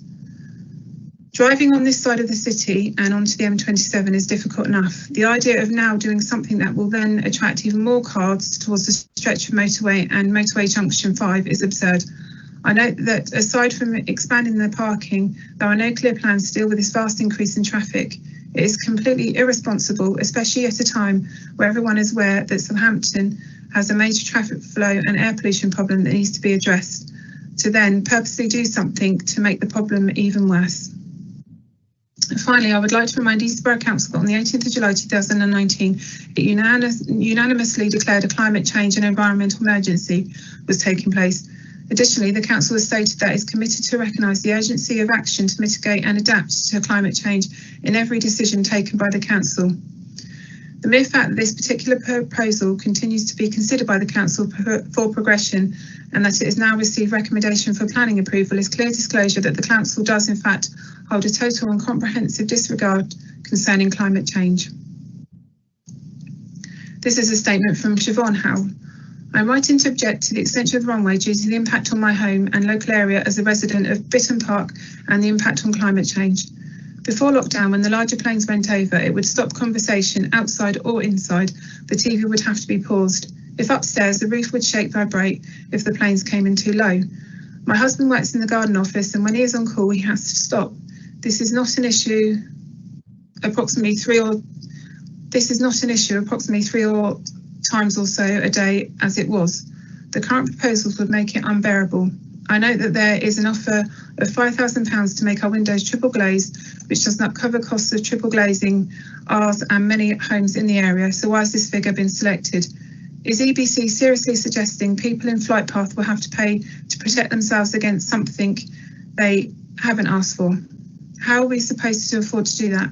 How does part triple glazing my home protect my family from noise well in excess of WHO recommendations? If the children want to play in the garden, who will monitor this? How will it protect them as a school? Studies show consistently that pupils exposed to noise in excess of WHO guidelines perform worse and planes go directly over one of the few good secondary schools in the area. House prices in this area are likely to fall. This is not a wealthy area. It is a community of families with young children who work hard and contribute to the local area, lots of teachers and NHS staff. They cannot afford to go into negative equity and not be able to remortgage on affordable terms. Also, if people want to move to get away from the expansion, people may not be able to afford to do so and will be trapped living here. Is Eastleigh Borough Council willing to guarantee that householders will be compensated for any loss in value to enable people to move before the expansion if they wish? If this expansion was to bring significant economic benefit to the area, Southampton City Council would have voted for it, but both Southampton City Council and Hampshire County Council have voted against it because they know the financial returns will be negligible over the term of the project, yet the environmental impact huge. Your own neighbours are bravely saying this is the wrong thing to do. If EBC constituents want this expansion, then why not change the MPR to go over Eastleigh and Chalmersford? I know that the MPR currently avoids these areas because it is densely populated. Bitton Park is very densely populated, but I guess we don't matter because we're not your constituents. All of this pales in comparison to the impact on the climate. Many people in support of the expansion generally don't appreciate the scale of the climate emergency we are in. Presumably EBC does, given its declaration on this, as well as Lib Dem national policy against airport expansion. You can't pretend this expansion does not increase significantly carbon emissions from increased bigger flights just because the building is carbon neutral by offsetting. You don't get to ignore when making this decision that the government is not doing anywhere near enough to meet climate targets, and so the responsibility falls on you to do the right thing and show the way at a local level, not to add catastrophic levels of emissions. Anything else makes a mockery of EBC's declarations and the signs that you have as you enter the borough. North Somerset District Council did the right thing and went against their own planning officer's recommendation on Bristol Airport expansion. Please be as brave and do the right thing for our children too. This is a statement from Daryl Stitpick. Myself and my family are local residents that, although live some distance away from the airport, we are extremely aware of the impact aircraft noise and the smell of burnt aviation fuel that this has on ourselves and neighbourhood. Approving this application would quadruple the amount of residents affected and severely impact the quality of learning achieved at schools on or near the flight path. This alone should be reason enough to reject the application. To support this application, you need to believe the airport's claim that it will go out of business if it doesn't add new routes, which simply cannot be believed. There is a strong market for the services offered by the airport in its current form that will return when we are allowed to fly again. The airport has survived the 2008 financial crash and is still trading after the pandemic, the greatest economic crisis since the Second World War. This application seems to be more about maximising profits for the parent company at the cost of local health and wellbeing. The Council's current planning policy is rightly against the runway extension. The report indicates that this has been superseded by paragraph 104F of the MPPF, which highlights the national importance of airports and their need to adapt over time. What is at issue is whether Southampton Airport needs to change in this way, given the extremely damaging health and environmental impacts. I don't believe the MPPF provides sufficient justification to do so. Bristol Airport's expansion application was recently turned down, despite this MPPF ruling being in place. We have just experienced the hottest March for 50 years. These records will continue to be smashed as the planet heats up. Aviation emissions make a significant contribution to the global warming. Approving this application will make a mockery of the Council's climate emergency and carbon neutral target for 2030. The justification that less cars will go to Gatwick and Heathrow doesn't stand up, as different air routes would pull in more traffic towards us and not necessarily cancel journeys to Gatwick and Heathrow. Car emissions are reducing year on year and pale in significance alongside the aviation emissions generated. The extra vehicle traffic generated will come to Eastleigh instead, affecting air quality and congestion levels locally.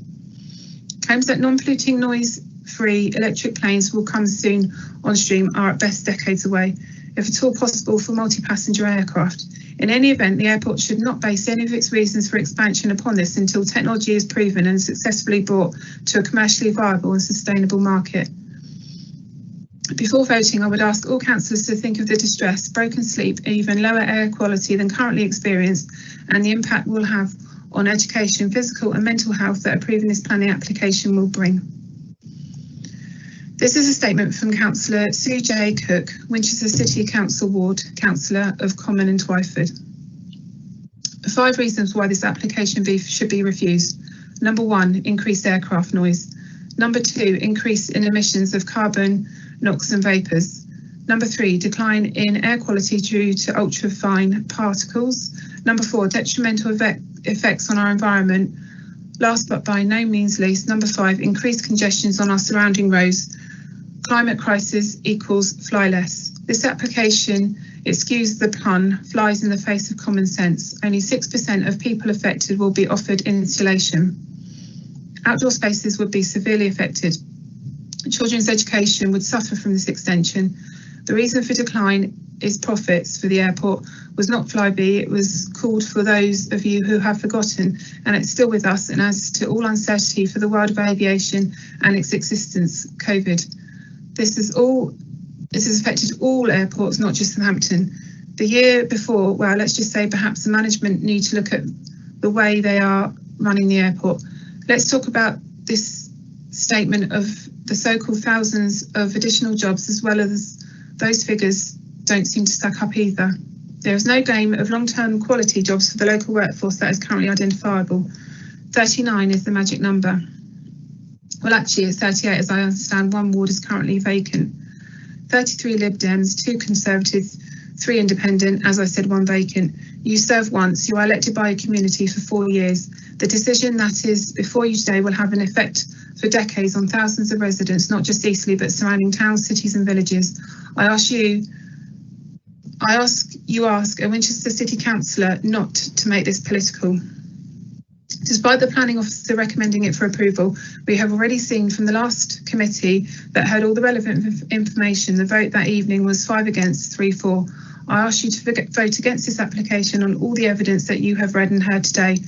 I thank you for allowing me to address the meeting today. Thank you, Chair. That concludes the written statements received in objection. Thank you very much, and may I just thank all those people that have submitted written statements today, and also our officers for reading them out.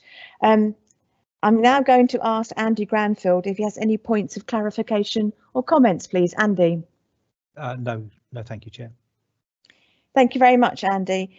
In that case, we are now going to take a short 15-minute break, and I will ask councillors if they will now move to the link for speakers in support, and please can all councillors leave this meeting and join the next link while we take our 15-minute break. Thank you very much.